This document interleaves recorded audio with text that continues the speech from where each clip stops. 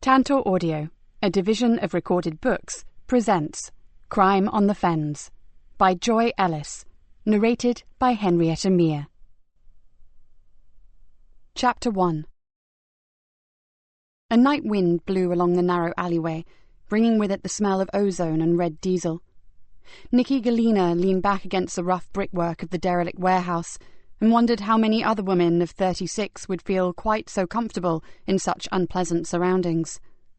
The back streets that skirted the docks were no place for a lone female at any time of the day, but after midnight they were a definite no-go area.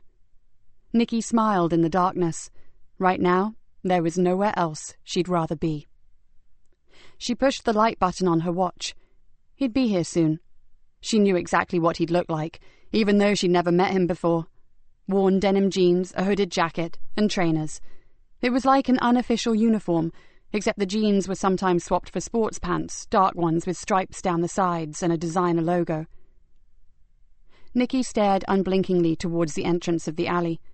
The rain had stopped, but somewhere water was falling from a broken gutter, beating an uneven tattoo on the already wet flagstones.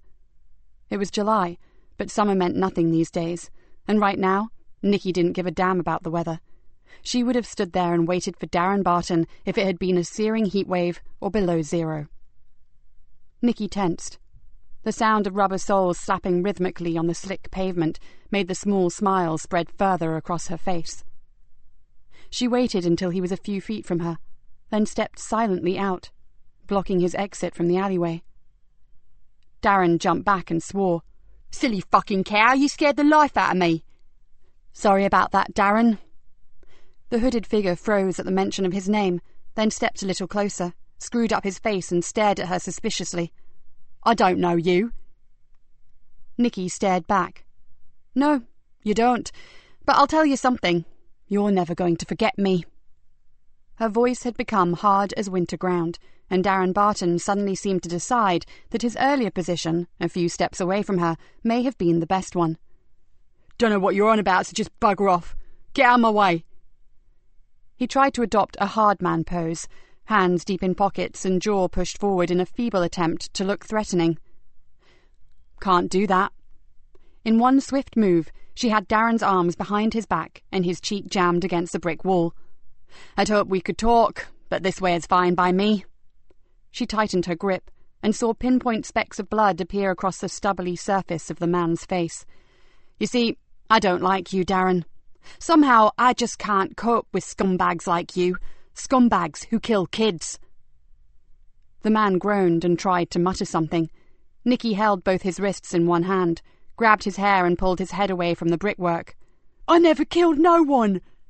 His eyes rolled. "Listen, lady, I don't know who you're after, but you got the wrong man." Don't think so." "What you want?" The eyes still looked like a really bad case of hypothyroidism. "A name, that's all. I want you to give me a name.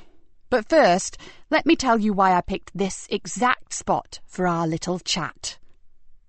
The man's eyes narrowed. "It's what's called a dead spot.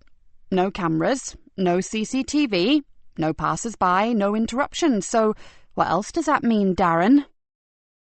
"No witnesses." The voice was just a gravelly whisper. "Exactly. Clever boy."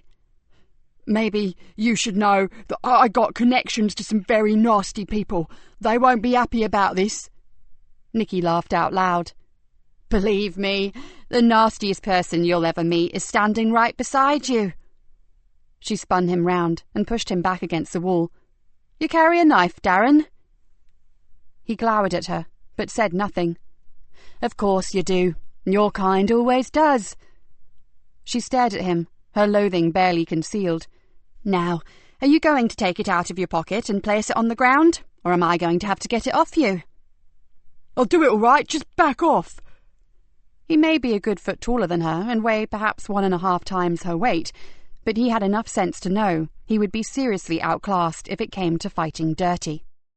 "Down here," Nikki pointed to the wet pavement. "Now, carefully kick it towards me, then back against that wall." She picked up the blade with a gloved hand, then pushed it into her own pocket. "Right. Now, I need some information." I know, I'm no fucking narc, and I'm clean, right? I said before you got the wrong man. Nikki ignored him. Do you know someone called Frankie Doyle? Never heard of her. She raised an amused eyebrow. Is that so? Yeah, like I said, name means nothing. Before the man could take another breath, Nikki had leapt forward, one arm across his windpipe, and her knee jammed hard against his groin. So how do you know that Frankie is a woman? For the second time in 5 minutes, Darren's eyes practically exploded from their sockets. I guess I've heard of her. He coughed painfully. But I don't know her. Really, I don't. So she's out of your league, is she? Something like that. He winced and tried to wriggle away from the unrelenting pressure that her knee was exerting. Let me go. Please, I'll tell you what I know, though I'm warning you, it ain't much. Nikki leaned back a fraction, and the man gratefully exhaled stale breath. I've heard she hangs out with some new guys on the Carver estate. I hear they're a really tough bunch. Always got cash, and I mean a lot of cash. They've got mega funding from somewhere, but no one knows where. Names? No one knows anything about these guys, and there's only one real name on the Carver, isn't there? Apart from Archie Leonard. Nah, they use tags. Then give me a tag for whoever supplies Frankie, and I'll help you out of the mess you're in right now. But I ain't in a mess, so I don't need your help, do I? Oh, believe me, you do. Because you're in the brown and sticky stuff right now, up to your scraggy and, if I may say, very grubby neck. She moved her knee a fraction and made to lean forward. No, there's this guy, calls himself Fluke. I think he's connected to the new gang. I don't say he supplies her, but you'll know who does. He's into everything. Does this Fluke live on the Carver? I don't know. He kind of comes and goes. Like Frankie Doyle. They may even be an item. Darren swallowed noisily. That's all I know. So you're going to let me go now? Nikki stared at him thoughtfully. Well, I suppose you have been helpful to me. Darren nodded furiously. Yeah, gave you a name, didn't I? She sighed. But sadly, it doesn't work like that. Not with a stinking dealer. I'm no dealer. Search me if you don't believe me. Oh, I'm sure you've nothing on you. She shrugged. Because you sold your last batch to that skinny little tart who's been buying from you outside Harry's club, didn't you? Darren's eyes narrowed. I see you remember her. White blonde hair, black spikes, too much makeup and no tits. She's one of ours, Darren. And the 20s that she gave you, the ones tucked up cosily in your wallet, are marked. Your prints will be all over the bag of crystal meth that you sold her, which, incidentally, is already in an evidence bag and on its way to the police lab. So, along with that nasty knife you so kindly gave me. Darren's face screwed up into a mask of fear and anger. Stinking pig! You said you'd help me! He almost spat the words at her. I lied. You fucking set me up! I did. And funny thing, but I'm not exactly eaten up by remorse. She pushed harder against his groin. You see, in my book, if you deal drugs, you deal death. And me and my colleagues have to sit with the families, breathe in the heartbreak and the agonizing pain that scum like you cause. And we don't like it, Darren. We don't like the fact that you make vulnerable kids turn to violence, to mugging old ladies to get money to feed their habit. A habit that you are so happy to fuel. If they didn't get it from me, they'd get it from someone else. Jesus, don't give me that old crap. You're disgusting. You're like some flesh-eating virus infecting society and making a wad of money out of your victims. She jerked her knee forward and felt a small satisfaction from the ensuing scream. You can't do this. I'll have you. I know my rights. Yeah, you shitbags always know your rights. But proving this could be tricky because we simply had a quiet chat, Darren, as my partner down there will testify. She indicated to a shadowy figure sauntering slowly up the alley. And before he gets here, my scuzzy little friend, let me remind you of something. Tonight, I was just asking a few questions in an amicable manner.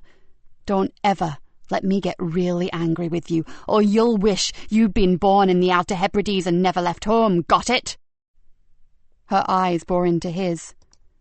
Oh, And before you start bleating about brutality, just be quite sure of what you're going to say, huh? Like, who's going to believe a pusher who says he was terrorised in an alley by some woman half his size? Apart from which, I reckon it'd make your street cred rating slip down to somewhere around 0, don't you? The knee gave one last jerk, and she turned away. Arrest him, Dave, then take him down to the station and sling him in the digger. The big man yawned, then slowly reached for his cuffs. What charge, Gov?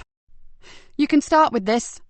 She pulled an evidence bag from her pocket, slipped Darren's vicious-looking knife into it, and passed it to her colleague. Then follow it up with unlawful supply of drugs. Tie up with WDC Cullen over that. He's all yours. I need to be somewhere where the air is a little sweeter. With one last contemptuous look at the drug dealer, she turned her collar up against the rain and walked back down the alley into the darkness. It only took 10 minutes to walk to the small basement flat that she hated to call home. She slipped the key into the lock, then paused, as a terrible lethargy overtook her. It happened every time. Out on the street she was fine, she was great. At the Nick, in the courts, in the cell, anywhere where she knew that she was doing something concrete to stop the drugs making their insidious way around her town.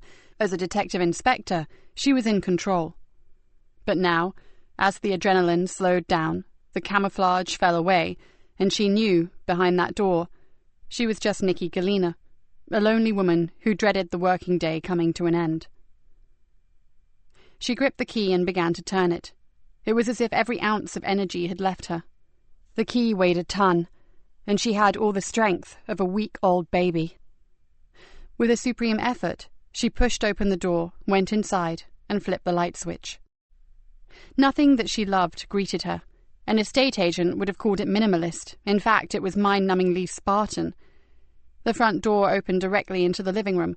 Off that was a bedroom with what the landlord laughingly called an ensuite, and a kitchen diner with French windows that opened into a tiny private courtyard garden. And that was the only part of the miserable place that Nikki had some mild affection for.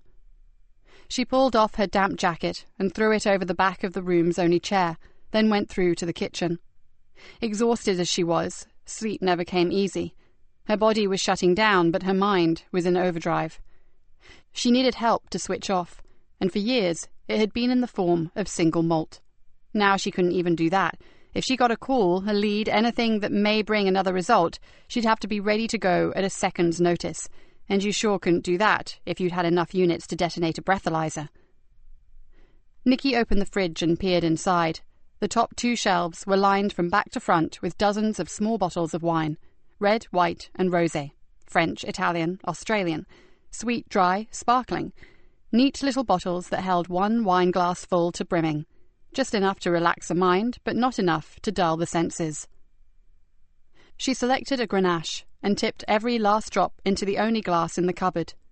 Normally she would have sat in the garden and planned her next day's hunting, but tonight the rain thwarted her. The lounge housed a lonely chair, a large metal frame futon with a huge soft blanket thrown over it, and something that probably started life as a corner unit for a television. At present, it held a phone charger, a telephone book, a laptop computer, and a lamp with multicoloured glass shade that screamed out faux Tiffany. Nikki slumped onto the futon and tucked her legs beneath her. As always, she had felt the initial rush of relief at having prepared the way for another pusher to face the legal system. But it was never enough. Not anymore. There were too many dealers, too many drugs out there. She sipped her drink and thought how radically things had changed over the last few years. Greenborough had always been a pleasant rural market town. To some it still was. 1 mile from the outskirts in any direction, and you were in the Fenlands. 1 more mile to the east, and you were on the coastal marshes. It was fairly big as market towns go, and the tidal river running right through the centre made it busier than some. But then there was the port, small maybe, one end for the cockle fishing boats, and the other recently expanded to take in real ships again. Freighters and cargo vessels made their way in from the North Sea, through the Wash and into the estuary of the Wayland River. And with the extra jobs, the new opportunities and the illegal immigrants had come a frightening increase in the drug trade. The wine buzzed reassuringly on her tongue, and she took another sip. Drugs. The bane of her life. Nikki placed the glass on the floor, pulled one of the big cushions round, nestled her head onto it, and wondered how she had become this extraordinary avenging angel, waging a one-woman crusade on the drug dealers. At times like this, the low moments, she wished with all her heart that she could give up her battle, but she couldn't. She didn't have much else left. Her mother had died, her father was in a nursing home and hardly recognized her, her husband Robert had left her, and her daughter blamed her for everything that was wrong in the world. Nikki smiled when she thought about Hannah. Yes, no matter how bad things got, she still had her daughter to consider. Okay, the girl wasn't at home anymore, but that didn't mean she didn't love her or care deeply what happened to her. She closed her eyes. It was far too late now, but whatever happened tomorrow, she would make time to ring and see how she was. Behind her closed eyelids, she saw pictures of the dark, almost black hair, the deep brown, often angry eyes, and the clear, smooth olive skin that all her friends would have hocked their iPods for. The picture faded. Maybe she should give up this rented dump. For the sake of her daughter, maybe she should go back to their family home on Cloud Fen, clear out the old cottage, gut it, make it nice, make it somewhere to call home again. Nikki yawned. She'd been here before, juggling thoughts, what-ifs and maybes, and it always came back to the fact that it would mean less hours on the street, less hours delousing the town of two-legged vermin. Living here, she was only a few minutes' walk from their lair, or the rat runs that led to it. Cloud Fen was a 20-minute drive from the Nick, slow-moving tractors and agricultural equipment allowing, and that just wasn't acceptable. She yawned again. It should be funny, but it wasn't. You would have thought that her single-minded dedication to jailing the bad guys would have made her something of a hero in the eyes of her colleagues, but it had had the reverse effect. No one wanted to work with her anymore. They resented her passion, refused to accept her rather unorthodox methods, and called her unreasonable. Well, they called a lot of things, actually, and none of them pleasant. But then they had lives, didn't they? Families, friends, and activities outside the Force. She just had the Force, and her crusade. Nikki pulled the blanket around her, and vaguely wondered when she had changed her bed linen last. Not that it mattered, because she never slept in the bed. She only went into the bedroom at all because the shower was off it, and her clothes needed to hang somewhere. She hated the poky dark room with the low ceiling and the mud-coloured carpet. She hated it most of all, because it was the only room with a photograph in it, one she could never bring herself to hide in a drawer. One she loved with all her heart, but could hardly bear to look at. Chapter 2. At the same time as Nikki's drug pusher was being processed by the custody sergeant, a young woman was picking her way hesitantly along the dark sea bank. The track was muddy and uneven, full of waterlogged trenches and gullies, and although she knew it well and carried a pretty useful torch, it really wasn't a good place to be at night. She shivered, pulled her short denim jacket tighter across the thin, skinny t-shirt, and thought that maybe she had made a mistake in rushing out here to meet him. In daylight it was different. She hated the town, and whenever she could, she would escape to this strange water world. Out here, you could look across the vast stretch of marshland, see flocks of migrant seabirds and hares and rabbits, and no people. In the distance, you could sometimes see the silver-grey waters of the wash, and you could always see the clouds. Wonderful skyscapes full of magical, billowy, fluffy, wind-blown clouds. She believed it to be almost mystical, with its ever-changing light and the elusive mists that would creep across the fens like wraiths. Tonight, however, it did not seem mystical. The girl shivered and wondered how somewhere that she loved so much could suddenly feel so threatening. She paused and looked along the long, straight track that was the sea bank. The black outline of the old pumping station looked stark and menacing against the paler indigo night sky. She should be able to see him by now. He always used a powerful lantern with a red shield to set up the Newtonian reflector telescope on its mount and get it aligned on the heavens. But she could see nothing, and something about that darkness bothered her. So did the fact that he had sent her a text. It was so out of character. He liked to talk, not send electronic messages. In fact, he was the only person she knew that owned a fountain pen and used ink from a bottle. From the moment that she received the message, she had felt puzzled. Earlier, as she had pulled on her rambling boots, She had wondered about the uncharacteristic secrecy. It just wasn't his way. He would visit her, or ring if pushed. He'd blurt out something about the tilt of Saturn's rings, or he'd got some brilliant new lens and some deep sky viewing would be showing some glorious double stars that she just couldn't miss. She knew that most people considered him a freak, but where they saw an anorak, she saw someone driven by passion, and that was something she could relate to. She stopped and tried to ring him, but his phone was switched off. Her anxiety increased. If she took the message at face value, he had seemed desperate that she meet him. But where was he?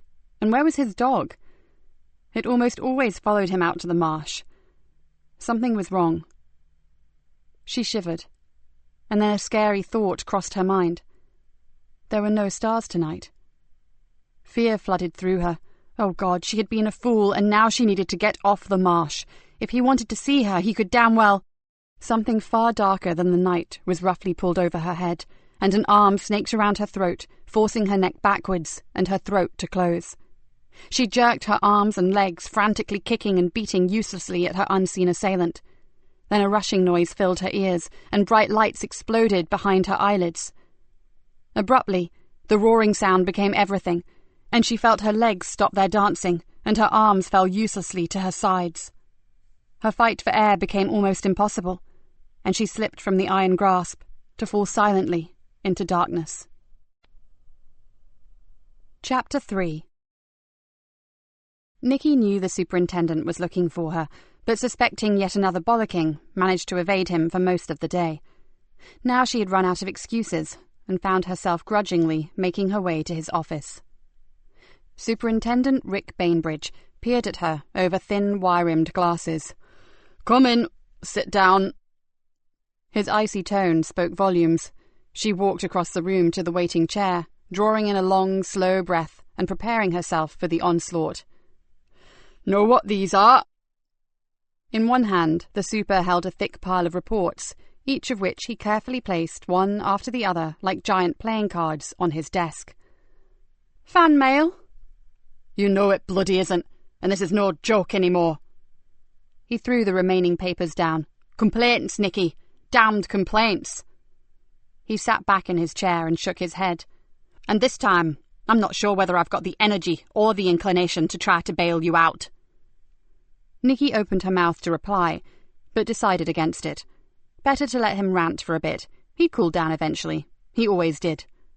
"I'll be frank with you, Nikki. I'm running out of detectives who will work with you. And considering the fact that you get more arrests than the rest of the bloody teams put together, that is one ridiculous situation to be in." "Dave and I get along, sir." "Dave Harris is uniform. He's not detective, and he's only tagging along with you because he's too damn lazy to get his finger out and do some proper police work." "Well, it wasn't my fault that D.S. Salter decided to move to the West Country." The super glared at her. "It was, and you know it. And she's still not sure if Truro is actually far enough away."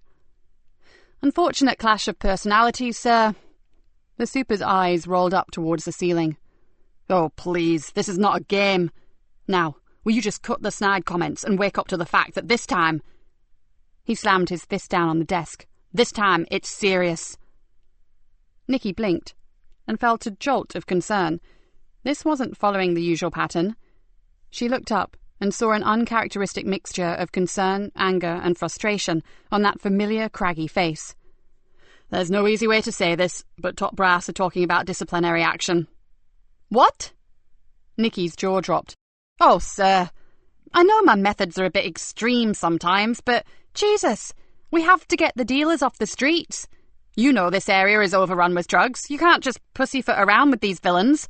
I just play them at their own game, hit them where it hurts, and I get results, good results. You know that, sir." "Of course I know it. I've been protecting you and damn near perjuring myself for years. And why? Because I happen to think you're a damned good copper, and you, Inspector, know full well that I need you. But you just can't go on acting like a bloody loose cannon. I know you've got your reasons, and that's all very well for crime thrillers and cop films, but not here in Fenland Constabulary. To get an arrest, you rampage through the rulebook and disregard everything. You have to back down. Can't you get it into your head that there are such things as human rights, Political correctness, bullying, racial abuse. God, the list is endless, and it's me who has to scurry around behind you clearing up the mess." The superintendent exhaled loudly, then sighed and opened a drawer in his desk. He pulled out 2 small shot glasses and a half bottle of scotch. With another sigh, he filled both glasses, then passed one to her. "It's the end of the day, and if ever I needed this, it's now." Nikki stared at the amber liquid and bit her lip. So, either Rick Bainbridge was going for a well-earned Oscar nomination, or the shit had really hit the fan. He'd read the Riot Act on many occasions, but never like this. In her mind's eye, she saw the orderly rows of tiny wine bottles in her fridge. Then she looked back at the super's scarlet face and downed her drink in one. "So, what was the final straw?" The old familiar taste of whiskey hit her like a painful memory, one you couldn't ignore. "Which one of my many misdemeanors actually broke the camel's back?" "Nothing specific, Nikki. It's just the sheer volume." He pointed back to the heap of reports. Nikki closed her eyes and hoped that when she opened them, the super would have refilled her glass. She squinted hopefully, but the glass remained empty. Perhaps it was time to test the waters and maybe call his bluff.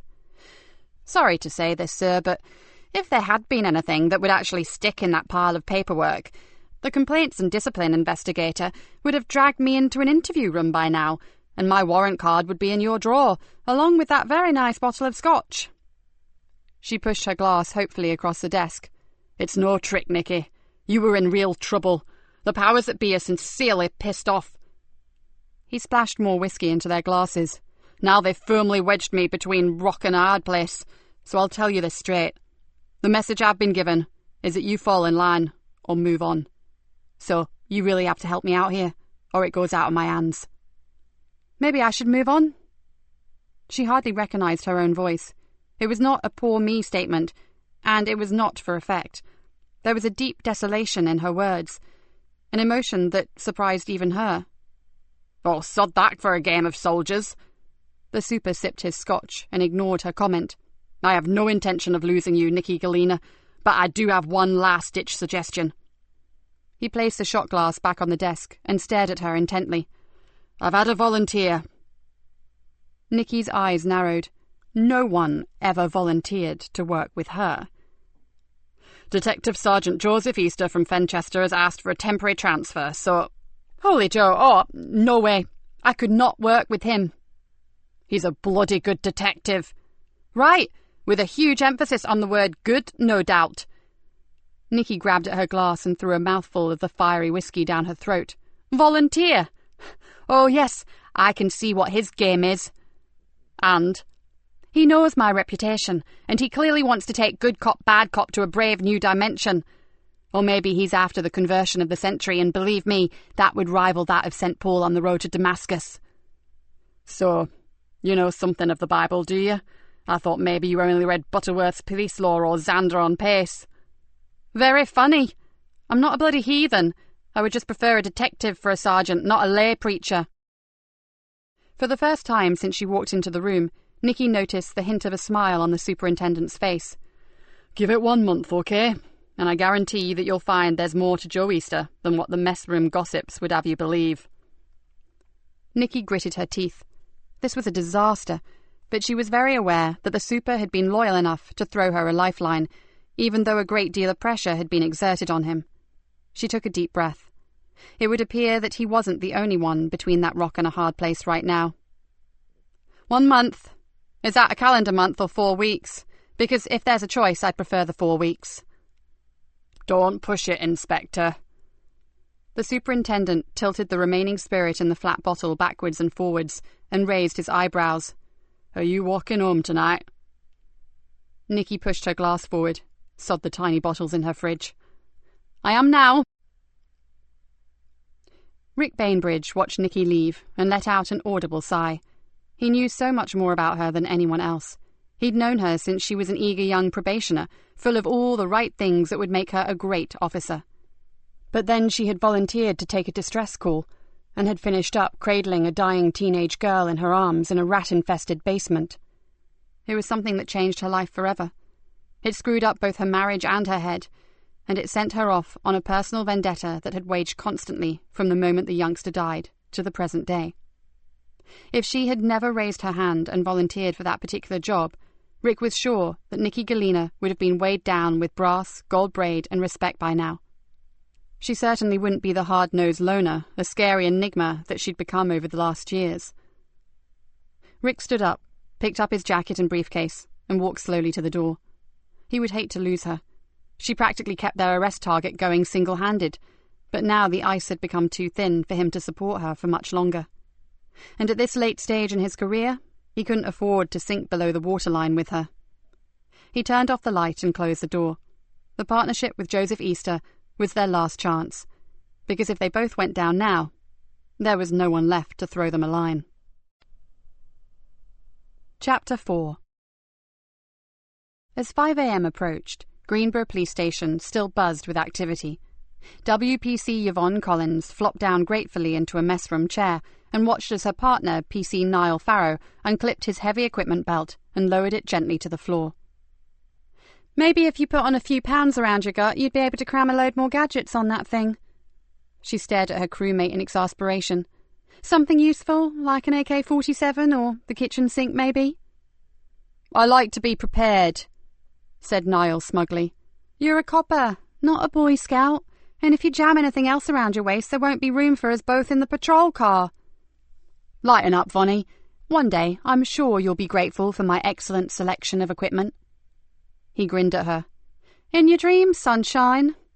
Yvonne smiled as she pulled off her hat and placed it on the chair next to her. Her crewmate's constant exuberance amused her.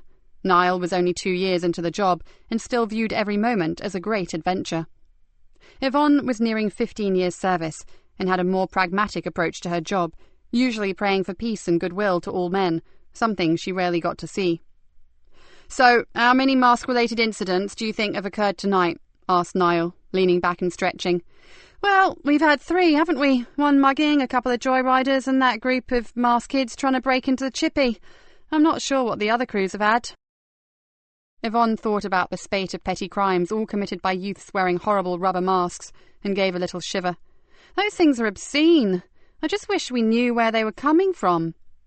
"Yeah, it's weird, isn't it?" Niall went to the coffee machine and sorted through his pocket for some change. "Started with a few school kids wearing them to scare the shit out of each other. Now they're all over town. Someone must know what the devil's going on." Yvonne accepted the coffee that Niall handed to her. "Thanks. I needed this. Let's hope we've seen the last of them for this shift. Oh, those masks give me the creeps." "Collins, Farrell, you've got a shout, now." The sergeant's voice echoed down the corridor and into the mess room. Yvonne grabbed her hat and jumped up. "Bugger! Grab that bloody ton of hardware off the floor, Niall. Here we go again." As Yvonne and Niall chased more masked hooligans around the town, Nikki walked slowly down the corridor to CID. She was very early, but sleep had evaded her, and seeing the dawn rise over the Nick was distinctly preferable to spending one more waking moment in her miserable flat. She could hear the murmured comments of the officers on duty, but she did what she normally did, and ignored them. She didn't need a crystal ball to know what they were saying. News travelled fast through the station, and she had a fair idea that a book had already been opened on how long Old Nick and Holy Joe would last as a team. Nikki pushed open the door to her office and decided that she would not be placing a bet. She took off her jacket, flung it over the back of her chair, and went straight back out to get a coffee. She wanted some time to herself before her new sergeant arrived. She just wished they'd let her go solo. When she worked alone, she was at her best. Now they were pairing her with... Nikki stared at the steaming brown liquid dribbling into the beaker and wondered. With who, exactly? She knew very little about Joseph Easter. As the super had said, everything she knew had come straight from the mess room, and that was not the most reliable source. As she picked up the beaker and placed it in a holder, a wry smile crossed her face. And if Sergeant Easter believed everything he heard about her via the grapevine, he would probably be expecting to meet Medusa herself. Maybe she should use the next hour to do a little sleuthing about him. Then again, that would be something of a pointless exercise. The super had made her position perfectly clear.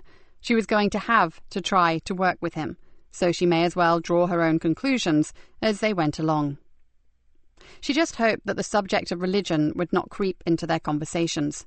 She wasn't sure how she'd react to being told just how great God was, when as far back as she could remember, the Almighty had taken a back seat when it came to helping her out.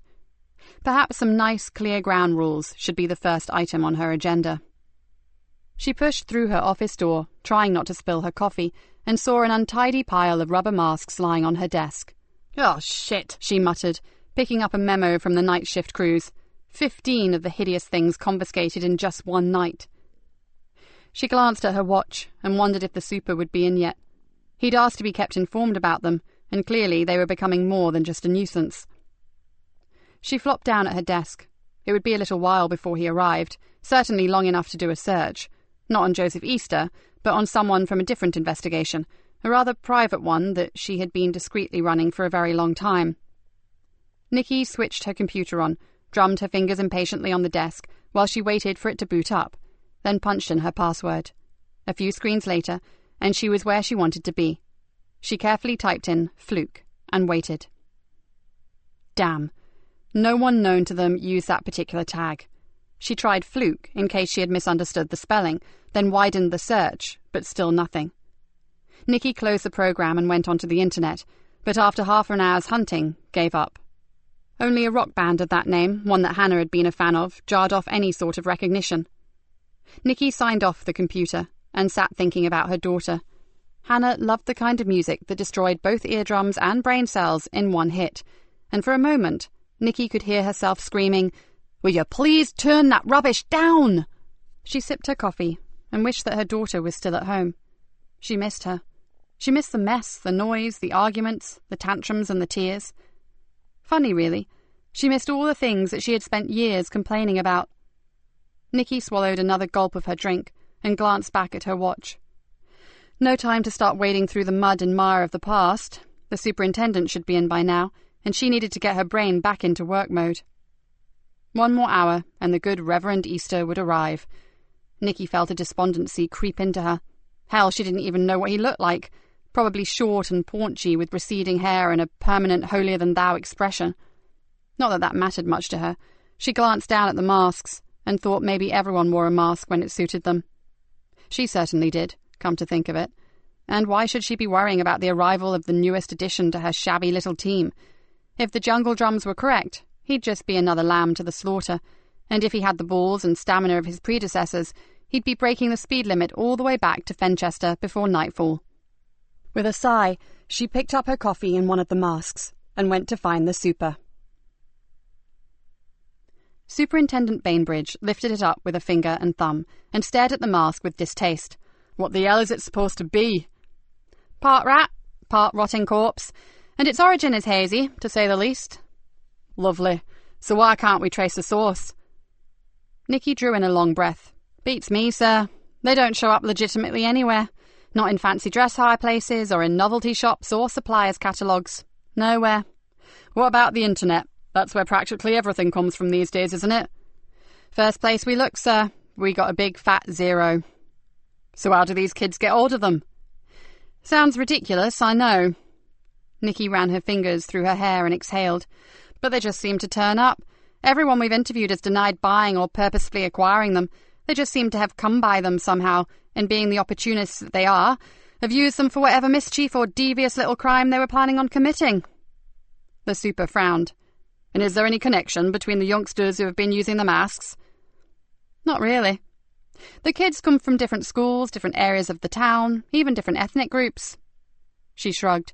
"The first users were a bunch of school kids nicking their classmates' dinner money. Then they appeared on the Carver estate where some little scroats were playing some sort of scary knockdown ginger and putting the frighteners on whoever opened the door.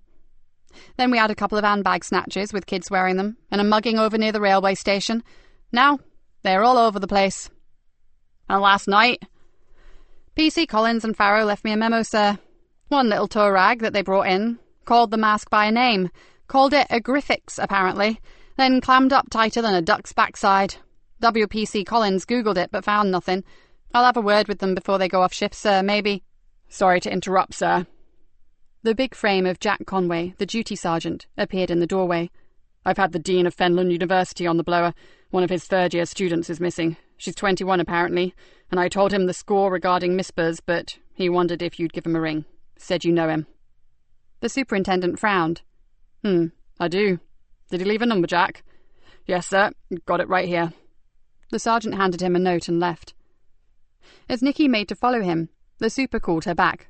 Hang fire, Nick. Let's just check this out. I've known Kenneth Villiers for years. He's been a staunch supporter of everything we've been trying to do with the youth of Greenborough, both financially and with practical help.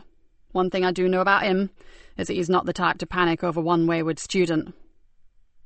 For several minutes, Nikki listened to a one-sided telephone conversation, but from the super's tone and the grave expression on his face, she knew he was taking everything that he was being told very seriously. After a while, he slowly replaced the receiver in its cradle and said, I don't like the sound of this. I'm aware this young woman is not considered at risk or indeed even vulnerable, but Dr. Villiers is quite certain that something has happened to the girl. What's the situation? Her name is Kerry Anderson. She's 21 years old in her last year, taking a BA in photography. Star pupil, preparing to go to postgraduate level. Apparently she went out late on Monday night, which is not unusual, but she failed to show up for a field trip yesterday, which was very unusual. Nikki thought carefully, then said, Well, I know we'd normally refer him to the Missing Persons Bureau, but if this Villiers is such an important benefactor, would you like me to make a few low-key inquiries? The superintendent flashed her a concerned glance. I'm not sure that's a good idea. She leaned forward, knowing full well that the super was remembering the old case that nearly sent her off the rails.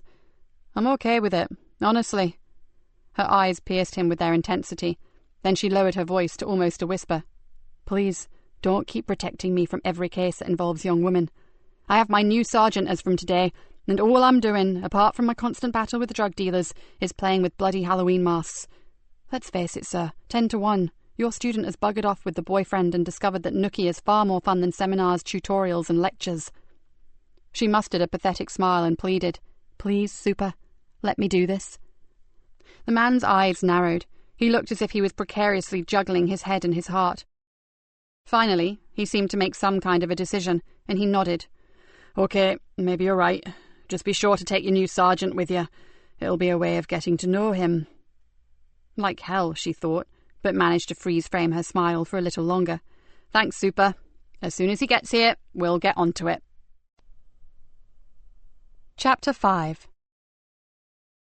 Detective Sergeant Joseph Easter stood by his parked car and looked across at the police station. It was about as different to his old patch as a Morris Minor to a Ferrari Enzo. Fenchester Nick was a 1920s piece of history, while this sparkling edifice of steel and smoky glass was strictly ultramodernism and bloody ugly with it. He grinned to himself, and that was just fine. He needed everything to be completely different, and this was about as different as it got. He was early, but then he always was, and probably not a bad thing. First impressions and all that. But should he really be suffering from nerves at the age of 38? He considered his own question, then decided that, under the present circumstances, anyone would be suffering from nerves. Joseph bit his lip. 1 month here. That was the agreement. He just hoped he was doing the right thing. He took a deep breath and straightened his tie. One more thing to do before he went in. He removed his mobile from his pocket, flipped it open, and pressed a speed dial number. Hi there, sweetheart, it's Dad. I have no idea of the time where you are, but I wanted you to know that I'm going to be working out of Greenborough for a few weeks, with a new boss, and she's got something of a reputation, but hopefully we'll get on. That's all, I guess. Hope you're okay, and I'm on the same number if you need me. And I love you. Always have and always will. He shut the phone and closed his eyes for a moment. A face swam behind his eyelids, long light brown hair and huge hazel eyes, uneven dimples and very white teeth. Yes, I love you. But sadly it looks as though I have just run out of excuses for not going into that arty-farty tin can of a building and introducing myself. Before he opened his eyes, he muttered a few quiet words to himself, then strode across the paved courtyard to the front entrance. Joseph stepped inside, looked around, and was forced to smile. It may be a high-tech modern building, but the clients who frequented it were exactly the same as those in Fenchester. They just stood out as being even more grubby and smelly against the shining safety glass and clean acrylic-painted walls. In his old Nick, they kind of blended into the worn and faded flooring, the chipped woodwork and the high, dark-stained ceilings.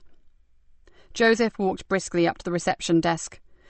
Detective Sergeant Easter to see Superintendent Bainbridge, please. The briefest hint of amusement that crossed the woman's face was not lost on him. If you just wait a moment, sir, I'll take you up. She turned away and called loudly for someone to cover the desk for her. Instantly, he saw a sea of curious faces look his way. As they walked across the foyer towards the lift, she said, "The super will be very pleased to see you, sir." "Why, is something going down?" The woman raised an eyebrow. No, it's just that CID are not up to full strength at present. Nikki Galena's last sergeant relocated to the West Country, you know." She gave him a sidelong glance as they moved into the lift, and Joseph stifled a grin. "Yes, I heard. Lovely part of the world." Lovely." The woman gave him an overly innocent look and said, "You are going to be working with Nikki Galena, aren't you?" The lift sighed and stopped with hardly a shudder, which made a very pleasant change from flights of stone stairs with rickety brass rails. He flashed her one of his brightest smiles and thought, "You know full well I am, my friend, but if you want to play, that's fine by me." "Oh, yes, and I'm really looking forward to it." The eyebrows lifted again. "Second door along, sir, and good luck." The lift doors closed silently, but he could have sworn that he heard a soft giggle coming from inside.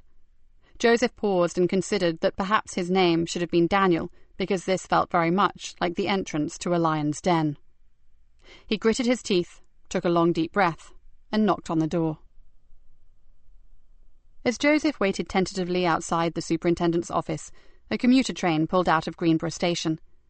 None of its occupants took notice of the two sullen-faced youths who sat on a graffiti-covered bench. As the train moved slowly away, they glanced at each other, then left the seat and silently slipped down the steep bank at the end of the platform and disappeared into a scrubby area full of weeds and broken concrete. "Can you see them?" one boy whispered urgently. "Give us a chance." Crouching low, although there was little chance of being spotted in this god-forsaken spot, they searched between the stunted, wind-blown shrubs and untidy piles of builder's waste. "Got it!" The taller of the two cursed and scrabbled his way through a thicket of nettles and brambles to where he could see the sack. It was an orange nylon bag, the sort that held onions or other root vegetables, something often seen discarded beside the acres of arable fields or in the rubbish that collected beside railway tracks. The boy dragged it out and pulled the drawstring tie open. "Wicked!" "How many?" The smaller boy squatted down beside him and peered into the bag. 20 or more. "Yee-haw!" whooped the younger one. "Hey, Marcus, what if we tried to make something out of this lot? Even just $5 on each, what you think?" "I think you have shit for brains, arsehole. You know the score. These things come and go. No money ever changes hands, right? The only one who gets anything are you and me, and that's for making sure things are done right, so don't forget it." "Well, it's still risky, ain't it?" The younger one looked peeved. "If we got caught..." "Don't be a total turd, Mickey. No one's going to catch us, and if they did, what exactly have we done?" He shrugged. "We've picked up a sack and looked in it. Last time I drew breath, there was no law against that, so..." He glowered at the other boy. "We take these to the arranged places and forget all about them until we get another call, okay?" He drew a plain sealed envelope from the sack, opened it, and handed his friend a couple of notes.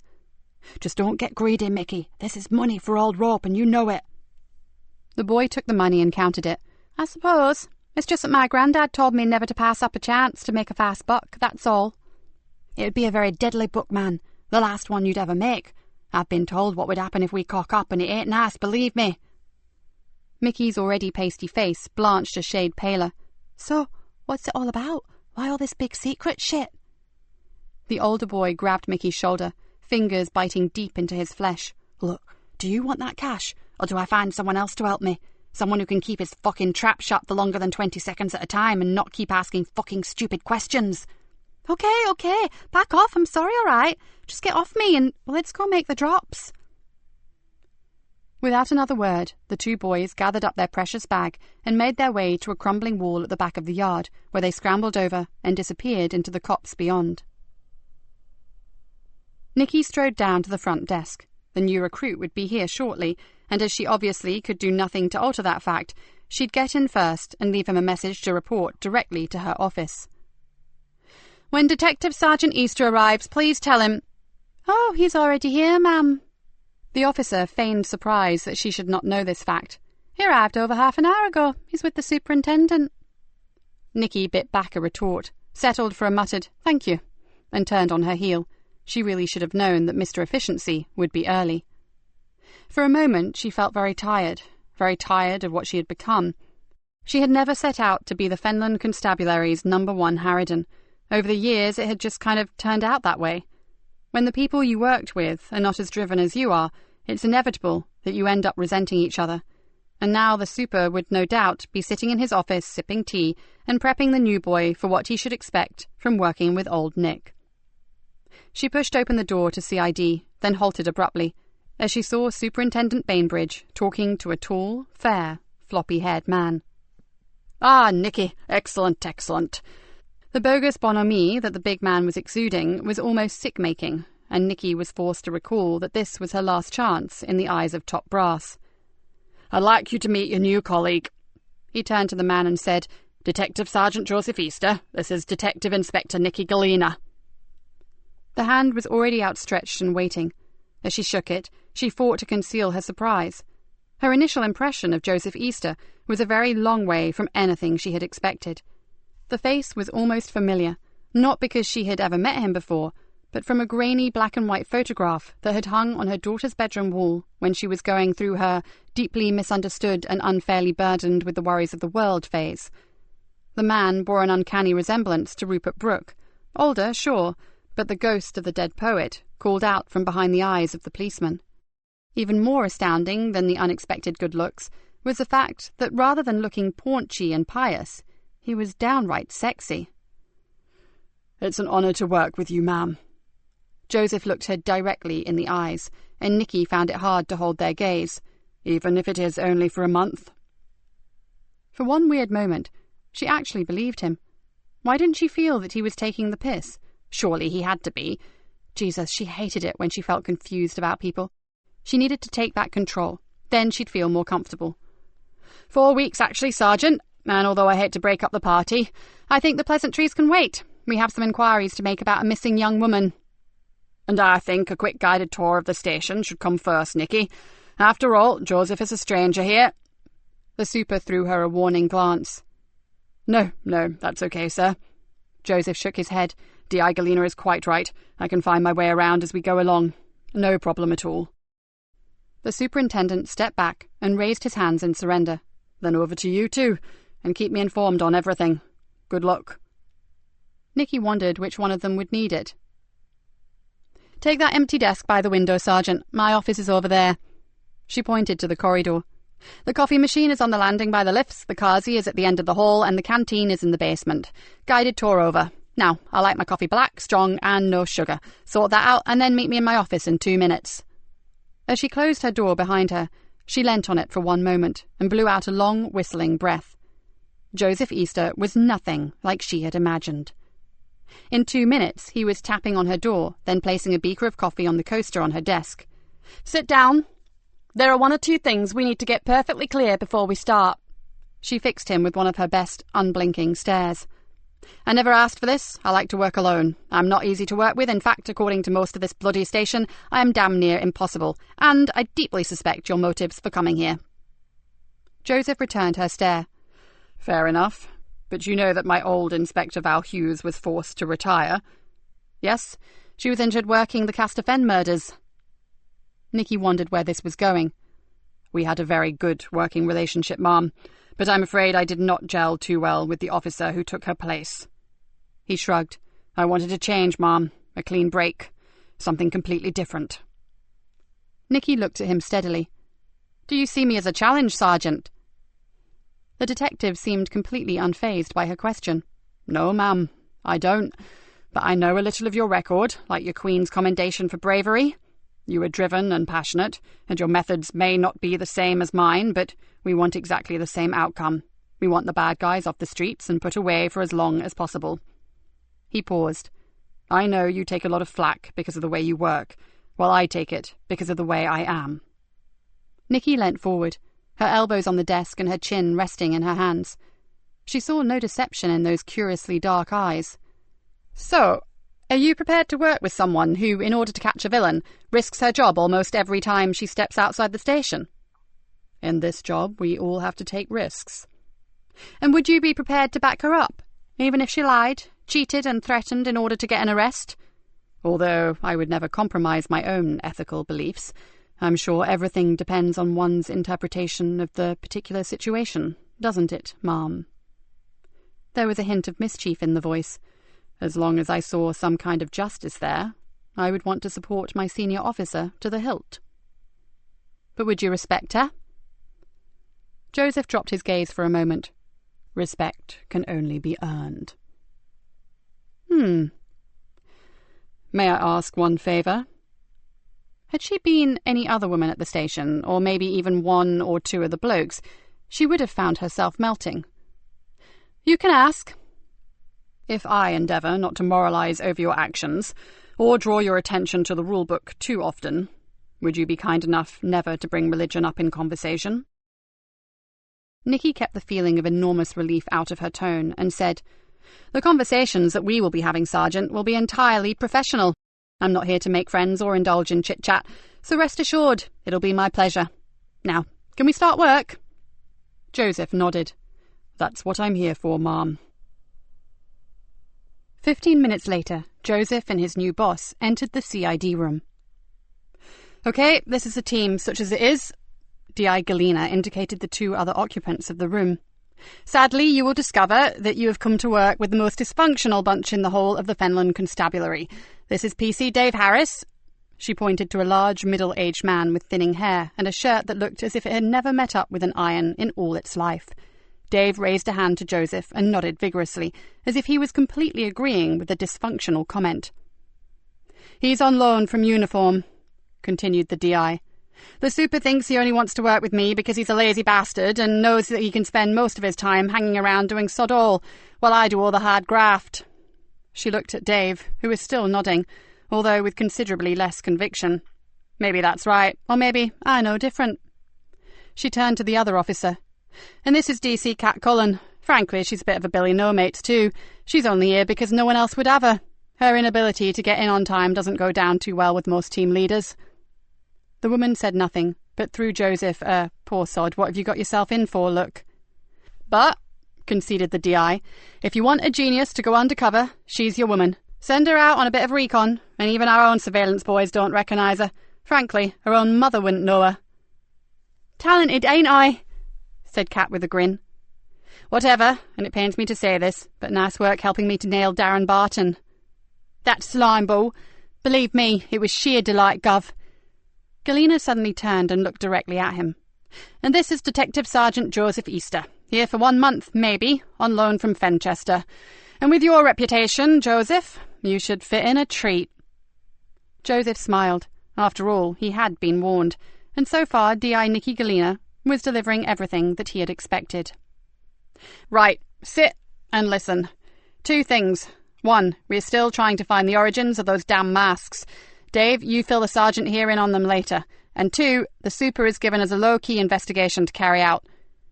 She perched on the edge of a desk and picked up a thin file.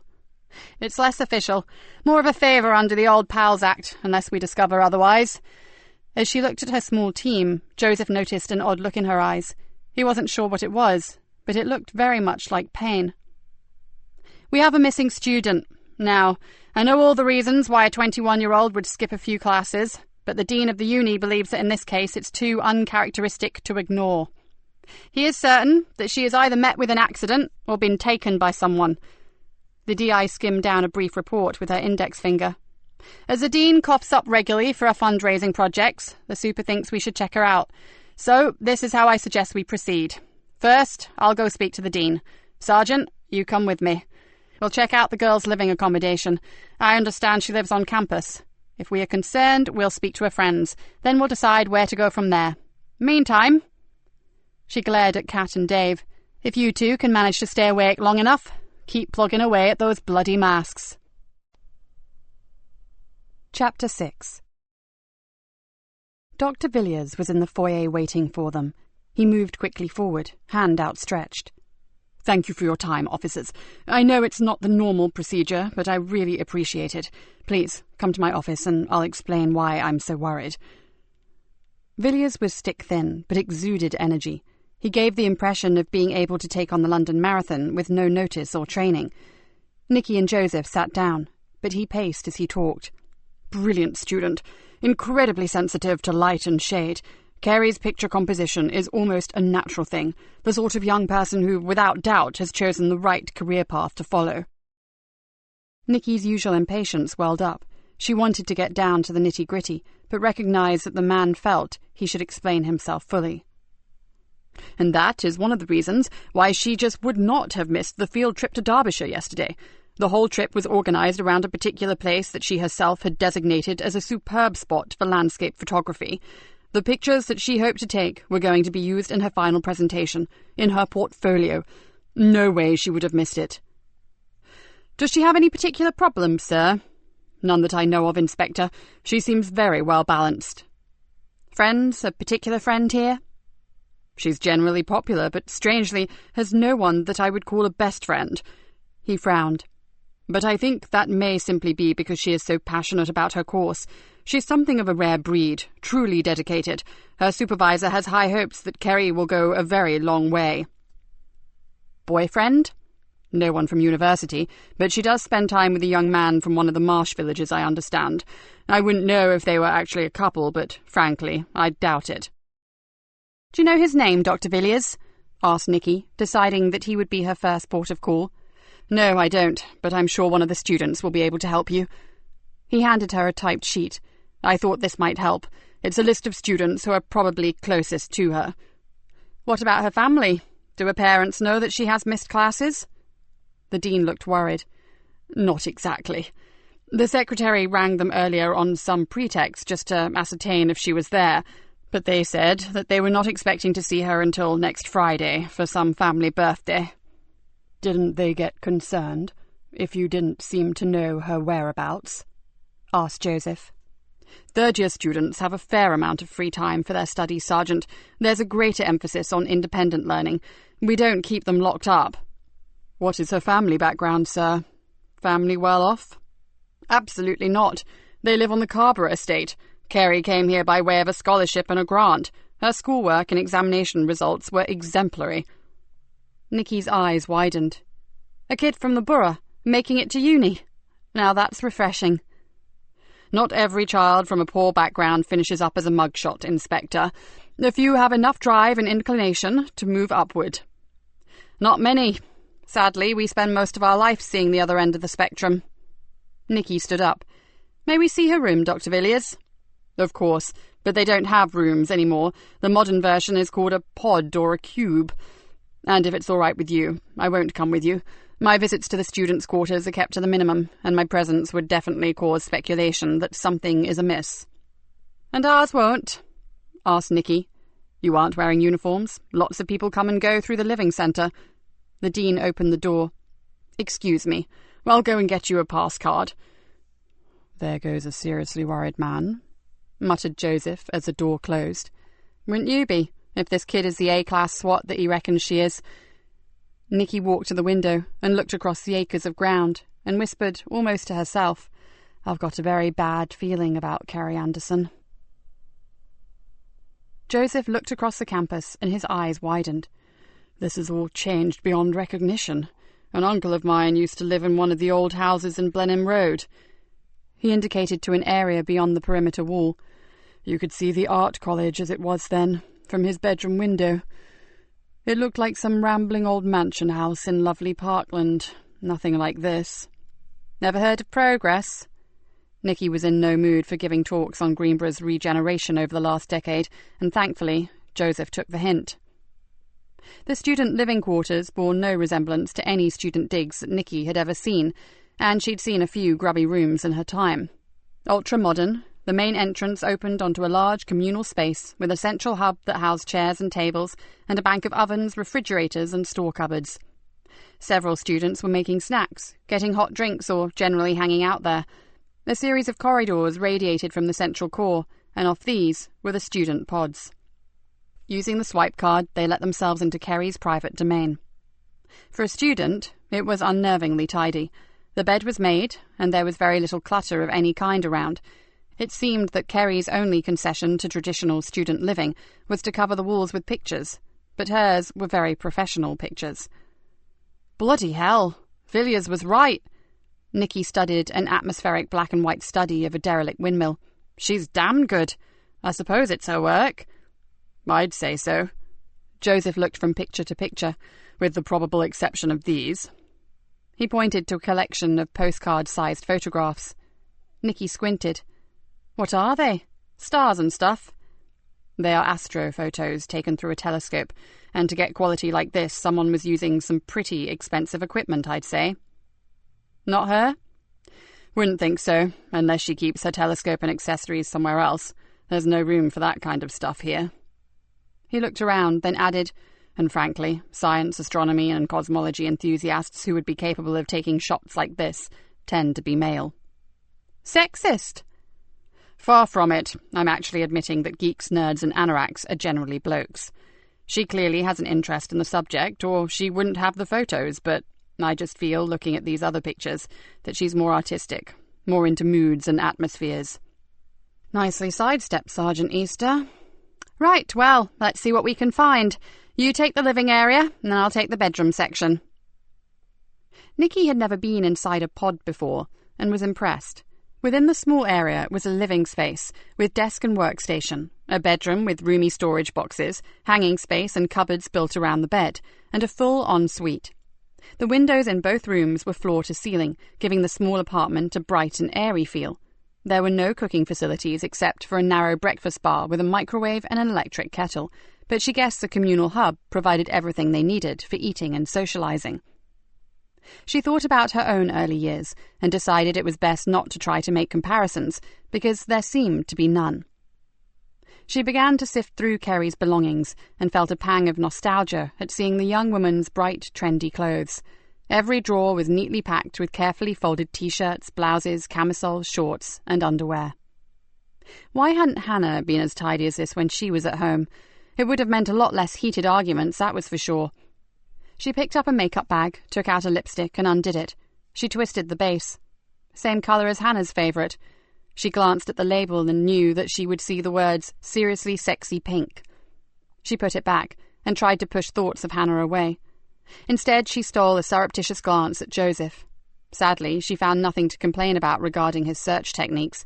He was annoyingly thorough, methodical, and careful. "I found a birthday card for her father," Joseph called out. "The Dean mentioned a family birthday. Has she written in it?" "Yes," she says. "Have a great day, old man. See you for a birthday drink on Friday. Love and kisses, K." "Oh." His tone altered. "Mom, I've just found her credit card, student card, and some cash." Nikki felt a cold shiver snake across her shoulder blades. "I said that I had a bad feeling about this." Joseph gave a short sigh and held out a piece of paper with a scrawl of handwriting across it. "Look, she's even left herself a note to ring someone about a workshop next week. Hardly the thing to do if you were planning on doing a bunk." "Right, I think it's time we spoke to some of her colleagues, and in a very informal manner, Sergeant. I don't want any of these kids panicked." "Don't worry, Mom. I can do softly rather well." "Why doesn't that surprise me? Come on, let's start with the neighbours." An hour later, they made their way back to the car. "You drive." She threw Joseph the keys. "While I bring the super up to speed. I assume that if your uncle lived around here, you can find your way back to the Nick without needing sat-nav." "I'll try my best, Mom."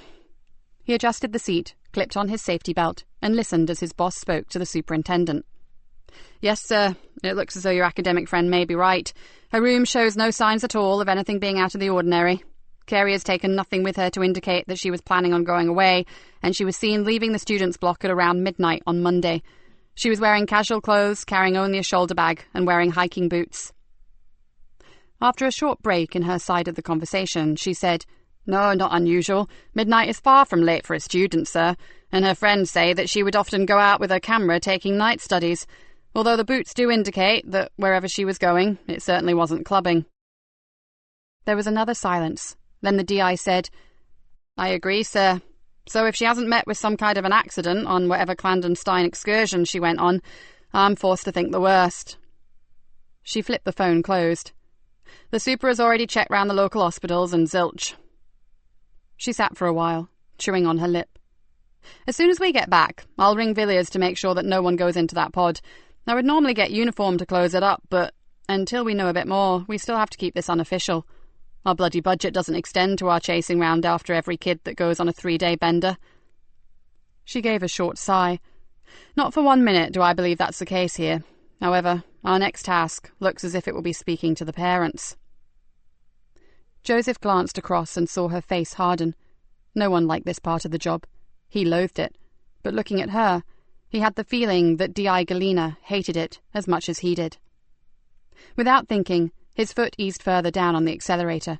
He was starting to feel as uneasy as his new boss. Chapter 7. "What do you think of this, Davy boy?"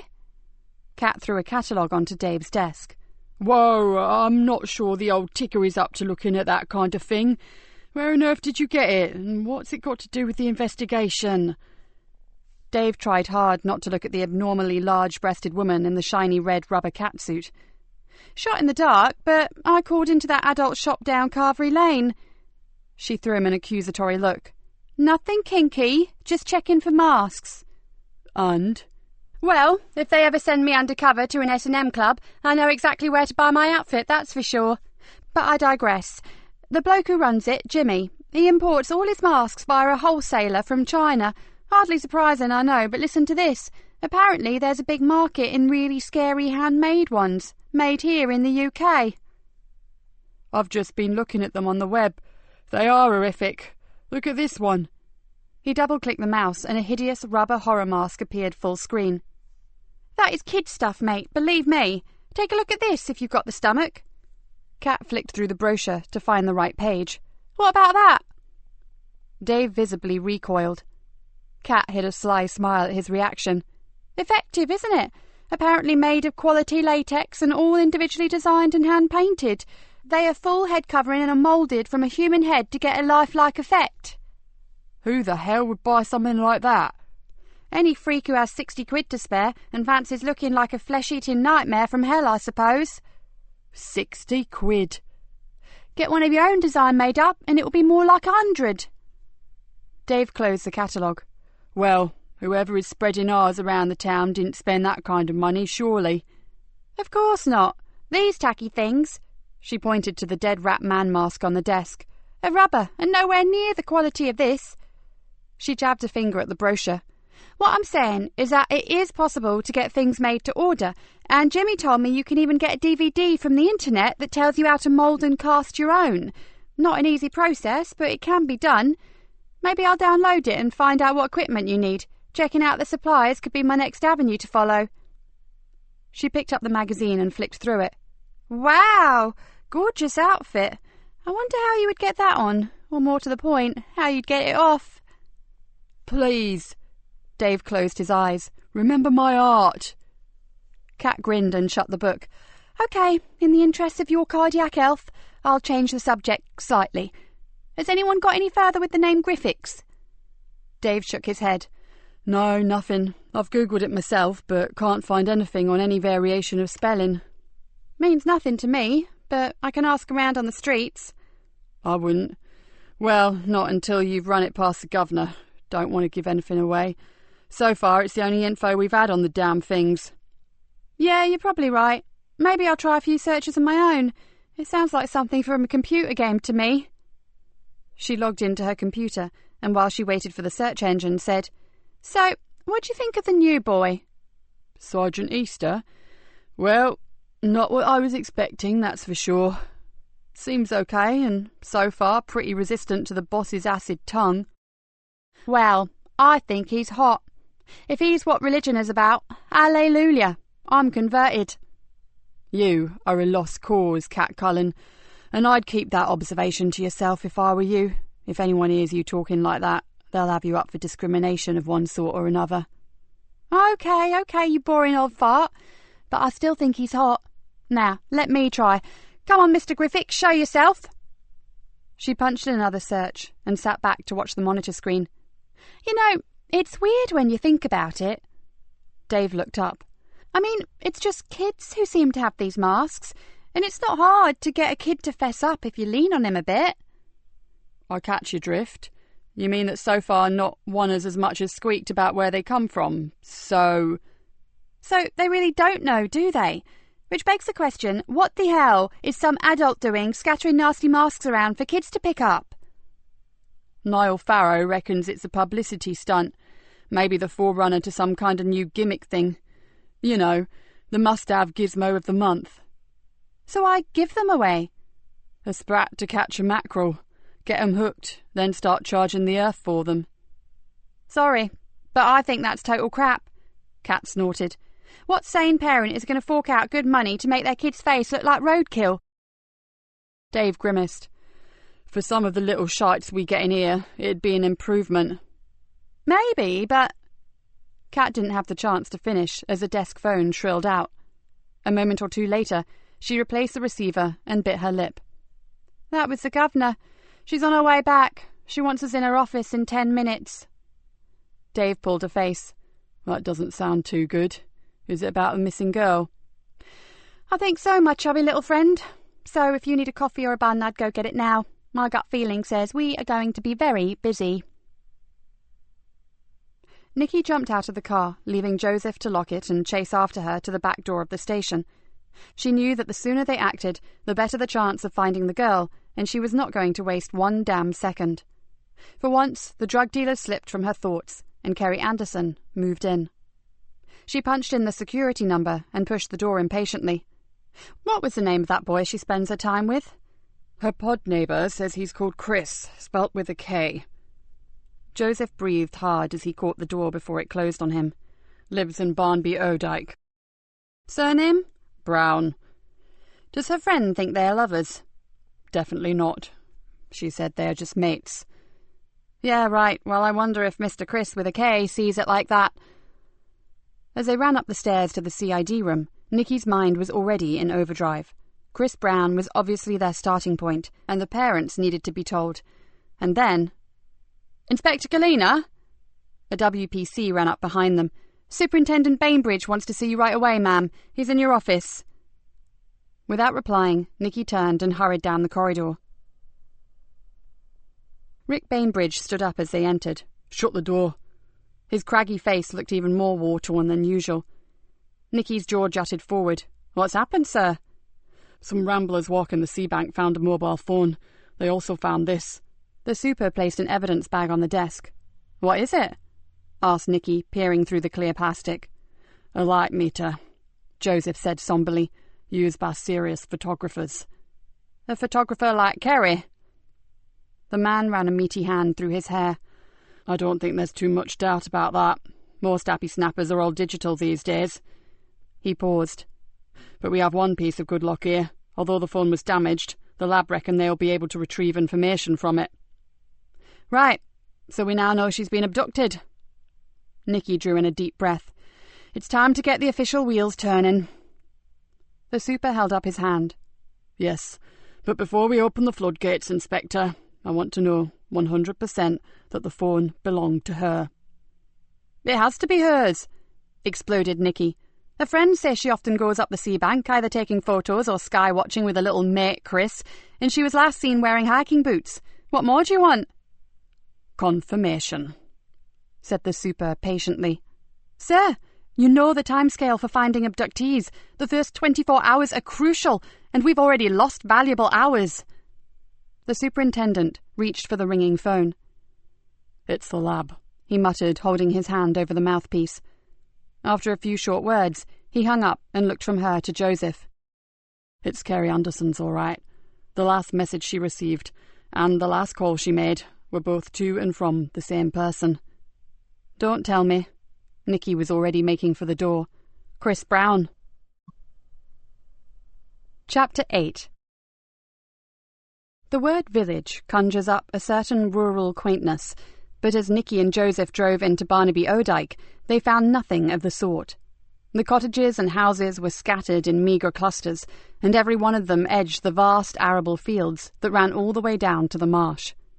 The narrow lane that served as the main road was clogged with mud spewed up from the tractor tyres, and chickens roamed at will across the pock-marked asphalt. The Browns' cottage sat a little way back from the road. The front garden had mainly been given over to a shingle car parking area and turning space, and the cottage itself, although not exactly ramshackle, Could have used a hearty dose of TLC. "Hardly chocolate box, is it?" said Joseph, looking at the weather-bleached paintwork. "What do you expect?" Nikki snorted. "These are farm workers' places, and this is the Fens, not the cosy Cotswolds. They work god-awful hours to just about scrape an existence. So along with the east wind and the North Sea—" Okay, I get the picture." Nikki swung the car into a lay-by intended for church business, and they walked back. In the absence of a bell, Joseph rapped hard on the wooden front door. A dog barked sharply, and then they heard a voice call out, "It's open, and Swampy doesn't bite." Joseph pushed the door and was greeted by a small brown and white spaniel that barked excitedly, then fled back into the cottage. "We're looking for Chris Brown," called out Joseph. "Then you found him." The young man was tall, skinny in the extreme, and had a floppy mop of almost black hair and thin, wire-framed glasses. "What can I do for you?" he asked, mildly suspicious. Both Nikki and Joseph produced their warrant cards. "We'd like a word, please, Mr. Brown." Nikki watched the eyes. After looking closely at their cards, he looked up, and she saw the suspicion had been replaced by confusion. He shrugged, then stood back from the door. "I suppose you'd better come in." The door led directly into the sitting room. He pointed vaguely towards 2 armchairs that flanked the fireplace. "Sit down if you want to." He perched on the arm of an overstuffed sofa and stared at them. "So what's this about?" "You were a friend of Kerry Anderson, Mr. Brown?" "Yes." The eyes narrowed slightly. "When did you see her last?" The vagueness fell away. "Kerry?" he said sharply. Now there was concern in both his expression and his voice. "Has something happened to her?" "Well, we thought perhaps you may know the answer to that, Mr. Brown." Nikki didn't take her eyes off him. If he was acting, he was bloody good, but then Nikki had seen some award-winning performances in her time. "Well, has she had an accident or what?" "Can you tell us when you saw her last?" repeated Nikki. The young man's Adam's apple jerked convulsively in his throat as he swallowed. He rubbed his forehead. "Oh yeah, it was the day before yesterday." "And where was that, Mr. Brown?" added Joseph calmly. "At the Hub? At the university?" "Yeah, she wanted to talk to me, and as she had some spare time before one of her lectures, we grabbed a coffee." He pushed his glasses further up onto the bridge of his nose and stared straight at Joseph. "Look, man, if something's happened to Kerry, you have to tell me." "We don't have to tell you anything," said Nikki flatly. "So what did she want to talk about?" Nothing, really. Well, nothing important." "Let us be the judge of that." Nikki's tone was edgy. "What did she want?" Brown tugged nervously at the hem of his baggy sweatshirt. I can't remember." "Oh, come on. Kerry asked to see you, to talk, and you can't remember why?" "We just chatted. She talked about her dad and what she bought him for his birthday, and she said she was looking forward to the field trip to the Peak District. I filled her in on some gamma-ray bursts that have been discovered by ESA's integral satellite, and that's all, really." "Thrilling. And you didn't think to ask her why she specifically needed to see you?" Nikki didn't bother to keep the derisory tone from her voice. "But we often have a coffee. It was nothing new." He frowned. "Kerry sometimes likes to just offload, you know, and she knows that she can to me." He stared directly at Nikki. "People think it's all so easy for her, but it isn't." "Okay. So what sort of mood was she in?" Brown thought for a moment. "Upbeat about the field trip, but..." "But?" asked Joseph. Brown didn't answer immediately. "My sergeant asked you a question," growled Nikki. "Well, I didn't think too much about it at the time, but now..." He rubbed hard at his temple. "Now I get the feeling that something could have been bothering her. The fact that she was all fired up for the trip kind of masked it, but on reflection, maybe she was too hyped up." It was Nikki's turn to frown. She'd played this all wrong. She'd given Chris Brown too much time to work out a retrospect scenario where Kerry was already worried about something. Time to move on. "So when did you speak to her last?" "But I just told you." "No, Mr. Brown, you told me when you last saw her, not when you spoke last." "That was it. I haven't spoken to her since." "No phone calls, no text messages?" Nikki kept her voice expressionless. "No, none." Nikki frowned. "Do you have a mobile phone, Mr. Brown?" Chris Brown looked at her as if she were in need of mental care. Yeah? Can I see yours, please? Sure. He moved across to a row of coat hooks by the front door and pulled a light jacket down. He plunged his hand deep into the pocket, then pulled it out and tried the other pocket. That's odd, he murmured almost to himself. I thought... Having trouble finding it, sir? Asked Joseph. I thought you young people were superglued to your phones. Brown frowned. Not me. Why, bit of a loner, are you? Not many friends, except Kerry, of course. As Nikki stared at him, she saw him begin to gnaw on his bottom lip, and she wasn't sure if he were nervous, frightened, or just acting at one of the aforementioned emotions. I think I have a right to know what has happened to Kerry. There was a tremor in his voice. Where were you last night, Mr. Brown? He tensed. I was here. Was anyone with you? I was alone. My mother was away last night. And is there a father? Joseph's tone was gentler than Nikki's, and it irritated her. No father. And your mother was conveniently away? Barked Nikki. It wasn't convenient, whatever that means. She's a rep for a sports equipment company. She's often away. Now will you please tell me what the hell is going on? Nikki noted the shaking hands and the reddening cheeks. We need to find your phone, Mr. Brown. Perhaps my sergeant should help you look for it. If it's not in my pocket, then I've lost it. Chris Brown sat back on the sofa and stared belligerently at them. I hate the things. I'm always losing it. Sure, you need one living in a place like this, but I don't often use it, and I never text. We have reason to believe that you texted Kerry Anderson last night. Nikki paused to see what effect her next words would have. That would be just before she disappeared. The man gave a sharp intake of breath. Oh, shit! But I never sent her a text, it wasn't me. I'm sorry, Mr. Brown, but in the absence of someone to confirm your whereabouts last night, and the fact that you cannot produce your mobile, I'm afraid we are going to have to ask you to come with us to the station. Nikki glanced at Joseph. Get him to sort his dog out, then take him to the car, Sergeant. I need to ring for uniform to get out here. I want a thorough search for that missing phone, and any other evidence of Kerry Anderson being here. She turned to Brown. Can we have your permission for that, or do I need to get a warrant? The man offered no resistance. Do what you have to do. No doubt you will anyway. But I promise you, I haven't seen Kerry since we met for coffee, and I would never hurt her. Never. Because you love her? Love her? He blinked in surprise. I don't love her. She's my friend. Well, perhaps that's how she wants it to be, but maybe you'd like a bit more, Chris. Did you make a move on her and she didn't like it? Is that how it was? At first, he didn't answer. Then Chris Brown threw her a look of utter disgust. I said she's my friend, and I meant it. As Joseph walked him to the car, Nikki pondered on the intonation Chris Brown had placed on the words, my friend. There was a peculiar, singular sound to it, and she was left with the distinct feeling that Chris's other friends were few and far between, if indeed, apart from Kerry, there were any. As she locked the door, she decided that she was going to need a lot more time with that young man. There had been something in his voice when he talked about Kerry Anderson, something clingy and unhealthy, like he knew her better than anyone else, like he worshipped her.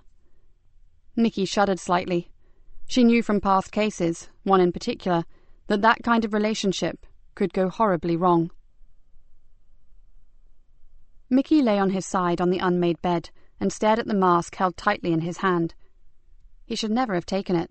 The orders were very clear, and if Marcus found out, the older boy would knock 7 bales out of him, and that would be the end of all that lovely cash. He felt the spongy rubber with his fingers, then smiled possessively at it. He'd just have to make sure that Marcus didn't find out. He'd hide it, and wear it when he was alone, like now. The boy gave a little shiver of excitement. So far, he had not had the opportunity to put it on. Now that his dad was down the social, and his mum had gone off with some friend, he had the place to himself. Mickey sat up, and taking the mask with him, walked across to the wardrobe. Inside the door was a long, narrow mirror. Mickey looked at himself with interest. He sure didn't look like the kind of kid who had nearly £200 stuffed in a shoebox beneath his bed. He grinned, then pulled the mask over his thick thatch of corn-coloured hair. He positioned the eye slits, then looked once again in the mirror. The second he saw himself, he gave an involuntary yelp and breathed in a great gulp of stale, rubber-smelling air that made him cough. It was horrible and exciting at the same time, sort of powerful. He felt a cramp-like thrill grip his stomach and churn his lunch into mush. Yeah, this was so cool.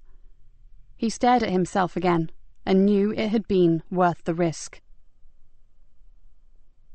Superintendent Bainbridge was waiting in the CID room when Nikki got back. He seemed to have aged 10 years since her trip to Barnaby O'Dyke. WPC Collins and I have seen the parents. I don't have to tell you what kind of state they're in. He didn't. Nikki had dealt with enough frightened and bereaved parents to fill a small theatre. Plus, she had had more than her own fair share of heartache with Hannah. "Have they thrown any light on what may have happened, sir?" she asked. Right now, they're too shocked to string a sensible sentence together. WPC Collins and PC Farrow have volunteered to wait with them until the designated victim support liaison officer gets there. "What about the sea bank, where they found the mobile? Has that shown up anything?" "Plenty, and none of it good." The super frowned. "The whole area has been trashed, probably to cover up footprints or signs of a struggle." "Yet they left the phone and that gadget thing behind?" Nikki questioned. "The Ramblers found those somewhere down a steep bank that drops away from the path to the marsh. You'd never see 'em in the dark." "What about tyre tracks, sir?" asked Joseph. "They had to get out of the sea bank somehow, and I doubt they walked." "Yes, there are tracks. Too damn many," growled the super. "Some kids on off-road bikes were out there doing wheelies, or whatever it is they do on those wretched machines." "Convenient." "I don't think it's connected. The kids go out there regularly, scaring the shit out of the wildlife." The super leaned back against the wall. "As soon as Collins and Farrow are back in the station, I'm calling a meeting. This is your case, Nikki, but I'm pulling in all the help I can get, and—" He paused, looking directly at her. "I think, under the circumstances, our best hope is to go public immediately. Do you agree?" Nikki thought for a moment, then nodded. "It could be costly if she turns up tomorrow with a hangover and a tattoo that she doesn't remember getting, but I guess we can't afford not to." The super straightened up. "Then I'll inform top brass, and I'd appreciate it if you and Sergeant Easter went back up to the campus and spoke to Dr. Villiers in person. We're going to need a pretty big team down there to talk to the students. Arrange things with him, and I'll see you all back in the meeting room in an hour." Nikki pulled a face. "Could someone else go? I really need to speak to the occupant of interview room 2. "Chris Brown?" The super halted midway through the door. "Is his mother here yet?" "On her way, sir," said Joseph. "Probably be here in about an hour. She was in Grantham when I managed to contact her." Nikki glared at Joseph. "But there's no reason on earth to wait until she arrives before we interview Brown. He's not a bloody kid." Joseph raised his hands in mock surrender. "That's not what I was implying. I just answered a question, Ma'am. And for what it's worth, I'm with you." He looked back to the superintendent and raised his eyebrows. "If Brown knows where Kerry is, I don't think we should waste a single moment." Nikki opened her mouth, then shut it again. She wasn't sure if it was the man's gentle voice and unshakable calm that was rattling her, or simply that she wasn't used to people agreeing with her. The superintendent gave them both a stony look. "And I say Brown waits until you've been to the university. He's not going anywhere, and some time alone, not knowing exactly what we know or are planning, may just scare him into talking to us." Nikki gritted her teeth, and that wasted hour could mean life or death to Kerry Anderson. If she was right, time alone was normal practice for Chris. It wouldn't worry a loner like him one iota, let alone scare him. But she was going to get nowhere by arguing, so they'd better get back to the university, and fast. With a muttered word that could have been anything, she picked up her bag and made for the door. Chapter 9. Those poor parents. What it must feel like to know your child is missing. Niall shook his head, then suddenly started forward. "Hey, Vonnie, look over there!"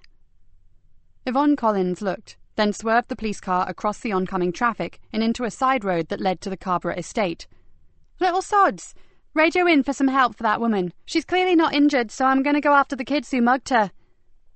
You'll have to put your foot down, Von. Another few 100 metres and the rabbit warren opens up, and we'll never catch 'em. Niall gripped the dashboard as Yvonne accelerated forward. What the dickens do you think I'm doing? She muttered as she deftly missed an overturned rubbish bin. Jesus, these street kids get worse. In broad daylight, with a police vehicle in full view, they snatch a handbag and take off on bloody bikes. Niall swiftly reported their position and what had occurred, then flipped off his radio. Someone's on their way to the victim. He puffed out his cheeks. Not that she'll be able to give a description. They're wearing those damn masks, aren't they? Oh, yes. Just look. Ahead of them, spinning his bike around as he entered a narrow alleyway, a masked youth was staring defiantly straight at the police car and sticking up his middle finger in customary salute. Too late, cursed Niall. We'll never find him now. Don't bank on it. Yvonne floored the accelerator and cannoned straight past the alley. There's a chance they're heading for the flats, and those connecting alleys all meet on Fisher Street. I may be wrong, but it's worth a shot. Stick on the two-tones before we kill someone. What, and let half the estate know we're coming? Like hell. Yvonne flung the car expertly around the corner. And I have no intention of killing anyone, unless I get my hands on those little shits, that is. She straightened up, and the car leapt forward. If I can just get across to the recreation ground before them, we may... Yvonne broke off and braked hard. Oh, hell! Take a look at that! Ahead of them was an open expanse of concrete, unofficially used for parking, but right now there were no cars, just youths. Two gangs squaring up to each other like warring tribes, all ugly faces and aggressive posturing. There was little difference between them when it came to age and attitude. The only thing that separated them was that one gang were wearing masks. Niall was already on the radio when the taunting stopped and the fists came out. Tell them we need backup, shouted Yvonne as she prepared to jump out of the car. Meanwhile, I'll do what I can. No! Niall's voice blasted in her ear. Not this time, Vonnie. I'm all for getting stuck in, but look at them. Someone's going to get badly hurt out there, and I'd prefer it not to be us. We've got to try. Yvonne opened the car door. For exactly the reason that you just said. Someone's going to get hurt, and we have to try to prevent that happening. Oh, shit. Next time I volunteer as for overtime, remind me of this, will you? Niall swung open his door to follow her. At least you've got a voice that could be heard the other side of Humber Bridge. Together, they waded in and began pulling some of the less committed thugs from the pack, and by the time 2 more police cars arrived, they were left with a heated core of some 10 kids, vicious kids, who had the red mist in front of their eyes and were giving up for no one. Leave 'em to the cavalry, called out Niall as he yanked a stick-thin youth from the back of another. We've done our bit, and it looks like half the station has turned out to mop up. Yeah, gasped Yvonne as she propelled another youngster towards the car. You could be right. Cars and vans were pouring into the estate, and the teenage rioters were now running in every direction to get away. Blimey, even old Nick and Holly Joe have made an appearance. What the devil did you say was going on down here? Niall grinned. Seems I may have overreacted somewhat. He pulled the skinny youth towards him. What's this all about? Don't tell me you're actually fighting over those damn masks. Sod off, it ain't nothing to do with me. Got caught up in it accidental-like. The boy wiped a dirty sleeve across his blood-stained lip. Really? Said Niall. And I thought it was you that jumped on that other ugly little kid over there. He looked across at Yvonne. Well, how wrong could I be? I could have sworn that I saw this poor, innocent lad smack the other one with a knuckle-duster. What, the knuckle-duster just slipped into his jeans? That'd be the one. Niall gripped the boy tightly, pulling the offending implement from his pocket, and pushed him towards the car. You're coming with us, chum. As the teenager stepped forward, something slid from beneath his jacket and fell onto the pavement. Yvonne picked the mask up with distaste. Yours? The boy struggled to get free of Niall's iron hold, and when he failed, he threw her a baleful look. Give it back, pig. Sorry, Poppet, but even though it suits you far better than me, I think I'll keep it. Now, get in the car. There's a comfy little cell back at the Nick with your name on the door. Is everything against me right now? Nikki fumed. Why the hell you had to come this way to get to the bloody university beats me. I'm not local, said Joseph reasonably. It's the only way I remember, and we couldn't ignore an assistance call now, could we? With little or no effort, he frog-marched 2 youngsters towards a waiting police van. I know that. Nikki dodged a flying missile, then wrestled a youth twice her size to the ground and knelt on him until a uniformed constable dragged him up and cuffed him. "But the timing stinks!" Joseph had just relinquished his hold on 2 charges and was making his way back to her when she heard him call out, "Mum, over there!" She spun round and saw one boy rip a mask from the face of another, then turn tail and run from the brawling group. The boy who remained screamed and fell to the ground, blood oozing through his T-shirt. "Jesus, he's been stabbed! Someone call a paramedic!" Before she could get to the boy, 2 other officers were with him. "Help's on the way!"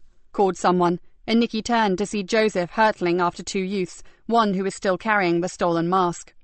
"Oh shit, that silly bastard's going to get himself killed!" She cursed under her breath, then raced after him. The 2 boys fled down a narrow alley, one of their usual getaway routes, but found it blocked by a stationary delivery truck. With nowhere to go, Joseph and Nikki were on them in seconds. "Come here, you little turd!" Nikki threw herself against the shorter of the 2, the one who had stolen the mask, and slammed him roughly against a garage door. Air escaped from his lungs in a loud gasp, and she snapped her cuffs neatly around his wrists. Carefully, she slipped her hands into his pocket and withdrew a sticky-bladed flick knife.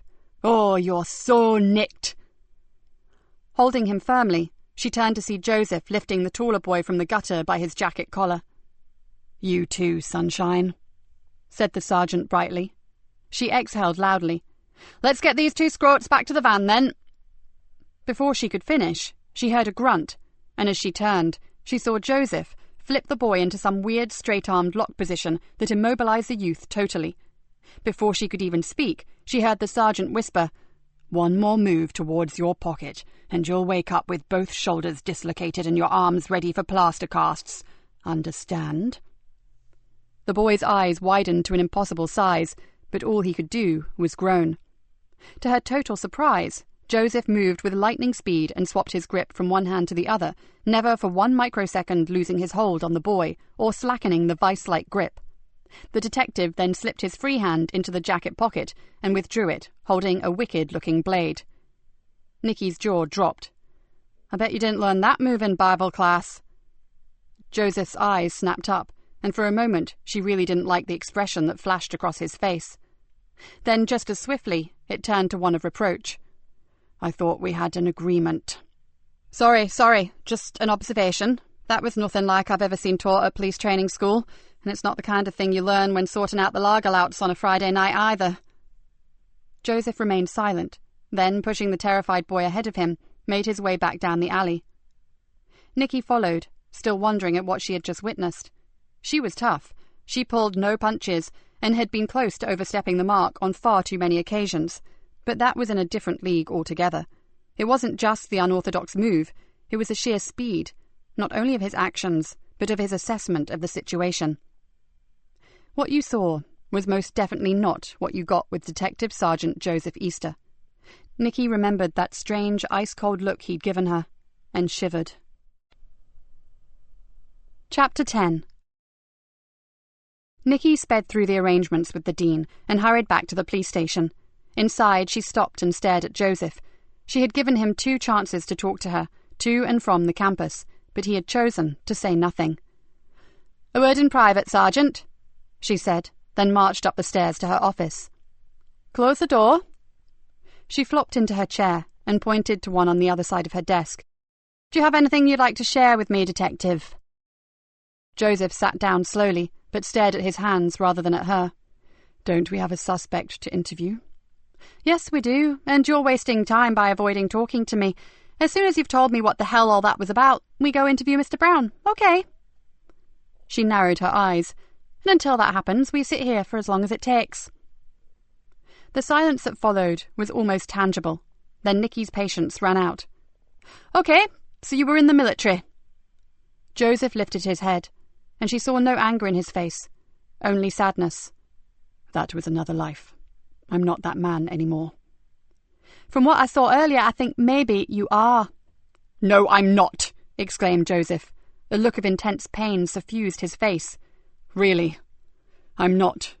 It's just that sometimes you chance on a situation, and the old ways, the indoctrination, the reflex, whatever you like to call it, just takes over." "Lucky it did, Joseph.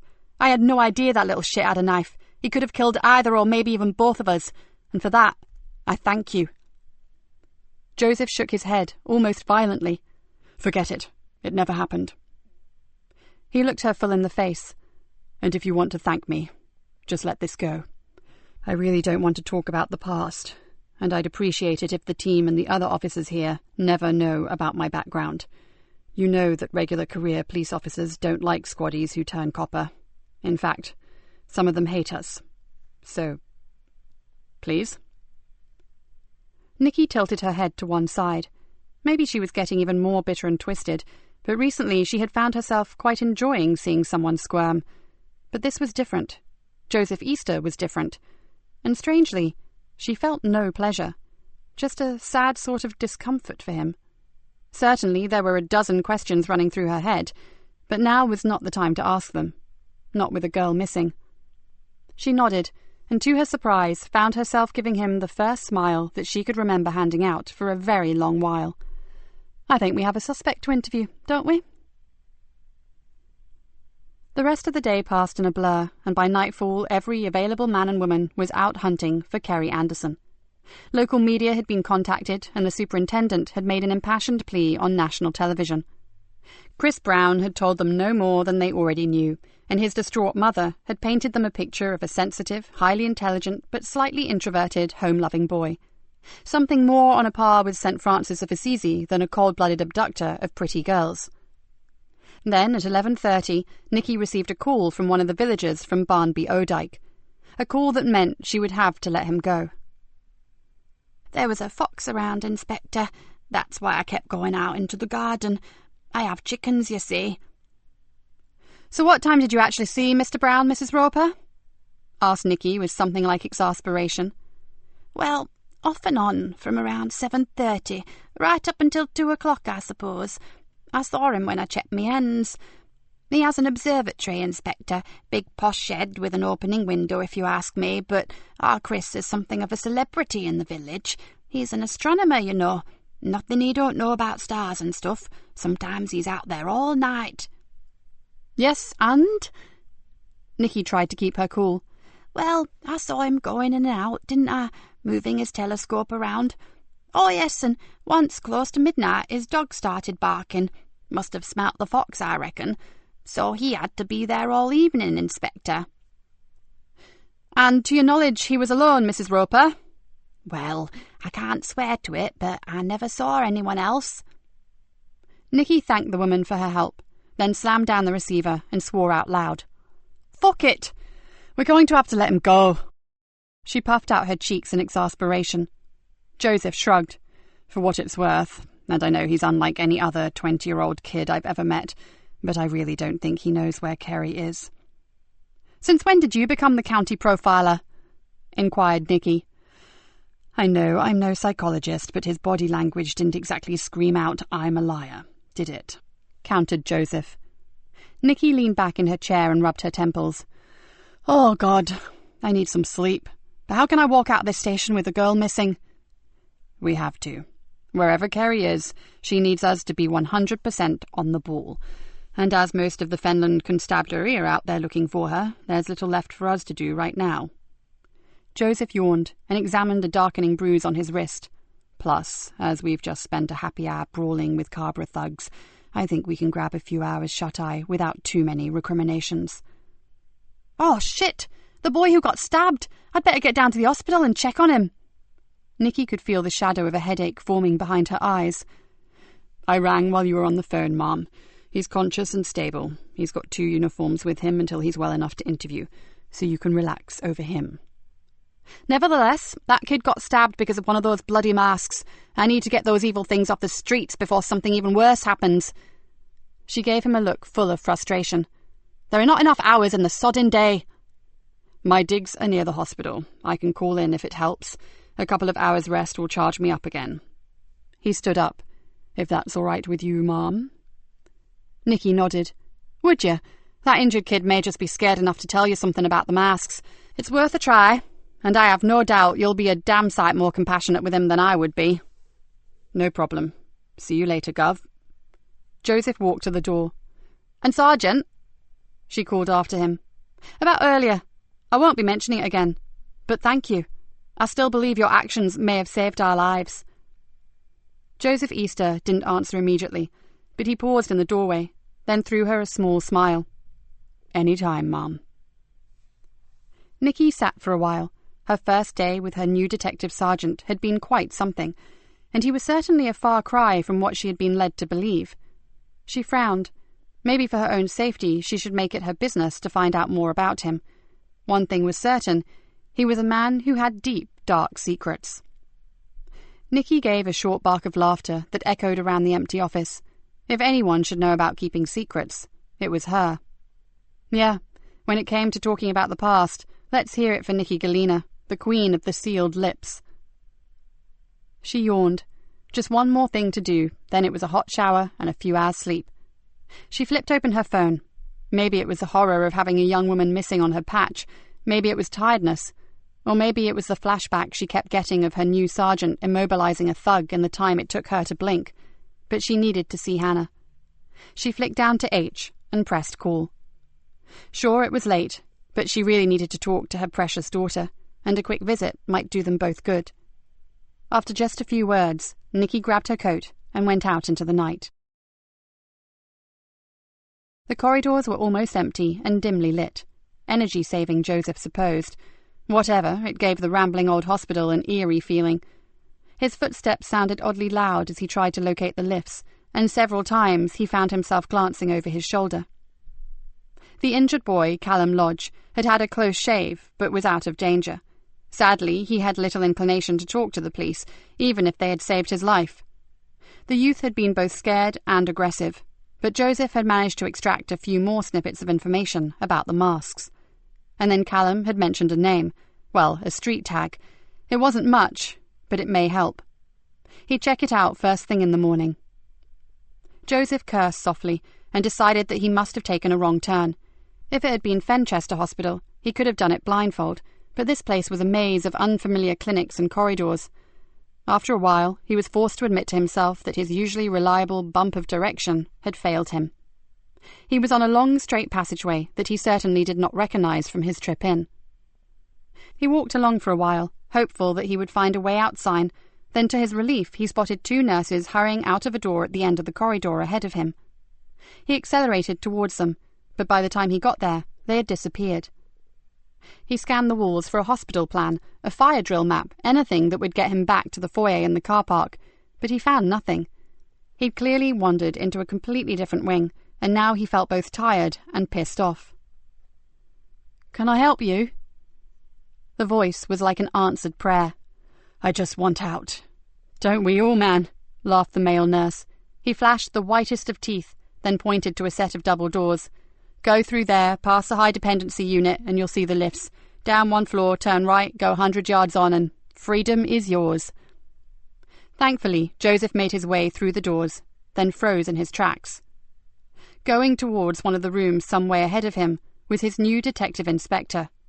For a moment, he queried his observational skills, but as he watched the back of the woman, he knew he had not been mistaken. It was definitely D.I. Galena. For some reason, he pulled back and waited for her to go inside. His mind raced. Why was she here? Had she decided to talk to Callum anyway and then got as lost as he had? He doubted that very much. This was her patch. She wouldn't get lost on her own turf. And her stride had been confident. She knew exactly where she was going. He moved slowly forward. And where exactly was that, he wondered. Almost tiptoeing along the deserted corridor, Joseph approached the room that he had seen her enter. The door was shut, but there was a small glass window set in it. Keeping to one side so as not to be noticed, Joseph glanced inside. Nikki Galena sat holding a young woman's hand in hers. The girl, just a teenager, lay unmoving in the bed. He could see Nikki's mouth working as she talked animatedly, but there was no similar response from the girl. In fact, as far as Joseph could see, there was no response at all. Joseph swallowed hard and moved back. He had just witnessed something that was intensely private, and he truly wished he hadn't. Sucking in air, he put his head down, moved swiftly past the door and headed for the lifts, but not before he caught sight of the small handwritten nameplate to one side of the closed door. It simply read, Hannah Galena. Chapter 11. Nikki had only managed to snatch a few minutes' sleep in between tossing and turning uncomfortably on her sofa. Earlier, when she had finally arrived home, she had felt better. It always helped to talk to her daughter, and she was sure she'd seen signs of improvement in Hannah. The nurses had not agreed, but then they wouldn't. It wasn't up to them to give what may be false hope. But a mother knew best, didn't she? She had curled up under her blanket, believing, as she always did, that one day she would get her beautiful daughter back. But then the dark thoughts had descended. Thoughts about Kerry Anderson. Would her parents ever get their beautiful daughter back? The clock was ticking, and they still had nothing to go on. And then there were the other disturbing thoughts about Joseph Easter. Since the fight on Carrborough Estate, she had been seeing flashes of how her new sergeant had conducted himself. Those lightning-fast moves were not right, and those later comments about being a squaddy? No squaddy she'd ever met had that kind of reflexes. And they were always proud of their regiment, far more so than their place in the police force. That was why they were often disliked, because their allegiance was always, first and foremost, the army. And Joseph wasn't like that at all. As Nikki locked her front door and stepped out into the early morning air, she wondered if she should talk to Rick Bainbridge about him. After all, the super had made some comment about there being more to Joseph Easter than met the eye. Perhaps he knew something she didn't. She shook her head and carefully stepped around a torn rubbish bag that had deposited its stinking contents across her path. She really couldn't afford all this. She needed to keep her whole focus on Kerry Anderson, not pondering about her sergeant's dubious origins. With a grunt of irritation, she quickened her step and headed towards the police station. As Nikki headed for work, Marcus and Mickey slipped quietly away from the Carrborough. "You shall drop?" asked Mickey as he struggled to keep up with Marcus's long-legged stride. "Not this time. Things are heating up, so they've changed the location." The older boy looked almost haggard in the early morning light. "And you're dead certain that your mum and dad don't suspect anything?" Mickey frowned. "They don't give a shit what I do." "You know what I mean, Muppet. You are being careful, aren't you?" Mickey pulled his hood further over his face. "Don't worry. Dad's back on the bottle. He was drinking till 3 and my mum's buggered off until he sobers up, so everything's cool." "It better be. We can't afford the slightest slip."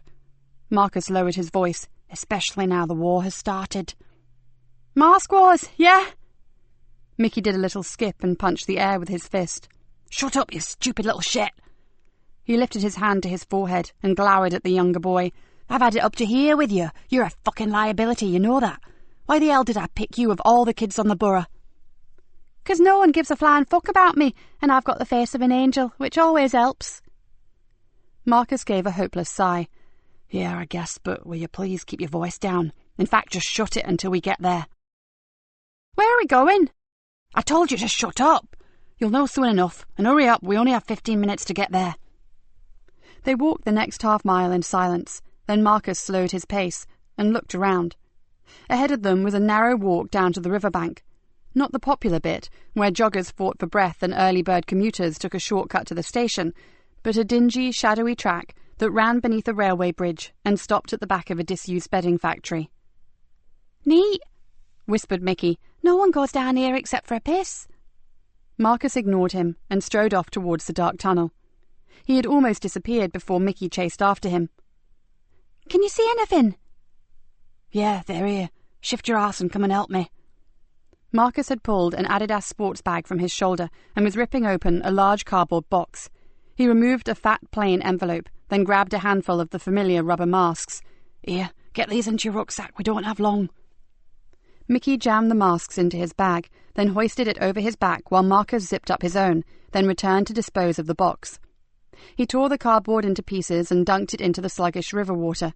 When it was well soaked, he screwed it up some more, then stuffed it under some straggly, brambly bushes on the edge of the river. "Let's go." Pushing the smaller boy ahead of him, Marcus headed back up to the road. "Now, we have another change of plan, Muppet Face. Come with me and don't ask any questions." He pulled Mickey roughly around by the shoulders and glared at him. "Well, this really will be your last job. Understand?" Mickey saw the cool stare and understood perfectly. When Nikki arrived at the station, the car park was heaving with vehicles, police officers and volunteers all heading out to the marshes and the places that were impossible to search at night. "Nothing yet?" she asked a weary-looking Dave Harris. "No, Mum. The second wave is just moving out now. They're still concentrating on the campus and the marshlands around the sea bank where a phone was found." Dave yawned. "Now you're back, Gov. I'll take a bit of a break if that's okay." Nikki pushed her way between a group of searchers in high-vis jackets and into the foyer. "Have you been here all night?" "Yes, Mum." "But what about—" Nikki frowned and lowered her voice. "Sorry, but shouldn't you have gone home long before this?" "She's okay, Mum, but thanks for thinking of us." He gave her a tired smile. "I've arranged a carer, just to cover me short-term like." "Surely there's enough bodies here to comb the Fens without you." "Can't dodge the issue when there's a kid missing, can I, Gov? And I wouldn't want to either." Nikki lightly touched the big man's arm.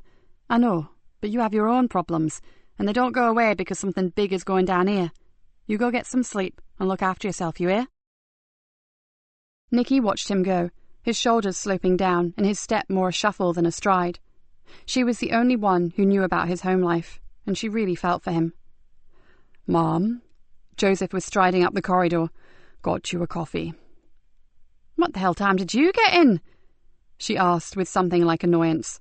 10 minutes ago." He balanced the mugs in one hand and held the office door open for her with the other. "Did you sleep?" "No," she said sharply, wishing she could tell him that he was partly to blame for her insomnia. "I've sent Dave home. Is Kat still here?" "Yep. She's on to something regarding the components required to make rubber masks. She's found a wholesaler of the raw materials." "Good. And what did you find out from the victim of yesterday's knife attack?" Joseph stared at her thoughtfully for a moment, then flopped into a chair. "Well, the masks really do just turn up, dumped around the estate or in schools or recreation grounds. Callum swears that no one knows where they come from." "And you believe him?" "No reason not to." Joseph sipped his coffee. "He started off all tough, then when he realised I was prepared to take residence beside his bed, he started talking, probably just to get rid of me." Nikki gave a long sigh. "So, he's told you nothing that we didn't already know?" "Not quite. He gave me a name." "What?" She leant forward eagerly. "Well, a street tag. I haven't had a chance to run a check yet." "And? What the hell is it?" "Fluke."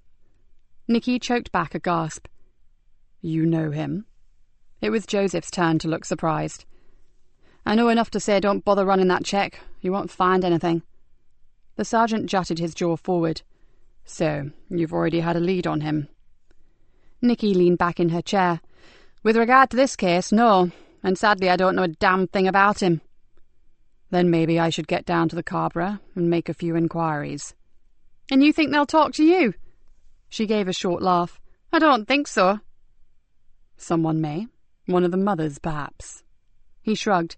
"They will have been pretty shaken up by a young kid getting stabbed." "Oh, get real, Sergeant. On the Cabra it's a common occurrence, and right now we have to concentrate on Kerry Anderson."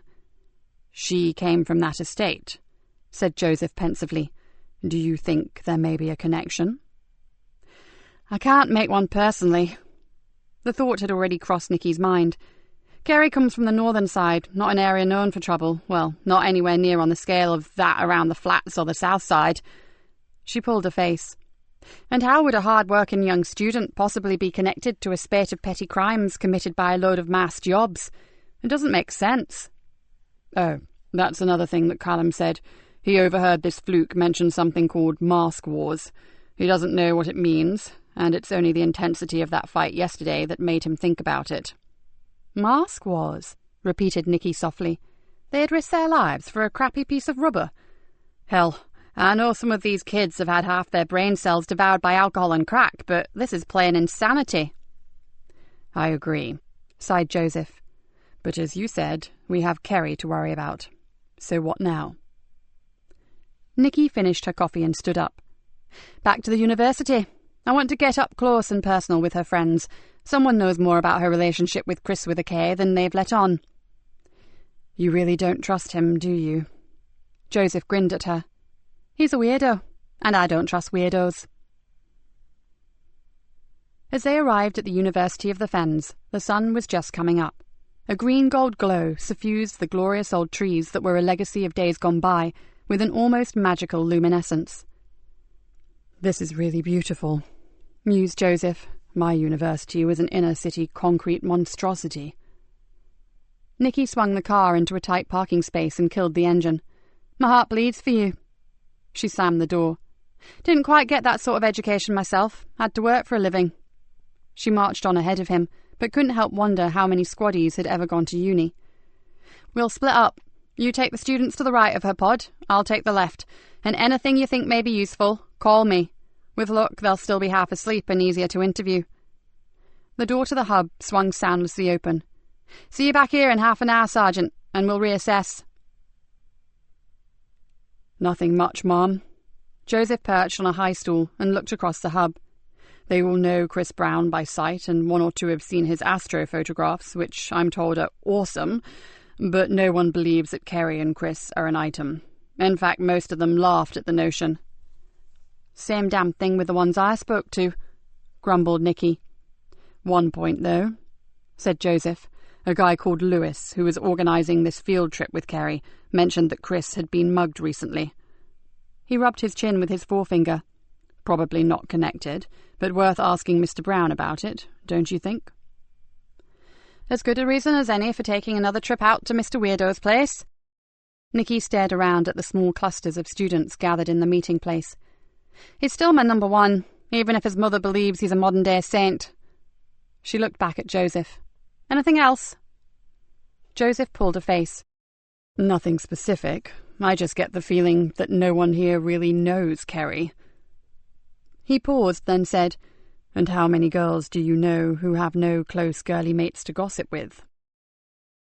Nikki nodded. She understood exactly what her sergeant meant. The kids were shocked by Kerry's disappearance, but their reaction had been more detached than she would have expected. If Hannah had disappeared, Nikki was pretty sure that her girlfriends would have been distraught, throwing every kind of teenage histrionic known to man. If she's a top swat, perhaps her contemporaries don't like her. Maybe they're jealous of her good grades or the attention she gets from the tutors. "Could be, but it didn't seem that way. There was no animosity there. I just didn't get the reaction I was expecting." Joseph shrugged. "Maybe I'm just out of touch with youngsters these days." There was a strange wistfulness to his voice that was not lost on Nikki, but now was not the time to wonder on the enigma that was Joseph Easter. "Right, then it's back to the station." As they reached the car, Nikki's phone rang. After a few curt words, she hung up. "Problem, Mom?" Joseph's face was apprehensive. "More trouble on the Carbra. A group of masked yobs have torched a car." "Are we required, Mom?" "Not this time. Uniform has got it covered." Nikki looked thoughtfully at her sergeant.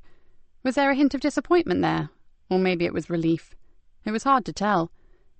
"So, I think it's time we paid a visit to Kerry Anderson's mother and father." Joseph took a deep breath, then nodded resignedly. He clearly had no more liking for facing grief-stricken parents than she did. As they got into the car, she tried to conceal the small private smile that played on her lips. So maybe she and her strange sergeant had one thing in common after all. Chapter 12. The Andersons' pride for their daughter screamed all around the small terraced house. In most rooms, photographs, diplomas, certificates and press cuttings practically replaced wallpaper. And that made the absence of the girl herself even more poignant. Sergeant Lucy Wells, the family liaison officer, had a brief word with them in the kitchen before they spoke to the parents. "Mr. Anderson is very quiet, but I think he's more switched on to the gravity of what's happened than his wife. She's a bit flaky, convinced it was a great big mistake, and her daughter will come marching through the door at any moment." "Well, we can't blame her for that, can we?" said Nikki flatly. "Of course not, but I'm worried about her. Apparently she's not strong at the best of times, and this has been one hell of a shock for her." "I assume her doctor has seen her?" "Oh, yes," said Lucy. "She's got a bucket load of pills for her nerves, but I'm still keeping a close eye on her." "And you have no suspicions about the father?" asked Nikki, knowing the sad statistics about the abductor being a close family member. "If it's him," Lucy raised an eyebrow, "I'll give up my career and go cut cauliflowers for a living." OK, well, we won't overdo the questions, but maybe they know something that could help us, even if they don't think it's relevant. In the living room, the Andersons sat close together on a floral-patterned sofa. Lucy introduced them, then went to make some tea. "Can you tell me why Kerry is in halls of residence when you live so close to campus, Mr. Anderson?" asked Nikki. The man rubbed at the stubble on his chin and sighed. "We argued about that, the wife and me, but it came down to the simple fact that we live on the Carborough. It's hardly the kind of place where a youngster can get some peace and quiet to study." As if on call, a police siren echoed across the estate, and that was soon joined by several more. "That's the norm around here, and this is the quiet part," he added miserably. "We know, Mr. Anderson. Our uniforms spend as much time here as they do in their own homes, and I take your point, but I thought universities usually kept those rooms for students from out of the area." "The principal, Dr. Villas, was very kind. He made an exception considering her unusually high pass marks and her dedication." "This can't be happening. Not to my Kerry." The mouse-like woman on the sofa suddenly flared up like a reborn phoenix. "Who would want to hurt her? She's such a good girl." "Mary, Mary." Hugh Anderson's voice sounded horribly tired. He patted the woman's shoulder gently. "We have to try to help these good people. They're as worried about our lass as we are. So no more outbursts, my darling, because they really don't help." Mary Anderson slumped back, almost disappearing into the cushions. "I'm sorry." "There's no need to apologise, Mrs. Anderson. No need at all." Joseph's voice was full of real compassion. "It's us that should be sorry. We cannot begin to know what you're going through, but if we are to find Kerry, we have to ask you to help us." The woman shook her head slowly from side to side. "I just don't know what we can possibly tell you." Nikki saw that she was close to tears. "Well, just tell us about Kerry. Her likes, dislikes, friends, hobbies, pets, anything you can think of. Just talk about her to us." They talked for over half an hour, and Nikki began to build up a picture of the missing girl. Kerry, it seemed, was not a social student, and although likeable, she was so unusually single-minded, so totally committed to her photographic studies, that they overpowered even the need for close friends, and something about that image disturbed Nikki. Back in the car, she turned to Joseph and abruptly said, "Didn't have a lot to say, did you, Sergeant?" She felt the temperature drop a few degrees before he answered. "Not something I enjoy." His words were clipped. "Frankly, I'd rather face a few tooled-up thugs in a dark alley."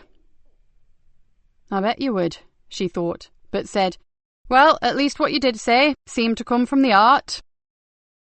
Joseph did not answer this time, so she continued. "So, regarding Kerry, did you get the feeling that she would have sold her soul to get away from the Carborough?" Joseph turned the key in the ignition. "I did. And all things considered, it's a marvel she stayed on the straight and narrow. She had to have some special kind of strength to remain focused on getting to uni.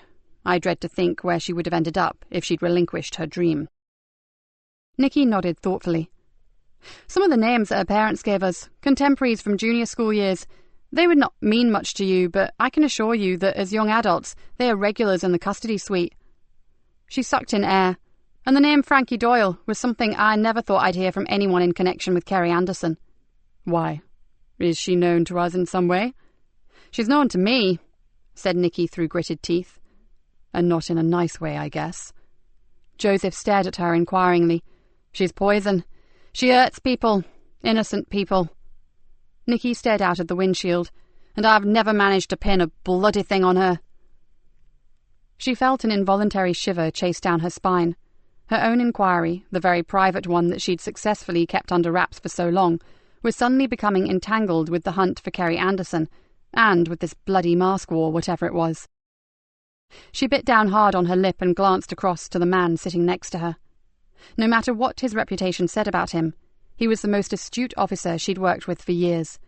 He was no fool, and she'd be a fool herself to try to deceive him. The problem was, just how much was she prepared to tell him, and because of his secrets, she couldn't totally trust him. Her mind went into overdrive. She clearly needed some time to work that one out, so all she could do at present was stick to basics. "One thing, though. One of my sources reckons Frankie Doyle's started mixing with some very nasty people, so hopefully she'll get out of her depth and slip up. And I'll be waiting. Joseph raised an eyebrow. Then it sounds like Kerry was very lucky to get away from them. Nikki bit her lip again. If she did. You won't believe this, Ma'am, but Archie Leonard is here to see you. The civilian from the front desk pounced on them as they entered the station. He's been here for ages. What the hell? breathed Nikki. Even I've heard of him, muttered Joseph from behind, the godfather of the Cabra. Well, this is a first. You'd better sit in, Sergeant. Could be interesting. Try to stop me. But first, Nikki pulled Joseph to one side and dropped her voice to little more than a whisper. Just so that you know, Archie Leonard is no mindless thug, okay? He's been the king of the Cabra for as long as I can remember. His family have lived there since it was built, but he's an old-school crook, if you know what I mean. What, one of the heroes and villains brigade? Yeah, even when I was a rookie, he was the man. But you knew where you stood with him. Life was like a massive game called Them and Us, and when they won, we worked harder, and when we won, they threw up their hands and coughed to it. Surely it was never really like that. No one said, "Fair cop, officer, I'll go quietly," did they? Joseph's eyes widened. Not quite, but Archie Leonard and his two brothers earned quite a bit of respect back then. Nikki ran a hand through her hair. Yes, they were villains and people did get hurt, no denying that. But they never went in for violence sake. They were damn clever criminals, and anyone who managed to stick a conviction on one of them was pretty well thought of. And I've no doubt you've had your moments with the Leonard family. Off and on over the years we've had the odd run-in, but I thought you should know what kind of man Archie is before you draw any conclusions about him. Okay, I'll bear that in mind. So, any idea why he's here? None whatsoever, but I do know he won't be behind the violence on the Cabra. That's not his way, and he has family and friends living there. Right. Joseph flashed her an intrigued smile. Let's go see what the man wants, shall we? Chapter 13. If Joseph had had any preconceptions as to what the godfather was like, they would have been blown away the moment he entered the interview room. Archie Leonard sat at the desk, sipping black coffee. 3 other empty beakers were lined up on the table in front of him. Joseph smiled inwardly at the understated indication to the inspector as to exactly how long the man had been waiting. Joseph did a quick appraisal and noted a man who would have looked totally at home in a courtroom, but not in the dock. Archie Leonard would have been the one dressed in a red robe and wearing a curled wig. He was straight-backed, good-looking in a greying, distinguished way, and had piercing, intelligent, bright blue eyes. Nikki strode into the room and straight up to Leonard. "Archie, how are you?" Joseph remained close to the door and silently observed the greeting. He hadn't been in the Greenborough long, but Nikki Galena was giving this high-ranking criminal the warmest smile he'd seen her stony face produce since he'd met her. And just as surprising, the feeling was clearly reciprocated. Leonard had clasped her outstretched hand in a 2-handed grip and was pumping her hand up and down with obvious warmth. There was history here, and Joseph wondered what the hell it was. When Leonard finally let her go, he sat back down and drew in a deep breath. His gaze then whipped round to Joseph. "And you are?" The voice was deep, and although Joseph wasn't sure, he thought it held the slightest hint of an accent. He waited for a moment, then realized that his boss wasn't going to introduce him. "My name is Detective Sergeant Joseph Easter. I'm temporarily assigned to work with Nikki Galena, sir." "Ah, Joseph. A good name. My eldest boy is called Joseph, isn't he, Nikki?" There was an almost conspirational lift of a thick grey eyebrow. The DI chose to ignore whatever that implied, and simply nodded. "But you haven't come here to discuss the family, have you, Archie?" "Actually, I have."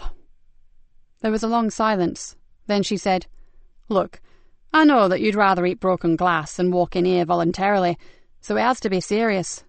What has happened?" The man seemed to shrink as he said it. "Lisa Jane's missing."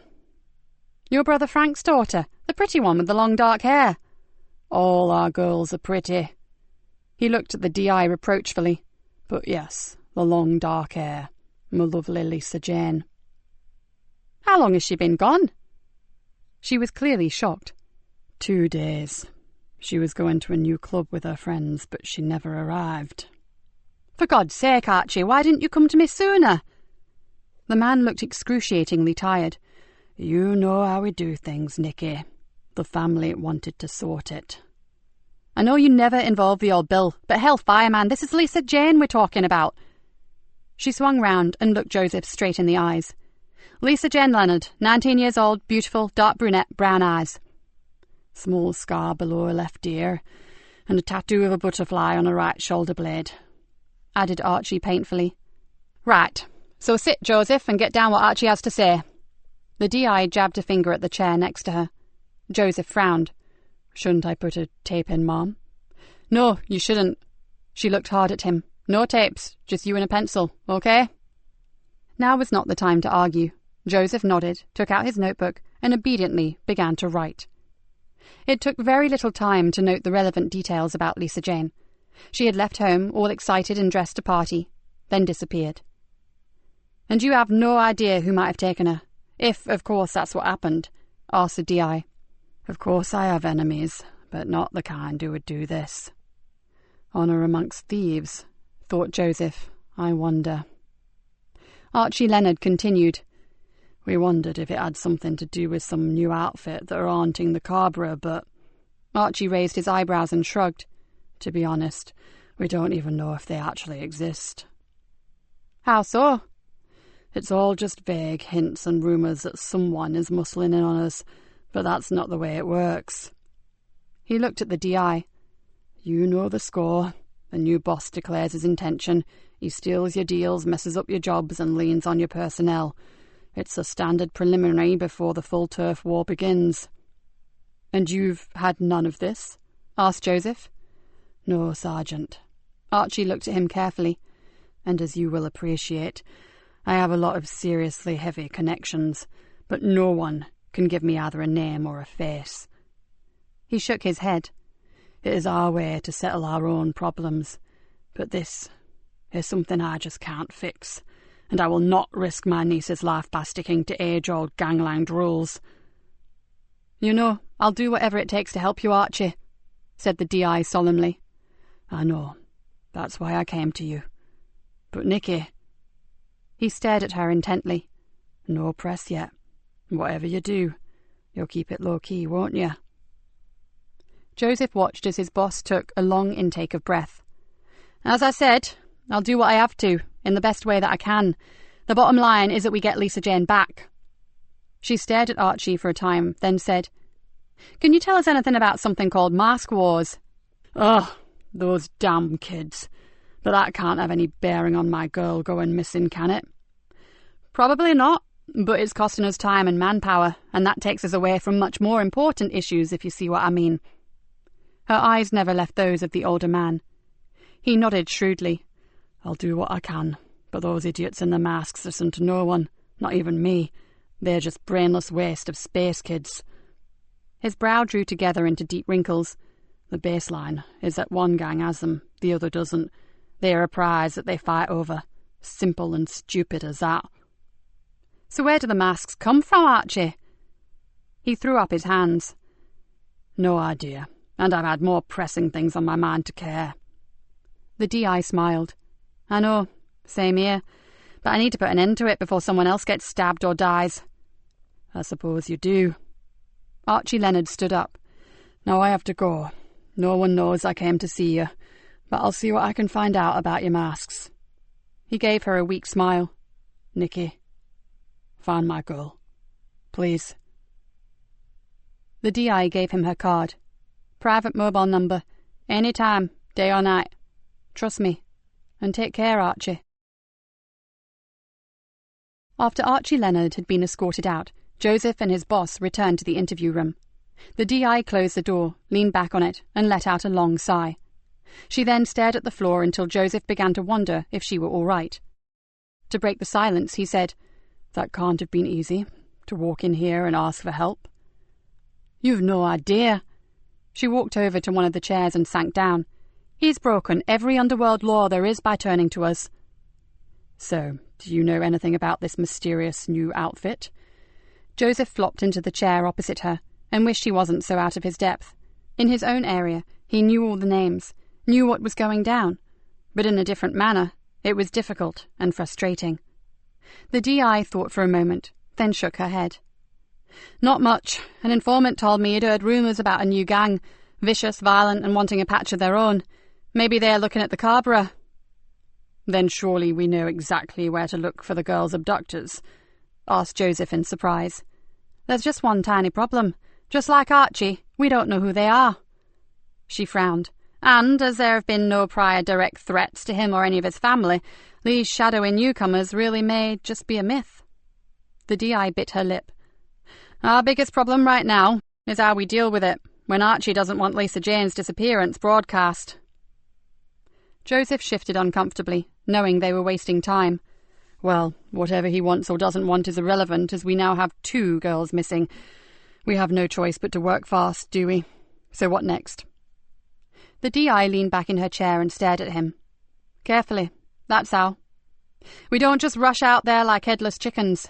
This is delicate stuff, Joseph. Lisa Jane is a lovely girl, but she's still a member of a close-knit gangland family. Joseph calmed his mind and thought about it, then realised what the media might make of it, and the hype they could splash across the tabloid press. Something that could severely hamper their inquiries into both disappearances.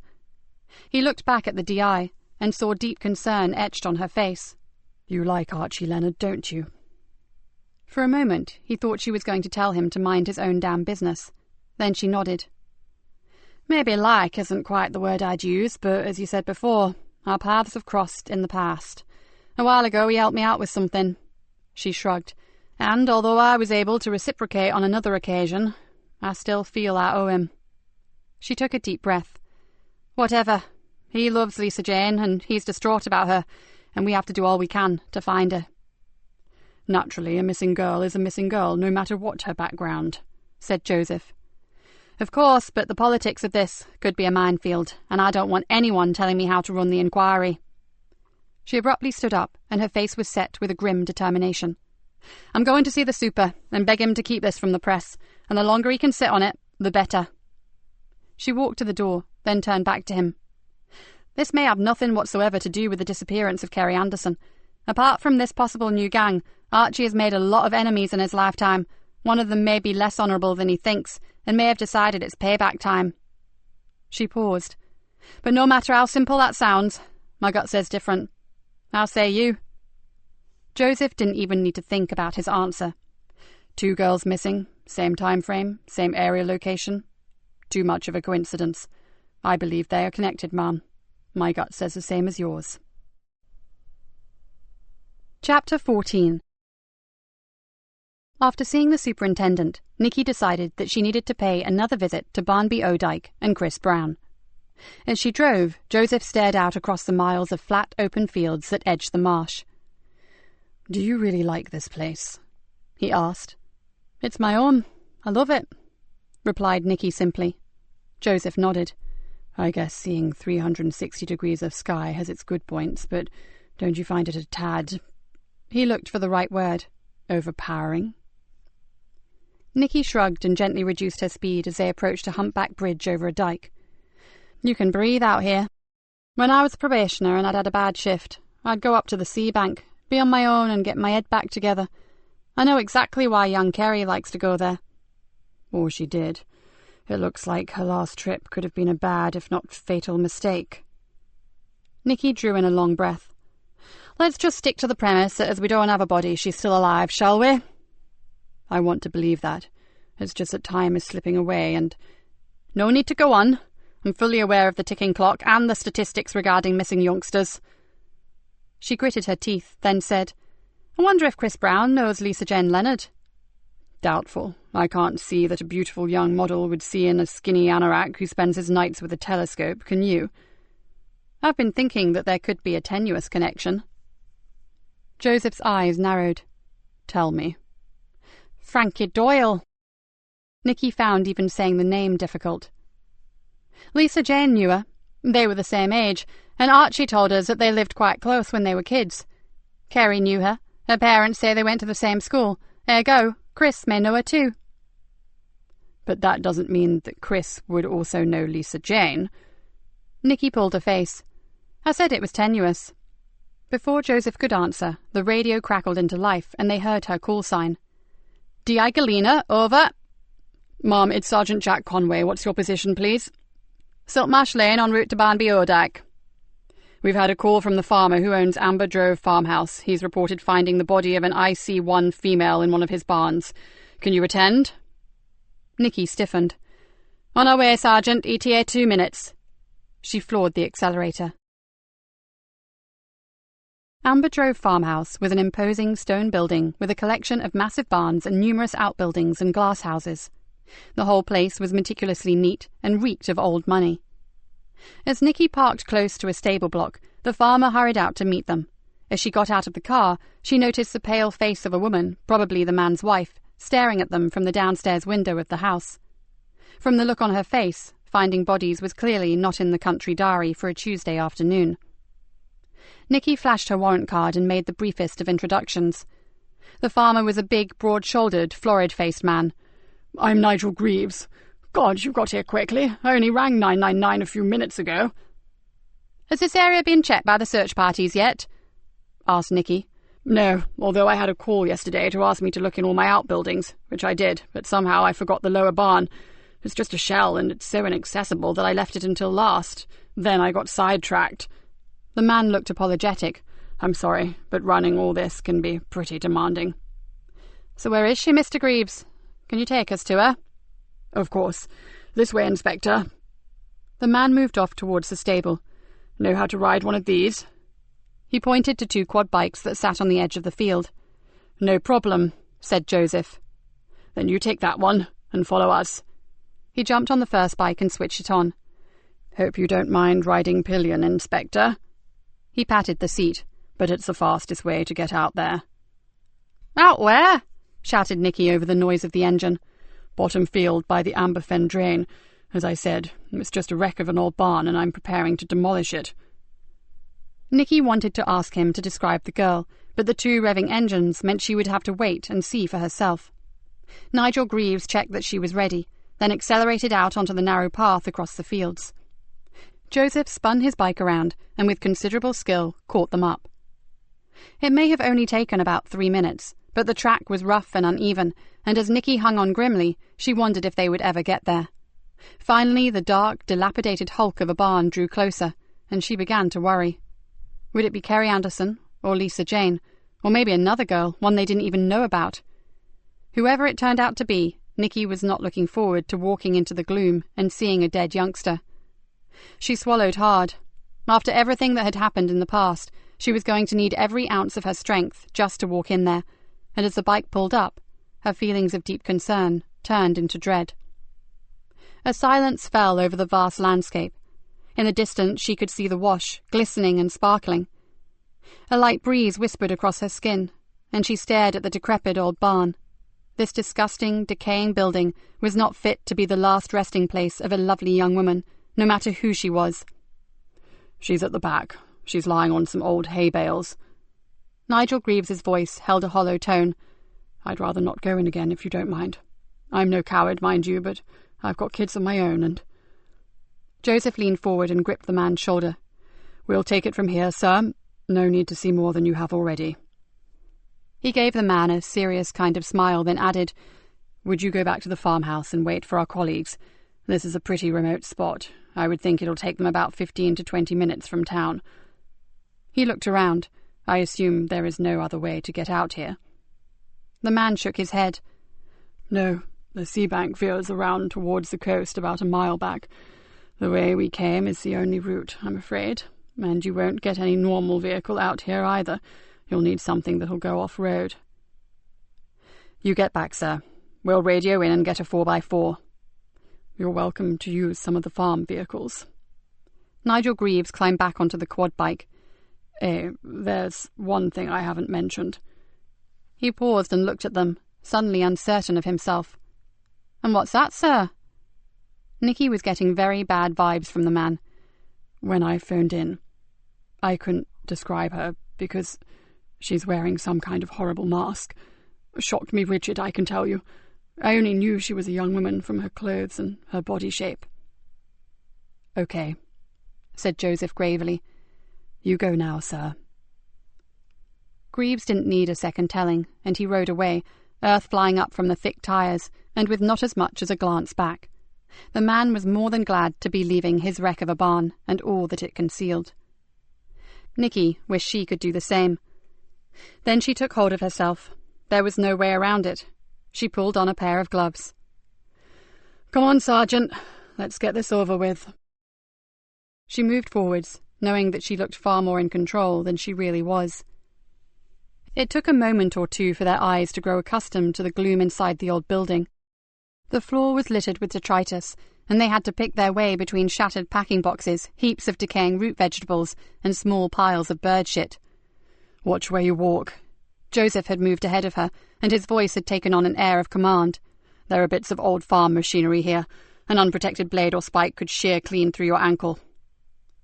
He's back on patrol, thought Nikki, and suddenly she was glad to have him with her. Slim shafts of light crisscrossed the barn, where the sun had found its way through the gaps in the broken and rotted walls. Dust motes swam in them, giving the whole place a strange, surreal effect. As they carefully moved forward, the smell of decaying vegetation and musty wood turned into something else, something far nastier. Nikki almost gagged. It was a smell she never got used to. She glanced across to Joseph, but like an automaton, he was still moving forward, his face set like stone. Nikki sighed. Gentle and mild-mannered he may appear, but Joseph was obviously no stranger to violent death. "She's here," he said softly. Nikki shivered. She really wasn't sure how she would cope, but she had a damn good idea it would not be well. This was all too familiar, too close to home. "Who is it?" she whispered. Joseph's body was still between her and the dead girl. "Can't say. It's like the farmer said. She has one of those damned masks over her face." Kerry was wearing hiking boots. Nikki moved closer, but still could not bring herself to look directly at the girl's body. Then she saw 2 white, straight-toed, bare feet protruded from the end of the rotting hay bale. "Oh, dear God, the poor child." "We have to get that filthy mask off her," said Joseph. "No," she snapped. "We'll compromise the crime scene. They'll need to photograph it." Joseph's voice was calm. "Mom, we have to know who she is. I'll take every precaution." He pulled a large evidence bag from his pocket. He was right. "Then do it, Sergeant." All Nikki wanted to do was run away, but this was something she knew she had to face. So she set her jaw and pulled on a mask of her own, the professional face. With her stomach churning, she stepped forward and began to clinically appraise the scene. The girl, clothed only in a short blue skirt and a thin cap-sleeve t-shirt, lay on her back across 2 mouldering hay bales. The hideous rat-like death mask concealed her face, and from the blotchy discoloration of the skin, she had been dead for a while. Nikki had seen her fair share of unnatural deaths, and she guessed at maybe 2 days. There was no obvious cause of death. "Right. Are you ready?" Joseph had carefully moved around to the back of the grotesque tableau, and with gloved fingers, prepared to remove the mask. "Just do it," she muttered. With a deft movement, the sergeant peeled back the mask, and as he did so, a cascade of brunette hair fell gently over the girl's shoulders.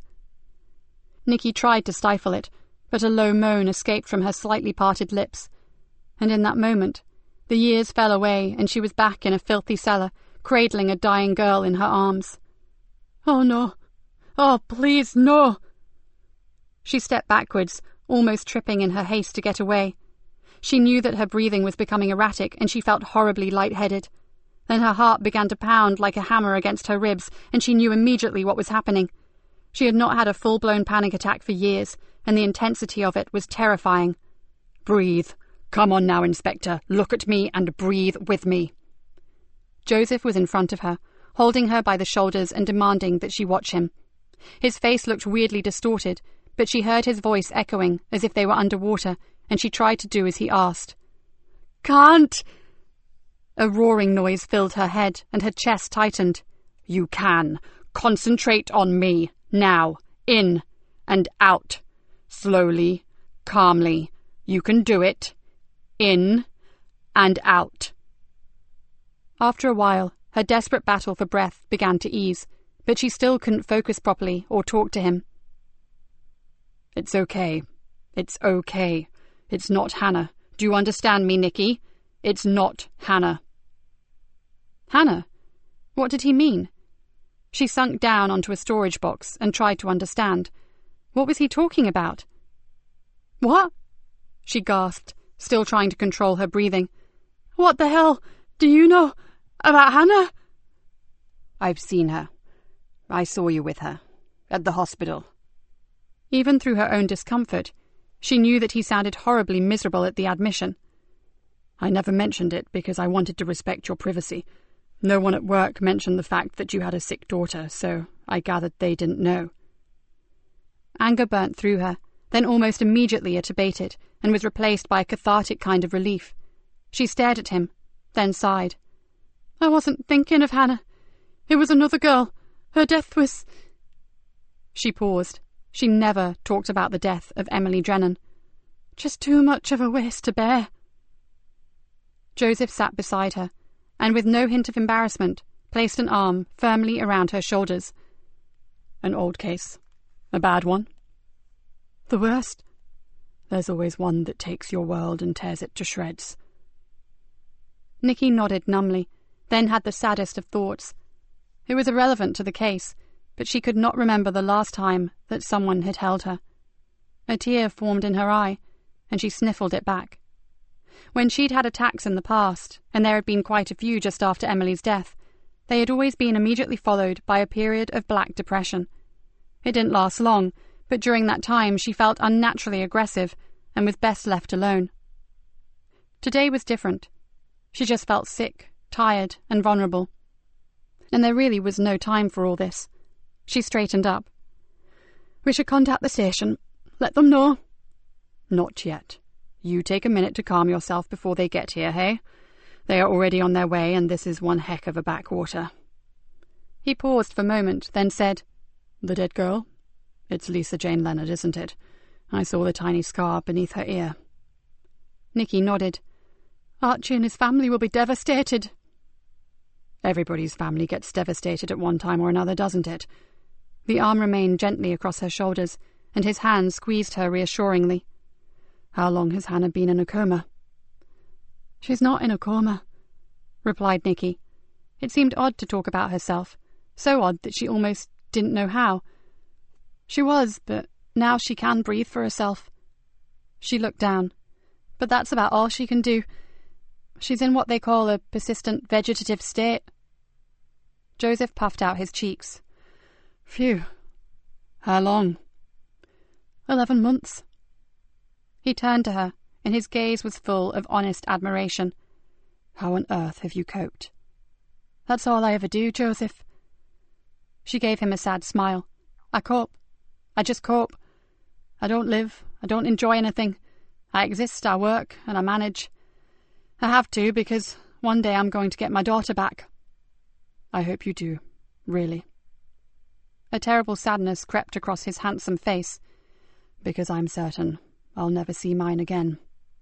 You have a daughter? She asked incredulously. Somehow the fact that he may have a family had never even occurred to her. Had. She's abroad somewhere with her mother. I haven't seen her for 6 years. A quiet descended on them both, as they fell into a sort of personal reverie and thought about their lost daughters. After a while, Nikki said, I guess there is nothing we can do for Lisa Jane now, not without disturbing anything. We'd better ring the station and check how long it will be before forensics can get out here. It's no longer a missing persons case. It's murder. Shall I do it, Ma'am? Asked Joseph. Nikki slipped rather reluctantly from his arm and stood up. I'm okay now, Sergeant, thank you. And I could do with some fresh air. You and me both. Together, they made their way back out into the watery sunshine, and Nikki flipped open her phone and reported their findings. They reckon about 5 minutes. Then they have to get across the fields, of course. She looked across the acres of flat farmland. Why did a killer pick this place, I wonder? Joseph leaned against a quad bike and shook his head. And how did he get her here without Nigel Greaves or one of his family or workers seeing them? I'm pretty sure he or maybe they used the dike. Nikki pointed to the narrow waterway that ran close to the barn. With all the summer rain we've had of late, you could easily get a small boat along there. Joseph walked across to the edge of the dike. I think you're right. The bank is pretty well trampled down. The Sokos may find something. Let's hope. Nikki sat down on a stone bollard that had probably once been part of a wall and looked up at her sergeant. Why haven't you seen your daughter for so long? Because she hates me. He swung himself onto the quad bike and sat back in the saddle. Well, actually, she hates the person I used to be, but Tamsin refuses to believe that that man is dead and gone. And who was that man? A soldier. A highly trained Special Forces operative. One who killed people for a living. He threw Nikki a resigned look. So I can hardly blame her for disowning me, can I? Soldiers don't kill for fun. If you ever meet Tamsin, perhaps you might tell her that fact. He scratched his head, but if I'm honest, I can see where she's coming from. He gave a humourless laugh. You know what some young people are like these days, full of passion and determination to save the whales, the polar bears, the rainforests, the planet. Tamsin spent all her childhood collecting orphaned animals and mending broken wings. To her, all life is sacred. Her father's job just didn't gel with her concepts of what made a good person. So, did you give up your career for your daughter's sake? No. Joseph shook his head sadly. Like you, I had a bad mission. Nikki looked at him, her head tilted to one side. Her natural curiosity wanted to hear about it, but she of all people knew when not to push. Let's just say the intelligence we were given was wrong. People died. The wrong people. He shuddered. Afterwards, I threw my assault rifle in the river and told my commanding officer that I was going home for good. He knew they'd cocked up, and he never tried to stop me. I was given an honourable discharge. What a joke. So then you joined the police? Not for a long while. I knew I was damaged, so I went away. I travelled, then I spent a year in an ashram, and finally the healing began. He smiled at her. Please don't tell the mess room, but I've never been religious. I've just spent a lot of time listening to people who lead truly spiritual lives, and now I can embrace the good things in life and try to forgive the bad ones. Oh, I wish it was that easy, Joseph. I don't think I could ever forgive some of the bad people that I've come across in my life. Nikki closed her eyes and saw Frankie Doyle's wicked eyes twinkle maliciously at her. No, never. Joseph gave her a long look. I never said it was easy. One day you may be surprised at what you were capable of. He smiled again, but right now I see the cavalry approaching. Nikki stood up. Across the fields 2 Land Rovers were churning up the fertile soil as they made their way towards them. She looked back to her sergeant. Somehow, she knew that she did not have to ask him to be discreet about her panic attack. For a moment, she just stood and stared at him. For the first time in a very long while, D.I. Nikki Galena actually trusted someone. Chapter 15. Do we know how she died? Asked Superintendent Bainbridge. Joseph bit his lip. Unofficially, sir, it's strangulation. The super nodded slowly. I hope they managed to get her off that marsh before nightfall. She's already here, sir. She was taken into the hospital mortuary a few minutes ago. Professor Wilkinson will do the post-mortem this evening. Rory Wilkinson? He's from your neck of the woods, isn't he, Sergeant? Yes, sir. He's covering while your own man is up at the Old Bailey as an expert witness. Wilkinson is a brilliant forensic scientist. If you can put up with his weird sense of humour. I know him, Sergeant, and you're right, he is very good. Nikki felt relieved. She had known the girl and wanted her treated respectfully. If his reputation was to be believed, Professor Wilkinson would do just that. Now, the super ran a big hand through his iron grey hair. We have to break the news to the Leonard family. Lisa Jane needs to be formally identified. I'll do it, said Nikki. Then she looked across at Joseph and corrected herself. We'll do it, sir. The super stared at her for a second, his expression mildly confused. Then he nodded. Okay, but do it quickly. This is one bit of news I do not want him coming by on the underworld grapevine. He sat back in his chair, and Nikki saw deep worry lines etched all over his already craggy face. And be careful, Nikki. I know you have a particular rapport with Archie, but the situation itself could be like lighting a firecracker under a powder keg. The Leonard family will want revenge. I know that, Super, and we'll do whatever it takes to keep him from starting a bloodbath, I promise. How much are you prepared to tell him? She thought for a moment, then said, Everything, sir. I need his help, so he has to know all the facts. The superintendent pursed his lips. You trust him more than I do, but I'll support you in whatever you decide, Inspector. Now, you have a job to do. I suggest you go do it. As they drove towards the Carver estate, Nikki was forced to wonder just how good her relationship with Archie would be after this goddamn meeting was over. The only thing she knew for sure was that her sorrow for his loss was genuine, and he would realize that. She began to rehearse what she would say, then gave up. There were no right words at a time like this. You just had to hope that what you did say came from the heart and didn't finish up sounding like a load of tawdry platitudes. What happened to Hannah? Joseph's voice broke into her thoughts, and for a moment she felt like telling him to mind his own sodding business. Then she remembered his kindness earlier, and the fact that he had shared some pretty painful memories with her. Drug overdose, she said quietly. After Emily died, I was really screwed up, and in the end it wrecked my marriage. Robert went to live abroad and refused to take Hannah. She was gutted by his rejection, and blamed me for everything, and went off the rails. Nikki gave a short, barking laugh. Oh, no, not Hannah. She was far too clever to do that. She had a master plan. Her one aim in life was to make me suffer, every day, in every way. So she dabbled with drugs just to piss you off? Again, Nikki shook her head. No, but she did start mixing with some seriously dubious characters just for my benefit. Then she made the mistake of confiding in someone who hated me even more than she did, someone who was much cleverer than Hannah and totally unscrupulous. Don't tell me, breathed Joseph. Frankie Doyle. Got it in one, Sergeant. Nikki pulled into the Cabra and made her way confidently through the maze of streets.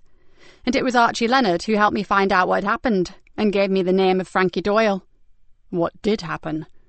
Asked Joseph. I believe Doyle got hold of a bad batch of drugs. Nikki faltered for a second. Then she took a deep breath and said, and she spiked Hannah's drink with enough junk to fell an ox. She meant to kill her. Joseph's voice rose an octave. I'm sure she did. What better way to get at me? But I could never prove it. Even the info that Archie managed to get hold of was obtained through a dozen back doors. Only one man could ever help me, and that was the dealer who sold Frankie the junk. So, you can see where that led me, can't you? You've been on a one-woman witch hunt ever since. Joseph exhaled loudly. But why did Archie help you? You may have some weird good guy, bad guy relationship, but you're still the old Bill. Nikki pulled into a space, switched off the engine, then looked up and almost gasped. Another time, Sergeant. Take a look at that. In front of them was the end wall to one of the smaller blocks of flats, and painted across it in giant multicoloured letters were the words, Mask Wars. Shit. Joseph jumped out of the car and ran over to the uncommissioned artwork. Graffiti artists signed their work with a tag. He searched the bold swirls and slashes of vivid colour. Yeah, got it. Look. Nikki caught up with him and peered at the strange hieroglyphic. What's that? Looks like P-I-E-T to me. Ring it in, Sergeant. Get Kat or Dave to run a check for us. Joseph pulled out his phone, spoke briefly to Kat, then flipped it shut. She's going to run it through the computer. Not that I think it'll get as far. I can't see this being the only one, can you? The estate's probably covered in them. They walked across the road towards Archie's house, and Nikki paused at the gate. This is not going to be easy. Her voice was low. A hell of a lot rests on how we deal with this. Are you up for it? Joseph nodded. I haven't needed my negotiator's skills for a while, but I guess you never forget. He opened the gate and held it back for her. Shall we go? Archie Leonard sat on a cream leather sofa and stared granite-faced at Nikki. Whoever did this is going to pay. My God, they'll pay. Oh, they will, Archie. You have my word. Nikki chose her words carefully. But right now, you know what I have to ask you, don't you? The identification. I'm afraid so, and I'm sorry you have to go through it. There is no doubt that it is her, but we need either you or her mother as next of kin to formalise the process. I'll go. I'm her guardian. He paused.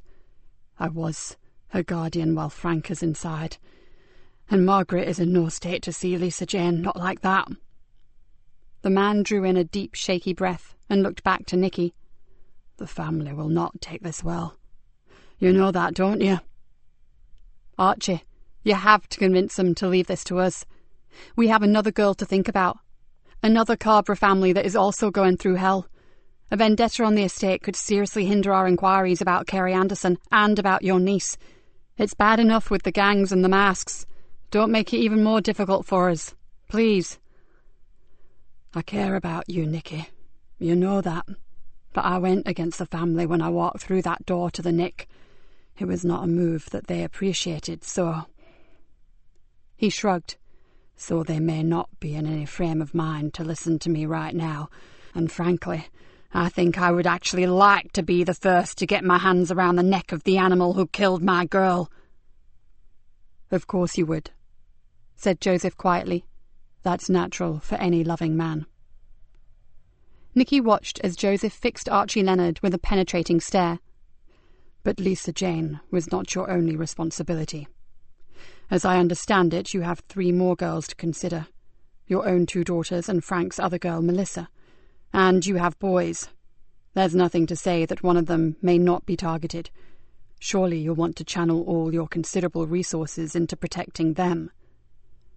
Archie did not flinch under the unblinking gaze. Ah, we're a big family, Sergeant, with a lot of friends. Since the moment my niece disappeared, my other children have been watched as carefully as newborn babies. There will still be plenty of time and personnel to sort out our problem. Then help us, Mr. Leonard. Joseph leaned forward. Think what a combined team could achieve. You have the knowledge on ground level, and we have a whole army of experts and equipment in every field. He's right, Archie. We've got the technology and you've got the street intelligence. And don't give me that old crap about the family not listening to you. They love and respect you, and the bottom line is, what you say goes. Nikki looked earnestly at him. Work with us. I promise I'll hold nothing back if you and the other Leonards keep us in the loop here on the estate. Archie rubbed his forehead, but said nothing. I suppose there might be something else we can do, sir.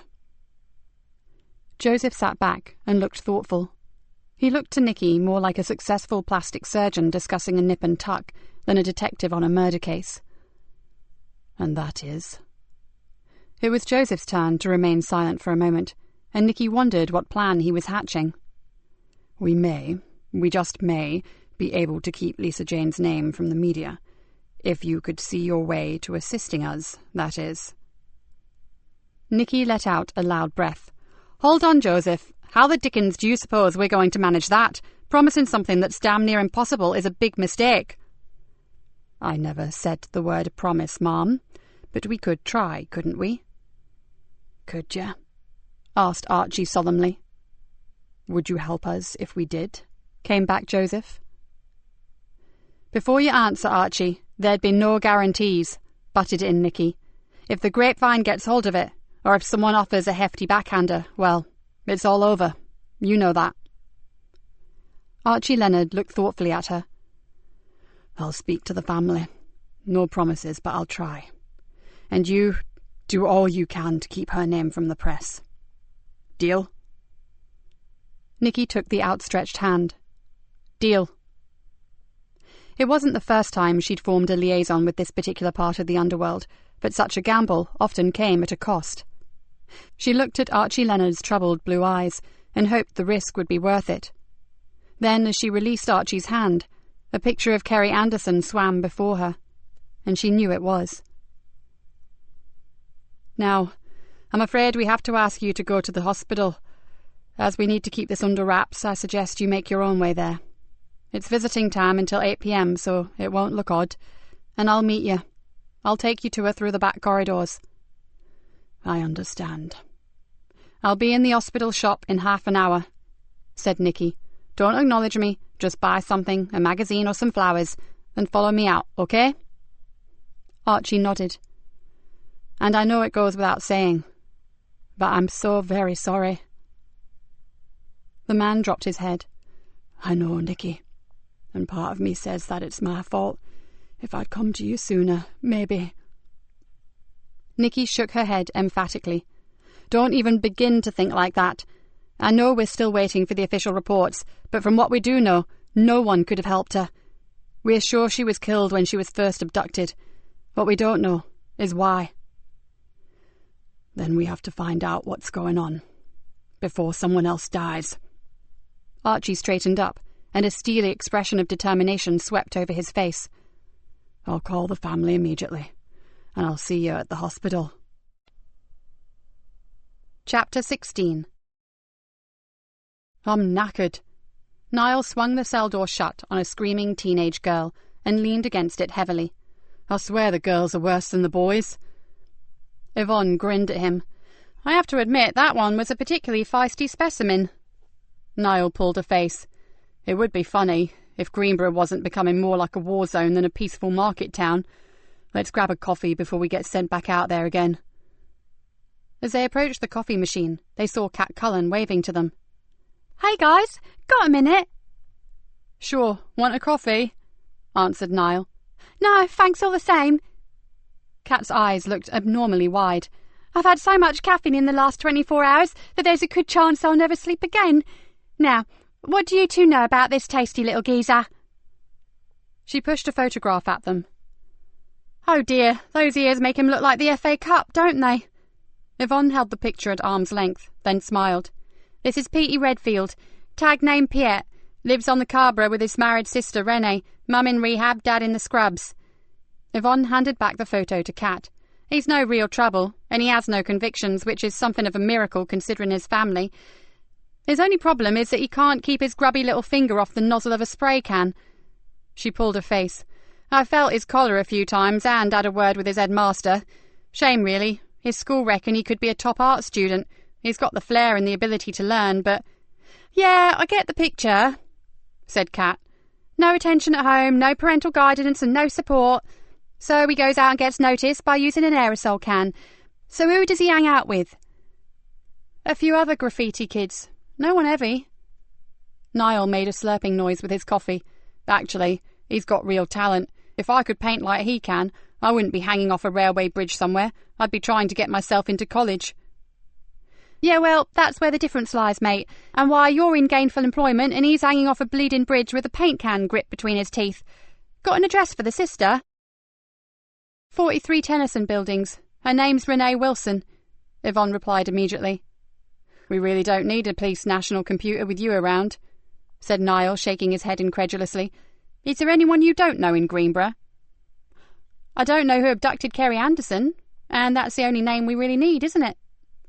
And that of whoever killed the other girl, whispered Niall. Is it true she was wearing one of those rat masks when they found her? Seems that way, said Cat. But no one is talking about it, so I suggest you belt up and keep it yourself. This one has a very big gob, muttered Yvonne. One day it will get him into deep shit. Nah, Niall grinned broadly. I'm just enthusiastic, that's all. Now, if you finish that drink, let's go nail some bad guys. Yvonne raised her eyes to the heaven. Any room in your department, Cat? I'd pay good money to get in. In fact... Collins, Farrow, get your asses into that car of yours. There's been a serious attack on a youngster. Where, Sarge? Called out Yvonne as she ran towards the door. Just around the corner in the recreation ground by the river. Show us committed, Sarge. We're on our way. Do you think Leonard can be trusted, Ma'am? Joseph perched on the edge of Nicky's desk. I trust him. If he says he'll help, then he will. Nicky sipped her coffee, then glanced at her watch. Shit, I need to be at the hospital. Shall I come with you? No, Sergeant, it won't take two of us for this miserable job. And I'll try to grab a private word with Archie after he's seen Lisa Jane. She stood up and grabbed her jacket. You catch up with Kat and check out the graffiti kid lead. Go find him if you want, although I doubt he'll be sitting at home playing Scrabble with Granny. Probably not, but I'll give it a try, Mom. And if you can't find him, ride around the estate. See how many new artworks have sprung up with a connection to the masks. She paused at the door. Then get yourself home and grab some sleep. Today has had its fair share of traumatic moments. Joseph looked at her intently. Will you be all right, seeing Lisa Jane again? I'll go if it helps. I'll be fine. It wasn't the girl that upset Miss Sargent. She thought for a moment, wondering how much of herself she was prepared to share with this unusual man. It was just that whole scenario, that gloomy half-light, the filth everywhere, She shuddered. The way her hair fell. Then she knew that she'd said enough, maybe too much. She shook her head, trying to rid herself of the horrible returning memories of Emily Drennan's death. In the mortuary, it won't affect me at all. And if I keep Archie waiting, we may not have a deal anymore. She moved quickly out of the door, then called back. A nice one with Archie, by the way. I'm sure he realised that it's very much in our own interest to keep the news of the death of a gangster's girl quiet, but you put it over beautifully. Even I believed that you were only thinking of him. She flashed a rare smile and raced off down the corridor. Joseph went to his desk and logged onto his computer. Got that info you wanted, Sergeant? He looked up to see Kat grinning down at him. She was a strange one, but take away the tarty clothes, the makeup and the spiky hair, and there was something almost childlike and appealing about her. Great, what do we have? Joseph took the photo and the printout that she was handing him. Just a freaky kid, really.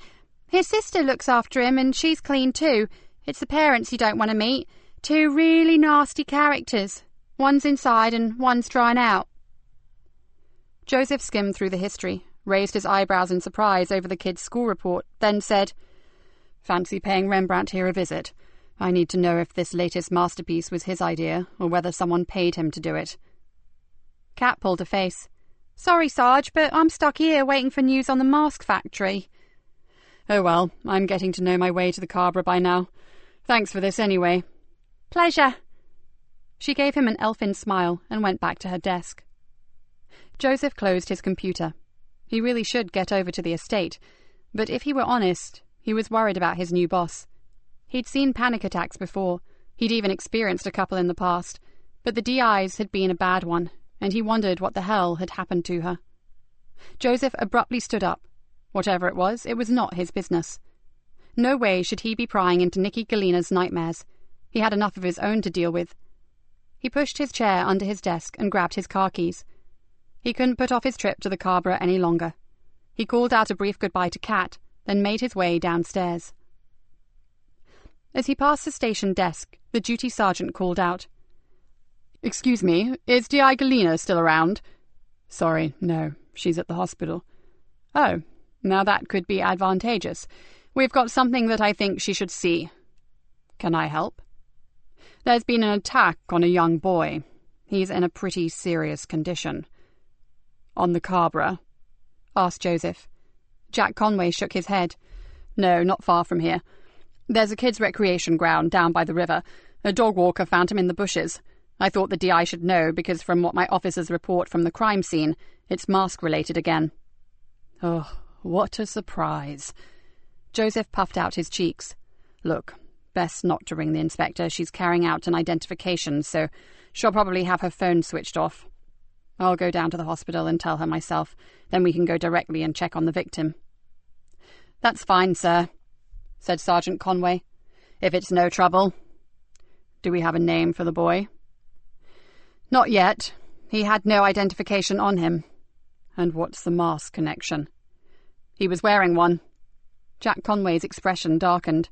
And I'm afraid that's all he was wearing, sir. He'd been stripped. Joseph gritted his teeth. Poor little sod. How old do your officers think he is? Hard to say. He's taken one hell of a beating. Maybe 12, 13. What the hell is going on here? Jack Conway looked almost grey with tiredness as he shook his head and said, I wish I knew, Detective Easter. I really do. Chapter 17. As night fell, Nikki and Joseph sat outside the intensive care unit and waited for news on the unidentified boy. "Why don't you go home and get some sleep, Mom? I'll ring you if there's any change." Nikki yawned. "Tempting, but I need to be here." Joseph stared through the glass section of the door at the small figure on the hospital bed. Tubes snaked everywhere around his thin body, and to Joseph, the child seemed almost overpowered by the bank of monitors and equipment that surrounded him. "I don't think that lad will be talking to anyone for a while." "I agree, but in the absence of a mother or a father..." She left the sentence unfinished, and he filled in the gaps. Joseph flopped down on the chair next to hers. "I drove through the estate on the way here, Mom. There is more Mask Wars graffiti, but not as much as I'd expected. Then I saw they were all courtesy of P.T. Redfield." Joseph stretched and leaned back, his hands interlocked behind his neck. "He'll probably be out there again tonight, so maybe..." He sat forward again. "If you are dead set on doing the night watch here, Gov, why don't I go over to the estate and try to nab the little shit spray can in hand?" "Not a good place to be after dark, Sergeant, especially on your own." Joseph gave her an exasperated look. "Believe me, I've been in far worse places than that, and on my own is how I like it." Nikki said nothing for a moment, but Joseph knew that she would agree with him in the end. There really was little point in both of them wasting time in a hospital waiting area when they needed to be out finding Kerry and Lisa Jane's killer. Or, considering that they seemed to be tied up with everything, something concrete on those damned masks. "Okay," she said finally, "but if you get into trouble, don't bank on the wooden tops bailing you out. They're still searching the marshes for Kerry Anderson, and we're pretty thin on the ground even for routine stuff, so..." "I'll go careful, I promise, Mom. And if I find anything of interest, I'll come straight back and fill you in. Okay?" "Oh, bugger off, Sergeant. I can see you're itching to meet up with Pierre and his paint cans. Just nothing gung-ho, you hear?" Joseph tried to look affronted. "Moi?" "Yeah, you." On his earlier trip, Joseph had earmarked 4 possible targets for Spray Paint Boy. Each area was moderately hidden from prying eyes, and each offered a nice blank canvas for Petey's gaudy graphics. Leaving his car parked well away from the danger zone, Joseph changed his shoes for a pair of black trainers and slipped on a black zipper jacket with a deep hooded collar. There was no point in making himself obvious. He'd just blend. The air around him felt heavy, like when a thunderstorm was imminent. He hoped it would hold off, as a downpour would not provide the greatest conditions for decorating the council's exterior walls, and he would dearly like to meet young Piet. With his hood pulled up, he sauntered silently through the streets in search of his 4 likely spots. On the 3rd, he got lucky. He did not so much see his mark as hear him, that singular sound of a can being shaken. The tiny rattle of the bearing inside was unmistakable.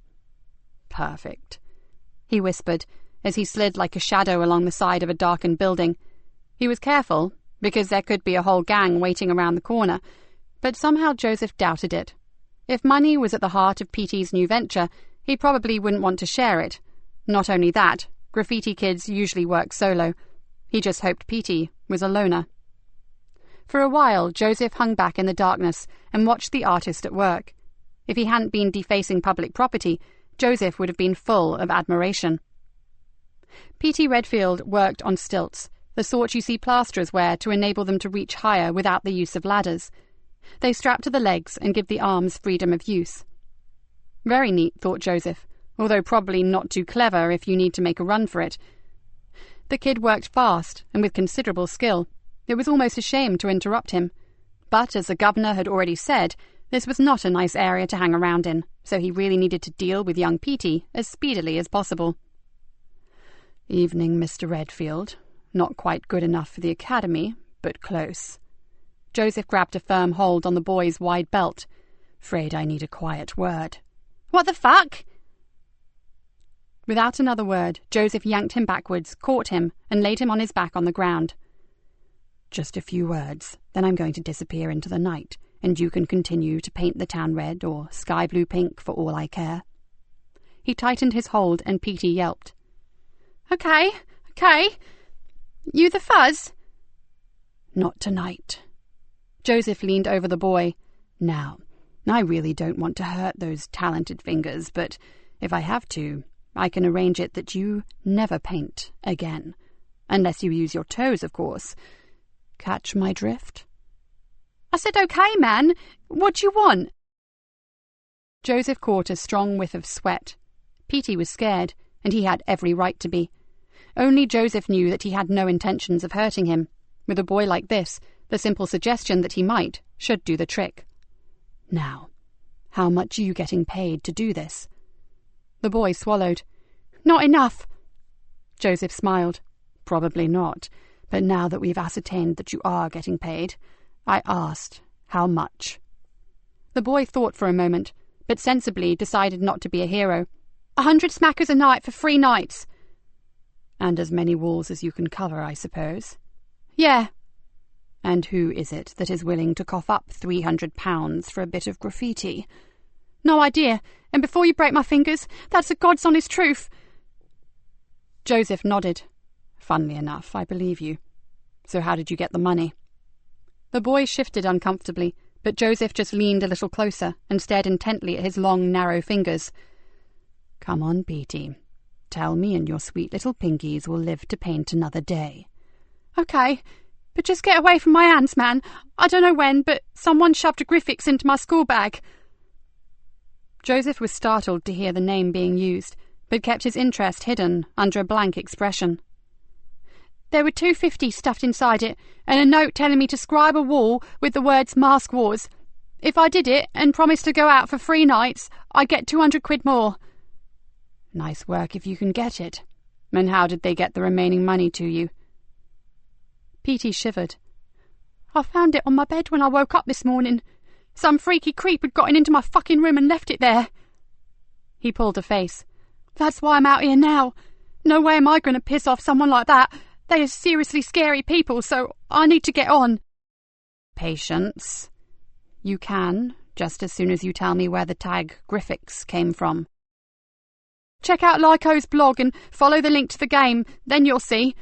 Now, please, mate, can I go earn my money? Joseph helped the boy up, then raised both hands in the air and stepped back. Go do what you have to, Petey. But keep away from those guys, whoever they are.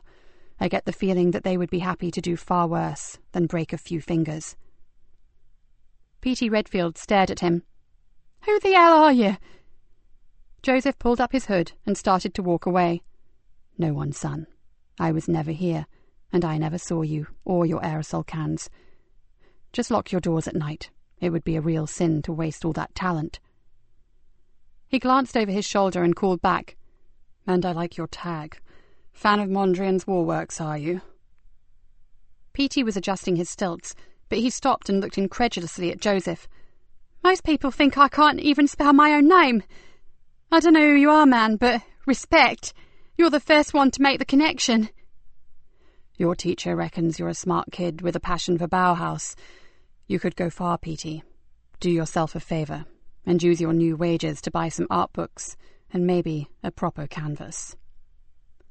As he slipped back into the shadows, he heard the familiar rattling sound, and he smiled to himself. Back at the station, Joseph found the office empty, but as he switched on his computer, his mobile rang. Joseph, Nikki Galena, look, if you were planning on coming back to the hospital, I'll be getting away shortly. How's the kid? Not good, he had some sort of fit. They've got him on a respirator. She paused. It wasn't nice to watch, Joseph, I can tell you. He thought about what she must have gone through with her own daughter, and knew that it could not have been easy for her. No, I'm sure it wasn't, Mom. So are you going home? Shortly. As I'm here, I'll call in on Hannah for a few minutes, then I'll go grab some sleep. I suggest you do the same. I've one more thing to do. Petey gave me a lead on the Griffix. I'll check it out, then go back to my digs for a few hours kip. I'll be calling a meeting for the old team at 9 a.m. tomorrow. Bring whatever it is that you come up with, and I'll see you then. Good night, Sergeant, and don't work too late. Remember what you told me. We need to stay sharp. Roger. Night, Mom.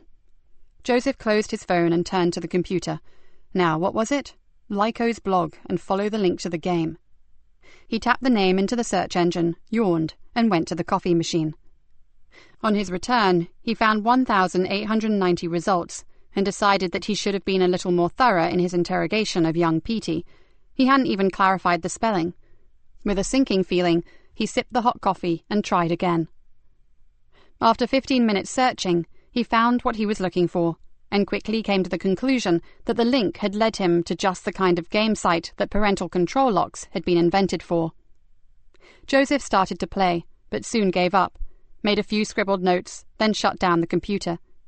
It may be clever, in a macabre puke-making kind of way, but the bit he'd seen both turned his stomach and made him boiling angry. Tomorrow he'd pass it over to Kat. She'd handled this sort of crap before, and if the Griffiths was there, she'd find it. Well, he sincerely hoped so, because they were getting nowhere fast, and Kerry Anderson was still missing. Chapter 18. The general noise in the CID room ceased the moment she entered. Nikki moved to the front of the room and faced them. "There's no good news this morning. In fact, things are going from bad to worse. I think it's time we recapped on what we know, throw in anything that has come to light in the last few hours, and make sure that we are all up to speed." She looked across to Dave Harris. "Could you give us the latest from Uniform regarding the hunt for Kerry Anderson?" Dave stood up, his face drawn and his eyes tired. "Along with the volunteers and the dog handlers, 3 main areas have now been covered. The sea bank and the marsh, for 4 miles in each direction from where we believe Kerry Anderson was abducted. The surrounding farmland and buildings in a 3-mile radius, and the area surrounding the university. The Coast Guards have patrolled the washbanks, the estuary and the river. Nothing of note has been found." He looked apologetically at Nikki and sat heavily back down. "Thank you, Dave. What about the other major incidents that have occurred?" "Well, there's a cordon in place around the spot where the unidentified youth was attacked, Ma'am. The recreation ground is closed and boards have been put up to ask the public for assistance. And with regards to your particular find out at Amber Fen, the barn and the farmland is off limits to everyone until a full forensic examination has been conducted and the crime scene released." "Okay, right. Let's take these occurrences in order, shall we?" Nikki walked across to where a large glass evidence board was in place. "Here," she pointed to the right-hand side of the board where the title "Unknown Young White Male" had been written. "We have the brutal attack on a youngster. For those of you who were not here yesterday, the boy, who we believe to be around 12 years of age, was found at around 7 p.m. last evening.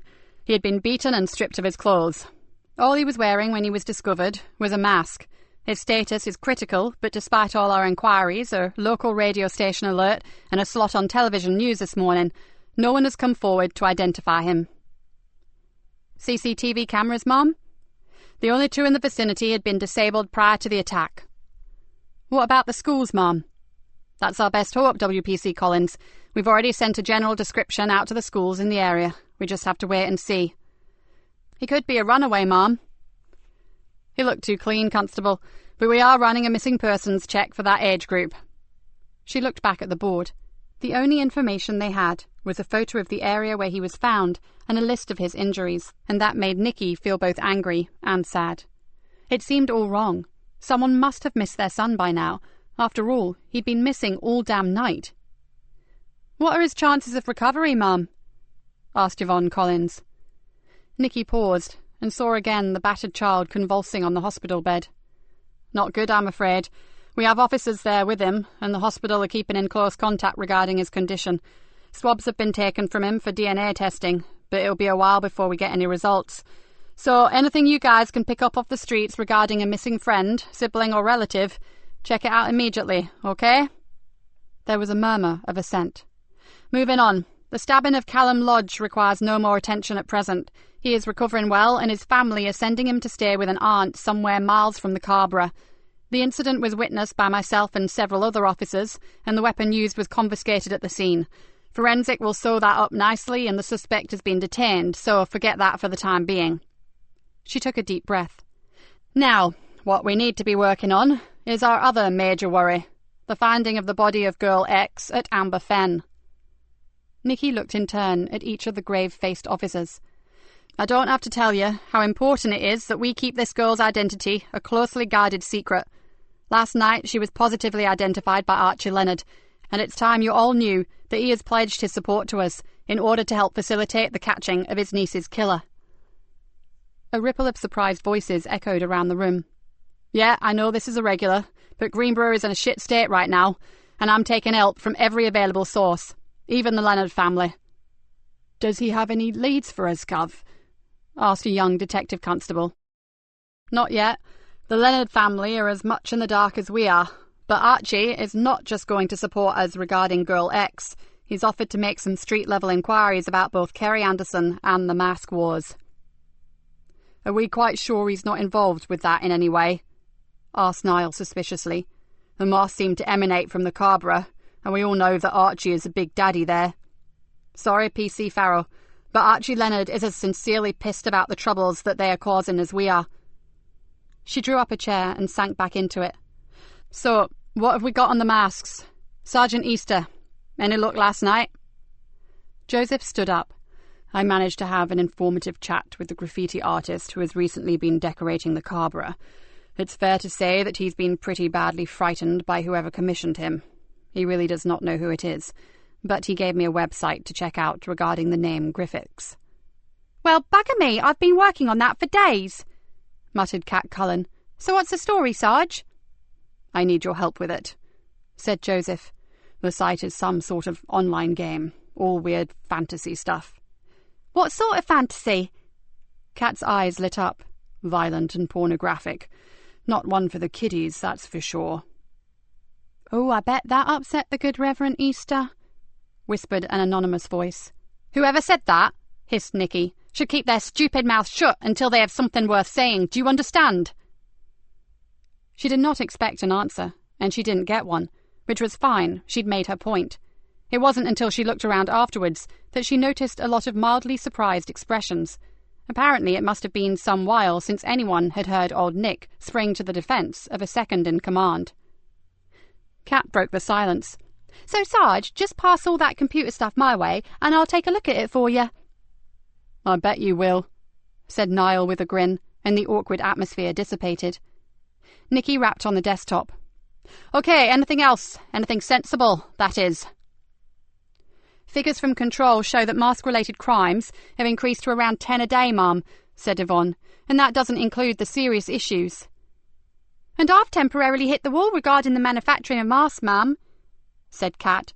"I'm not giving up, but my main line of inquiry has gone AWOL, which leads me to believe that at least I am on the right track. It's just getting trickier." "Keep on delving, Cat. Discovering where they come from would be a major breakthrough." Nikki looked at the clock. "One last thing. Does the tag fluke mean anything to anyone?" There was a low buzz of discussion, but the consensus of opinion came up only with a vague, "it sort of rings a bell." "Then ask around. Speak to your snouts. This tag is cropping up too regularly for comfort. I want his or her name, and I want it soon. Right, back here at 4 o'clock. And I know I don't have to tell you this, but Kerry Anderson is still, above all else, our major priority. Off you go." Nikki leant back in the chair and exhaled. "What now, Mom?" Joseph sat down next to her. "I'm going to ring ITU about the boy, and then I think it's time we completed the journey that we were on the other day. Don't you? Barnaby O'Dyke. Barnaby O'Dyke and our creepy night watcher." Joseph nodded. "I'll go introduce Cat to my computer game while you talk to the hospital." "I can't believe that you've got a lead on the Griffiths when I've been working my butt off looking for a connection." Cat sounded mildly miffed. "If you'd come with me to see Petey last night, you'd probably have it all figured by now." "Yeah, and if I'd known my lead on the manufacturers was going to bugger off, I wouldn't have wasted my time waiting on a phone call." Joseph grinned. "Bummer, but that's the way it goes." He handed her his notes. "This is the pathway I was given." His tone turned serious. "It's pretty disgusting stuff, Cat, and I mean by anyone's standards, not just mine." "But I've seen worse. I worked the Vice Squad for 2 years." "Oh." "Had its upside," said Cat as her fingers flew deftly over the keyboard. "At least I got the chance to remove a lot of human garbage from the streets." She stared at the screen. "Here we go, it's loading." She looked across at him. "If you like to avert your delicate eyes, I can take it from here." My eternal thanks. He stood up. I have an appointment with the governor, so I'll catch you later. Best of luck. Kat watched as he left the room. Nothing had changed her earlier opinion of him. Sergeant Easter was sincerely hot. She shook her head and tried to stop her hormones going into freefall. There was work to be done, and it would help if her mind was actually on the job and not on luscious fit detectives. Suddenly the monitor screen went black. Then a small red dot appeared in the centre. It slowly increased in size until it was about 2 inches in diameter, then morphed into a bloodshot eye. A leathery, heavily veined lid blinked a few times. Then a strangely echoing voice asked if she would like to enter the kingdom of lyco-rapture. "If I must," she mumbled and hit enter. A new screen, full of light and unimaginably colourful flowers, filled the monitor. Waterfalls cascaded into crystal pools, and eagles flew over snow-covered peaks. The voice told her that this was her home, and she was the guardian. She would need a name and a physical appearance before she could play. "Oh, I don't know. What?" She turned around and called over to Dave. "Give me a name to use on this computer game." "What sort of name?" "Anything. Just think of something quickly." "Bumtilda." "Lovely. Can't you think of something a bit more, well, attractive?" Dave grinned across at her. "Considering that magazine you were looking at, how about Rubatiti?" "Oh, get a grip.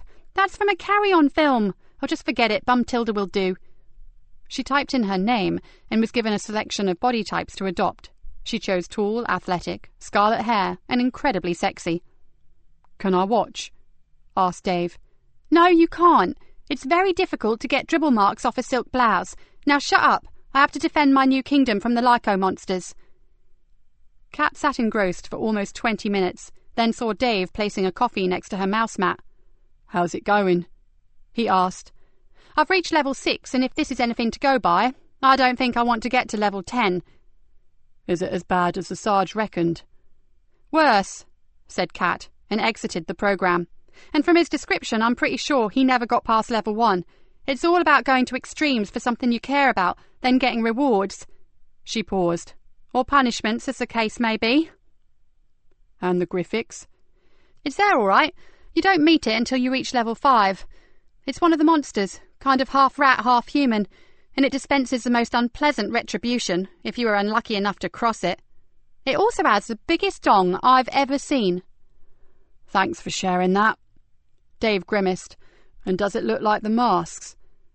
"I'd say they are based on it, yeah. What I need to do now is find out who the devil Lyco is." "Do you reckon he's connected to the mask war?" Kat stretched and massaged her shoulders. "We won't know until we meet him, Davy boy, and if I'm honest, I'm not sure that I'd want to be in the same room as the twisted mind that devised this." She had needed to deal with some pretty hardcore material while with the Vice Squad, but this particular game had shocked her. There was a vicious ruthlessness here that made her believe that its inventor had already lived out 1 or 2 of his sadistic fantasies for real. She shuddered. Sergeant Easter had said that a school kid had told him to view the site. If she felt physically sick, what the hell would a vulnerable youngster feel like? A wave of anger burst through her. She hated injustice, and just for a moment, she changed her mind about being in the same room as Lyco. Only she'd make sure she took a pepper spray and a meat cleaver with her. "His mother says Chris is out." Nikki put the phone down and pulled a face. "She reckons he's been scouring the marshes day and night looking for Kerry. Even his dog's been chasing all over the fen trying to find her. No point in driving all the way to Barnby Odike if he's not there. I've asked her to get him to contact us when he gets back." "I've just had the report from the officers who searched his cottage." Joseph unsealed an envelope and removed several sheets of paper. "Anything interesting?" Joseph skimmed through quickly. Nothing really. No sign of his missing phone, and nothing to indicate anything untoward had happened there. Apparently both Chris and his mother were pretty unhappy about his observatory being searched, and when the officers saw 2 heavy padlocks and a mortise on the door, they wondered what they'd find. But the whole interior is packed with computers, telescopes, cameras, tripods and accessories, like Jodrell Bank, is the comment made. "And that is relevant in some way?" Joseph shrugged. "It indicates he's obsessive, and stuff like that costs big money." "How big?" "Hundreds, maybe thousands. So where the devil does a 20-year-old get that kind of dosh from?" Pass. Joseph placed the papers on her desk. Nikki glanced at them. I'm more concerned about his being out day and night. He could well be spending time with his captive. But the neighbour gave him an alibi for when Kerry was taken. Not good enough for me, Sergeant. The dog may have been there, and Chris may have made quite sure that his potty old neighbour saw him at certain times, but in between times he could have gone out to abduct Kerry. Nikki grimaced. Sorry, but I think that alibi has enough holes in it to strain cabbage. Maybe. Joseph gnawed on his bottom lip. But I have a different kind of concern about young Chris. For someone who is so averse to mobile phones and texting, he seems to be very comfortable with a computer console that sounds like its previous owner was NASA. It doesn't add up. If you ask me, not much about that lad does, growled Nikki. And another thing, do you remember when his mother spoke to us about him? She said he treasured his friends. Isn't that odd terminology when describing a young bloke? Yes, that does have an unhealthy feel to it, I agree. Joseph frowned. Although I really don't think Chris has any connection to Lisa Jane Leonard.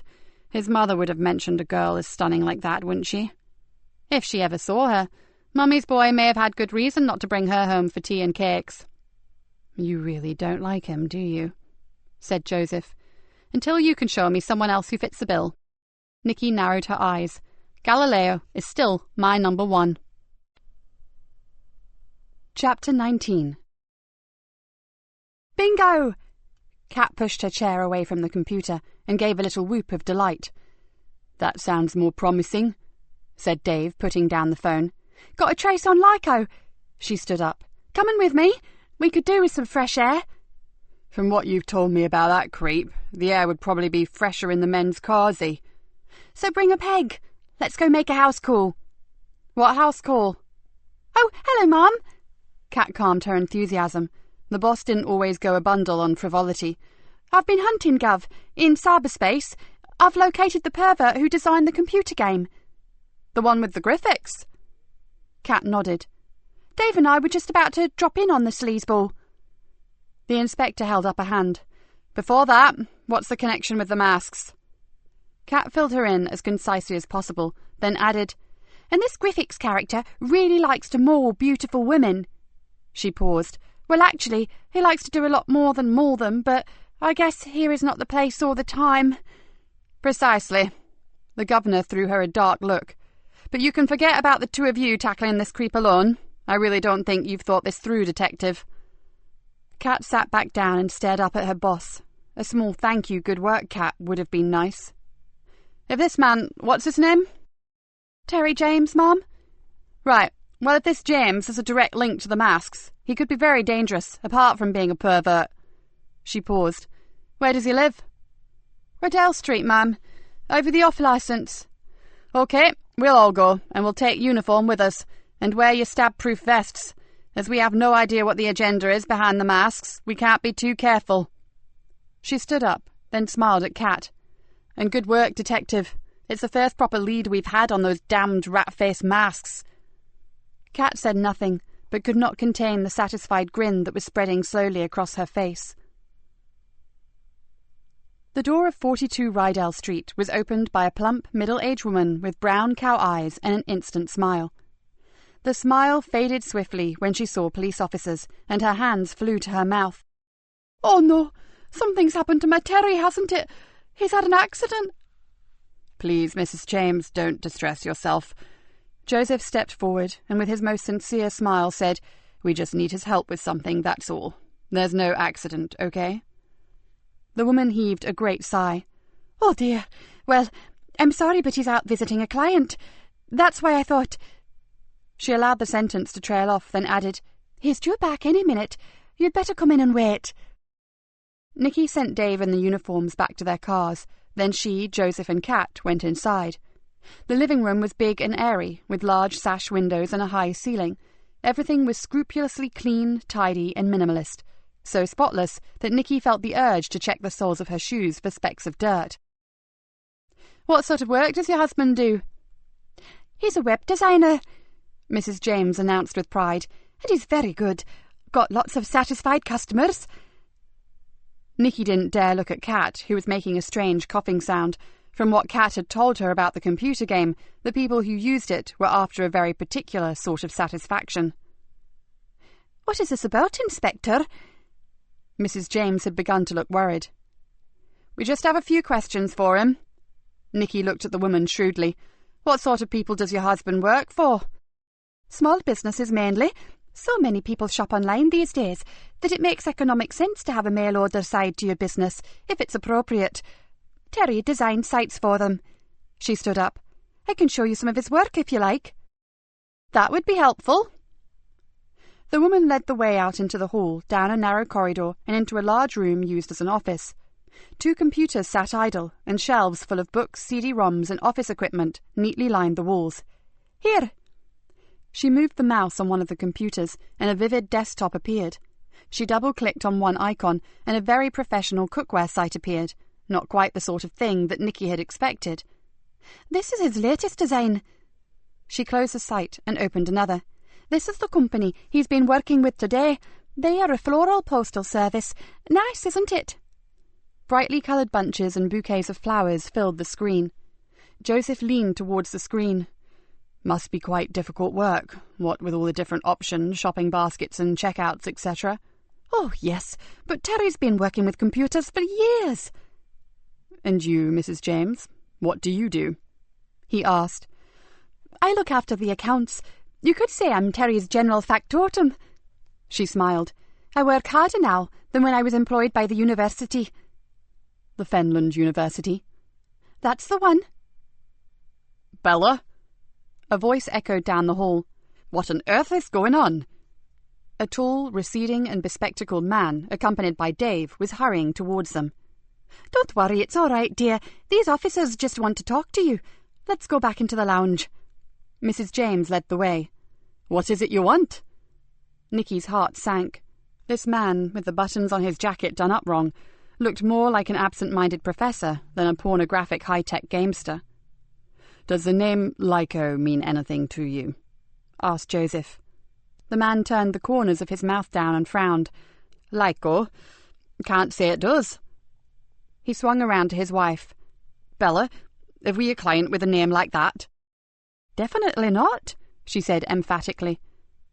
"Mr. James," Kat stood up, "would you mind if I take a look at your computers? You can come with me, of course." "Be my guest. The older one has my basic designs on it, and Bella uses it for her invoicing and banking. The newer one has the finished articles and a database of all my business accounts. There's nothing on there you can't look at." "Do you encrypt anything, sir?" "No need. Only my wife and I use them, and we have no secrets." "Thanks. I won't be long." Without waiting for Terry James, Kat slipped out of the room. "So what kind of company is this Lyco?" asked Bella James. "It's not a company, Mrs. James," said Nikki. "It's an alias for someone we want to talk to." Mr. and Mrs. James looked at each other with puzzled glances. Then Terry James said, "And you think this Lyco person has used our company?" "If he did," cut in his wife, "he must have done it under another name." Nikki drew in a long breath. With every minute that passed, she was closer to thinking that Kat had made a massive error over these people. "How big is your customer database, Mr. James?" interjected Joseph. James thought for a moment. "We have about 50 clients in all, 20 main clients who have had full web designs and follow-up maintenance. The rest are companies and individuals who have used us for consultancy or for troubleshooting." "Could you let us have a printout of them, please?" Bella James gasped. "Oh no, Sergeant. We hold all our clients' details in the strictest confidence. I don't think it would be very ethical if we just handed information like that out. Do you?" "Do it, Bella." Terry James shrugged. "We have nothing to hide. Just the names and addresses won't hurt." "Well, if you think so, dear, I'll get them." A few minutes later, both she and Kat returned to the room. "Here they are, officer." Bella James passed a sheaf of papers to Joseph. "But I'd appreciate it if they were destroyed once you've looked at them." "Of course, and thank you." "Are we through, DC Cullen?" asked Nikki rather icily. "I've seen everything I need to, Ma'am." Nikki noticed a look of something like excitement on Kat's face, but whatever the detective had unearthed, she clearly did not want to share it with the James family. Then we're sorry to have taken up your time, said Nikki with a fake smile. You've been most helpful. If we need anything else, we'll be in contact. Back in the car, Nikki turned to Kat. Okay, spill the beans. I think I know what's happened, Mum. I saw this with another case, a pedo ring that we busted. Then share it with us, for heaven's sake. Have you heard of an evil twin? No, and try to use English when you explain what the hell you were talking about, said Nikki impatiently. Kat rubbed her temples. Right, well, we're talking cybercrime, right? Now, most people use Wi-Fi, that's wireless high-speed net, and that needs a hotspot to... Lost. I said English. It's like this. The evil twin poses as a real hotspot, and when you use your computer, it steals your information, all your personal stuff, everything. Right, I get that. But how does it fit in with Terry James and the Lyco computer game? There's another scam, just like the one I was telling you about, but the cyber thief steals your domain. If he's done something that he doesn't want traced, he uses a stolen domain, and the shit lands on your head, not his. Kat shook her head. One of those two computers has been hacked into by Lyco. There's nothing more scary on the James's hard drive than a game of Spider Solitaire. Great, another dead end. Maybe not. Kat grinned. If I ask the IT section to help me, I think I can still track Lyco. That's unless Sergeant Easter feels like leaning on Graffiti Boy, the one who gave him the lead in the first place. I don't think Petey Redfield would have a clue who Lyco was. I'm sure it's just a dirty game that one of the gang stumbled on. Now everyone wants to play it, said Joseph. Then we go down the IT route. Kat, get onto it as soon as we get... Nikki's phone interrupted her. Hello, Di Galena here. Sorry to bother you, Inspector, but it's Sister O'Keefe from Greenborough ITU. Hi, Leah. How's the boy? Showing signs of improvement. We will be taking him off the respirator shortly, and we wondered if you'd like to be here. I certainly would. Thanks for that. We'll be straight over. She closed her phone and looked at Joseph. We'll drop Kat off at the station and get straight over to the hospital. They're going to try to bring the lad round. If he says anything, I want to know what it is, first hand. Chapter 20. As Nikki entered ITU, she was met by familiar faces. This was one of the few places where she was rarely known as a detective inspector, but simply as Hannah's mum. We almost lost him, said the sister, shaking her head, but he's a tough little devil. The doctors are pretty certain that we can keep him stable this time. Is he off the ventilator? Asked Nikki. Yes, and he's holding his own. We're just waiting for the anaesthetist, then we'll bring him round. Leah looked at Nikki, her eyes full of compassion. And considering your previous involvement with this procedure, it's our joint decision that you wait outside for a bit. We'll call you when he's compos mentis, okay? You're all very thoughtful, said Nikki, and I really appreciate it. But I'm here with my police hat on today. It's imperative that I hear everything that he has to say. It could be very traumatic for you. Leah looked worried.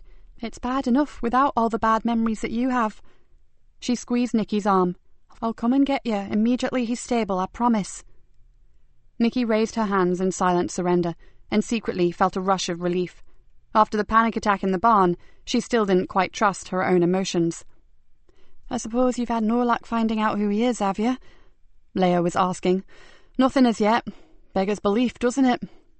Beautiful-looking child, too. Well, he was before someone decided to resculpture his face. Nikki shuddered. I cannot begin to wonder what he could have done to warrant such a brutal beating. Hopefully we'll know soon. Then you can get the animal that did this. The sister looked towards the door. I have to go. The anaesthetist is here. Keep your fingers crossed, Nikki, and I'll be out as soon as I can, all right? Nikki watched as the nurse hurried away, then went back to the family room to find Joseph. He stood up as she entered, and somehow that simple gesture touched her. It may have been just inbred good manners, or an army-indoctrinated respect for a higher-ranking officer, whatever. It made her feel somehow worthwhile, and that was a welcome change to the kind of treatment she generally received. How's the lad? She slumped into a chair. They are about to bring him around. It's a critical time. Anything can happen, and not all of the options are good. Joseph sat down beside her. This must be hell for you. Nikki looked around the empty waiting area.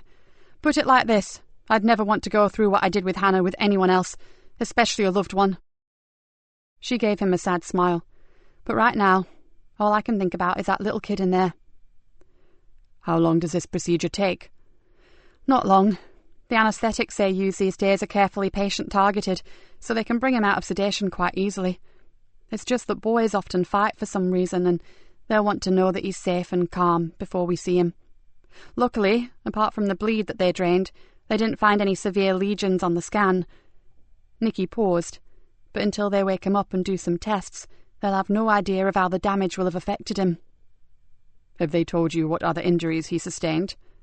Broken nose, deep laceration to the right cheek, 3 broken ribs and a cracked sternum, plus extensive bruising to the abdomen and groin areas, and that's without the head injury. Then dumped naked in the bushes, presumably to die. Joseph's face hardened. What drives some of these animals? Drugs. Nikki almost spat the word out. Yes, I guess so. And alcohol and hate and abuse and neglect. But mainly drugs. Nikki sank further down in her chair. I know that back at the station the others think I'm obsessed, and maybe I am. But when you see the damage they do, the families ripped apart and the abysmal waste of young lives, can you blame me, Joseph? No, I can't. But whereas we see it every day on the streets, it's far worse for you because it's hurt you on a personal level.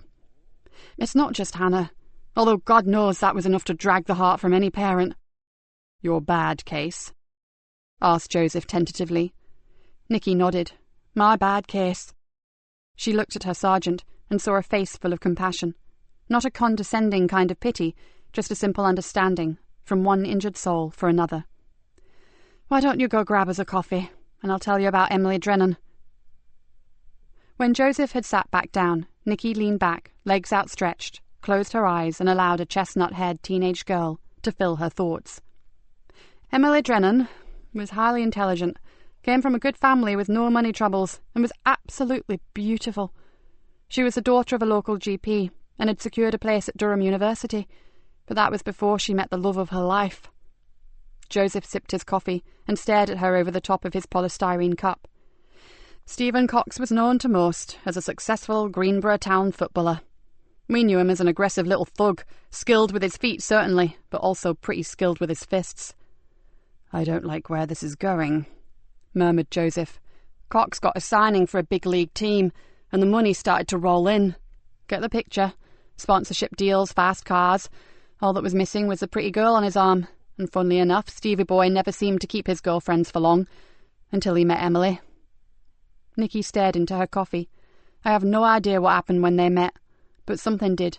Some weird attraction of opposites, maybe. She was totally infatuated with him, and he saw something in her, something he could control, something he could own. You knew her before she met this Stephen Cox? Oh, I knew her. She was 3 years older than Hannah, but the Drennans lived in the same village as we did. The girls played together as children. Emily was the most sweet-natured kid I'd ever met.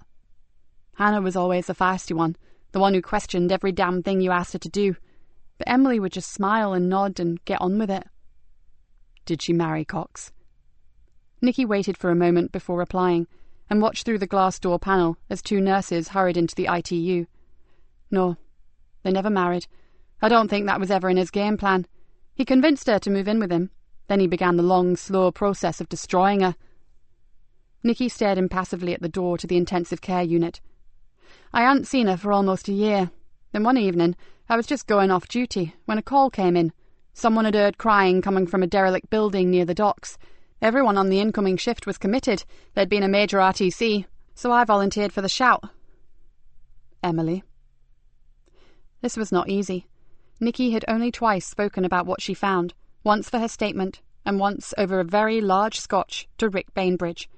She had refused counselling and had never allowed anyone to broach the subject again, including her family, which, a long way down the line, she knew to have been a big mistake. And now here she was, preparing to bare her soul to a stranger. But was he a stranger? She looked at Joseph thoughtfully and wondered how this had come about. She'd decided from the moment that the super had told her about him that they would not get on. She had wanted to hate him for intruding into her domain. Part of her couldn't wait to find an excuse to send him scurrying back to Fenchester. But now... You don't have to do this, he said gently. The longer old pain has been buried, the harder it is to dig up. "But you shouldn't leave someone as beautiful as Emily Drennan buried in a cellar, should you?" said Nikki. "She deserves to be brought into the light." And thinking about those words, Nikki steeled herself and slipped back into the past. "Is anyone there?" Her voice echoed back to her from the high, cavernous basement of the old warehouse. "It's the police. I'm here to help." At first she heard nothing except the dripping of water and the occasional scurrying of a rat. Then she caught the faint sound of a sob.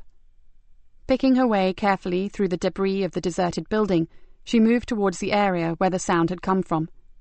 "Don't be afraid. I won't hurt you. Can you hear me?" The sobbing was getting louder, but swinging her torch beam around, Nikki realized that she was walking beneath dangerously rotting timbers. The floor above had collapsed in several places, leaving splintered wood and chunks of masonry everywhere. Perhaps shouting loudly was not such a good idea. Nikki stopped to get her bearings and looked around.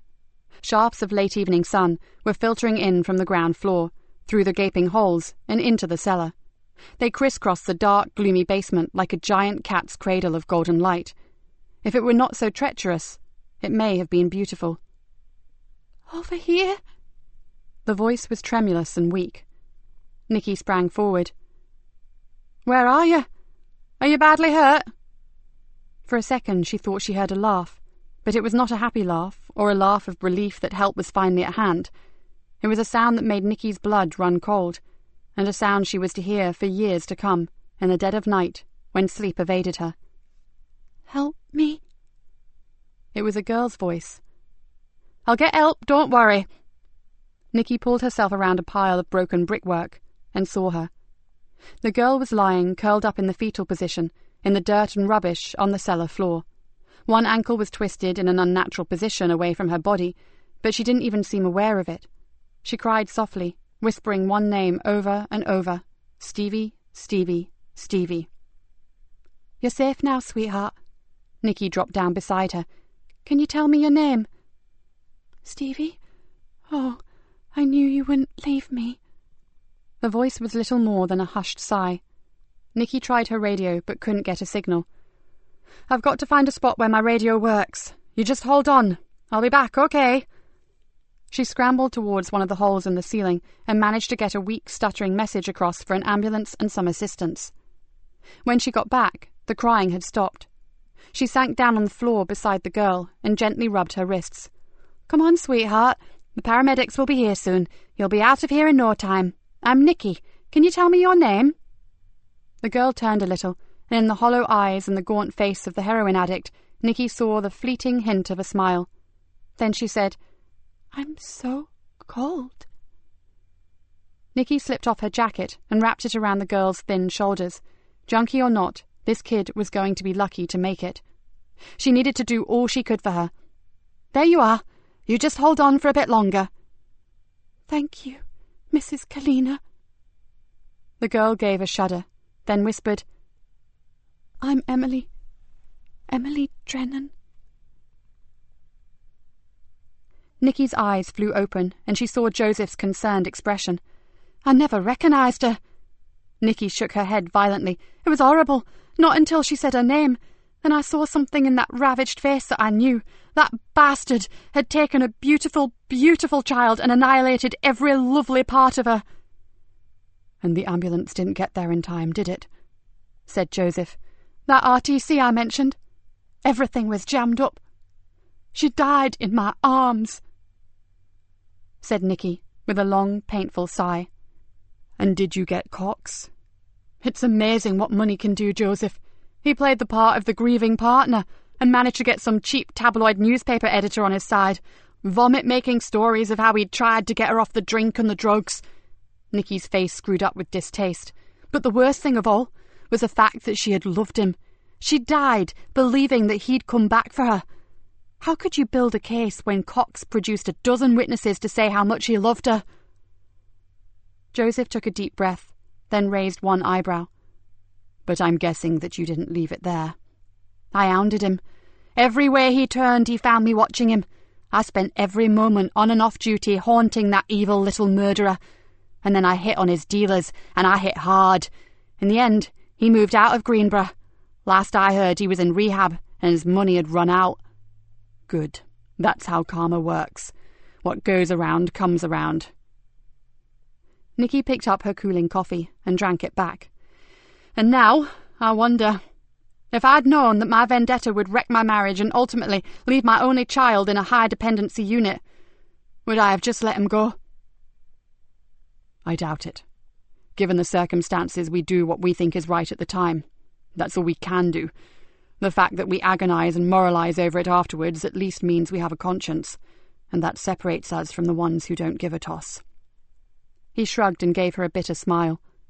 Believe me, there are things that I would have done differently in hindsight, but you can't live your life constantly wondering about repercussions that may occur. I'm sure you're right, but why do I still feel so guilty? Nikki looked out through the glass. At last, Leia's given us a thumbs up. We can go see the boy. He's sleeping naturally now, and his breathing is fine, said the sister, her fingers gently pressing on the boy's pulse. You can stay with him until he wakes up again. Has he spoken, Leia? Just to tell us that his name is Mickey. He knows that he has been attacked, that's all so far. His throat is naturally sore from the tube. He gave you no surname? No, he stuck at Mickey. And strangely, he didn't ask for his parents. Nikki looked down at the sleeping boy, and her heart went out to him. Half his face was a mottled purplish red, with a long row of stitches and steri strips holding together the torn flesh of his cheek. His corn-blonde hair was still streaked with drying blood, and a wide band of dressing covered the bridge of his nose.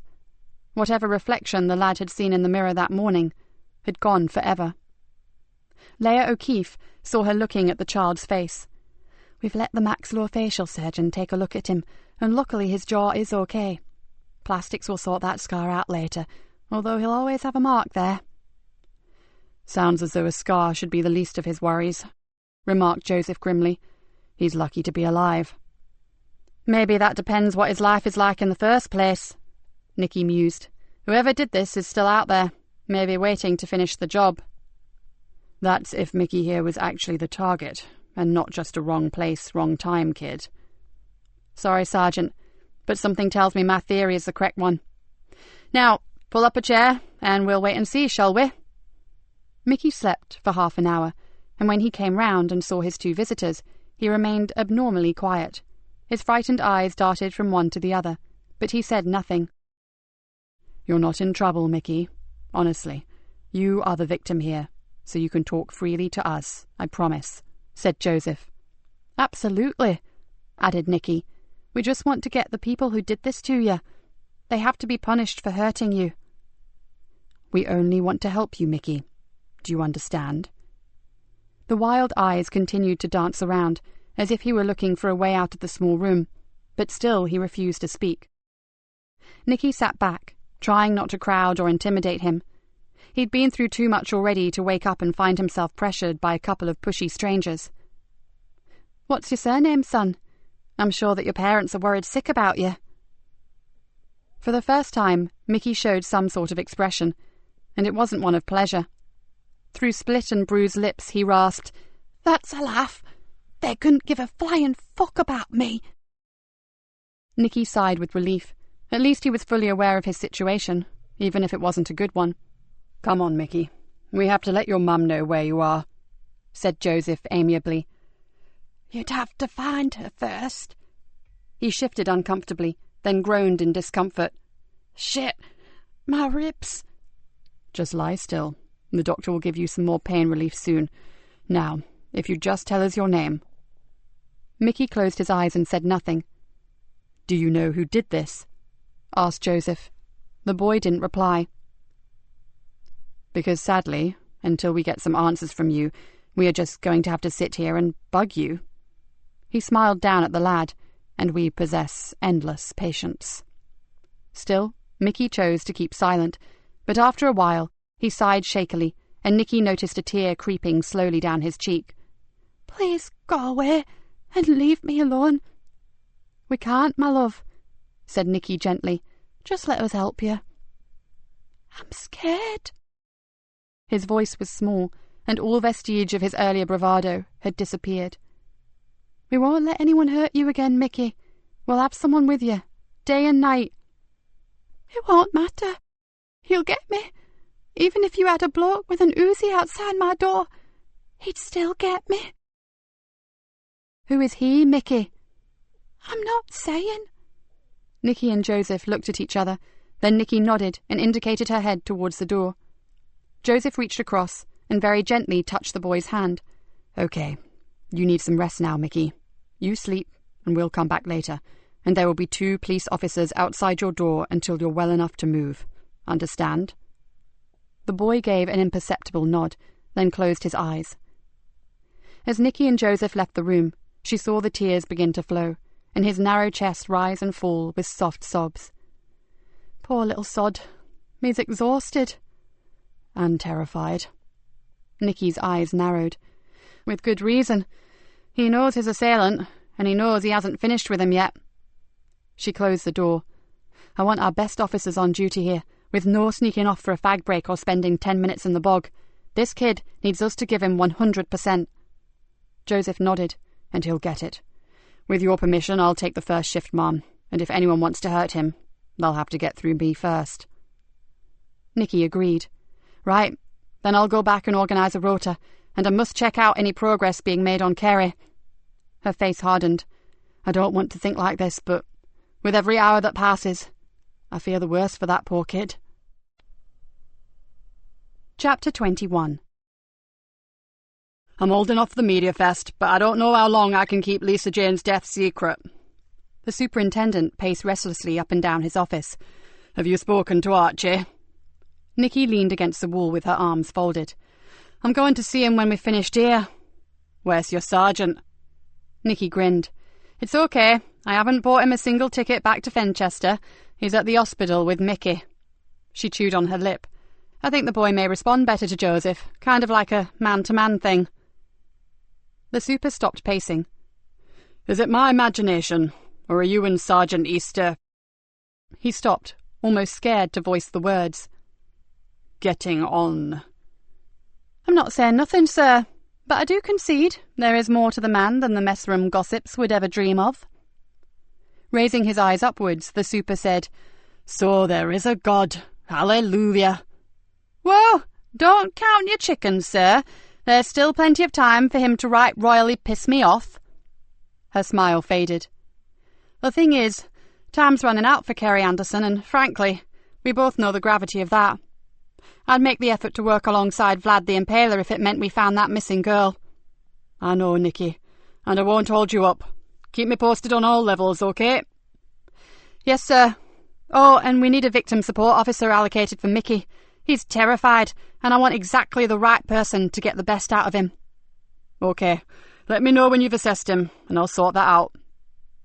Nikki thanked him, then went to the CID room to find Kat. What she found when she got there was an empty room and a memo telling her that Chris Brown was in the foyer waiting for her. Wonders will never cease, she muttered to herself, and ran down the stairs. No, Inspector. I've never heard of either of those women. Are they missing too? Chris Brown looked haggard. He had 3 days' stubble on his face, and his eyes were red and sore. Nikki stared at him and tried to decide whether his rough look was due to honest concern or guilt. Finding no sure answer, she sidestepped his question about Lisa Jane and Frankie Doyle and continued with her interview. And do you know of a student, a guy named Lewis?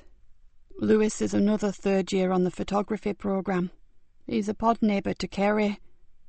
You've met him? Once or twice, when I've been visiting the hub. Nikki looked down at her notebook. He said you'd been mugged. Is that true? Chris looked up with interest. Yeah, but how? He shrugged and answered his own question. I suppose Kerry must have told him. And did you report it? He shrugged again. No point. I wasn't hurt. And although they nicked my wallet, it didn't have much in it, and I found it again, in the gutter about 100 yards down the road. Would you recognise them if you saw them again? Oh, sure. Attractive faces, part rat, part cadaver, I'd say. I'd recognise them anywhere. Nikki's mind raced. Was it just another mask-related petty crime?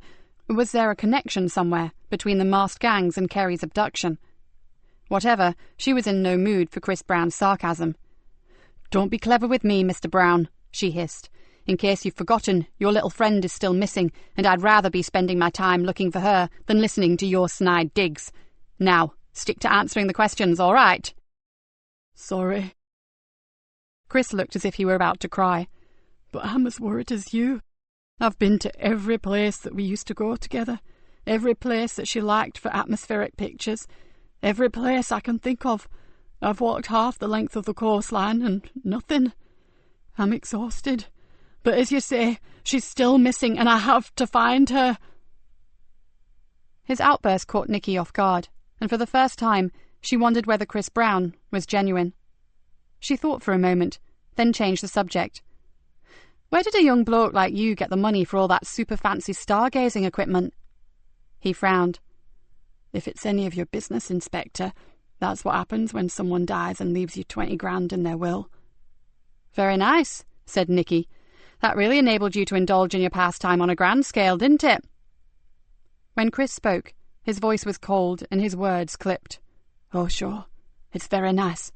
But frankly, Inspector, I'd rather have my dad back. Now, are we done?"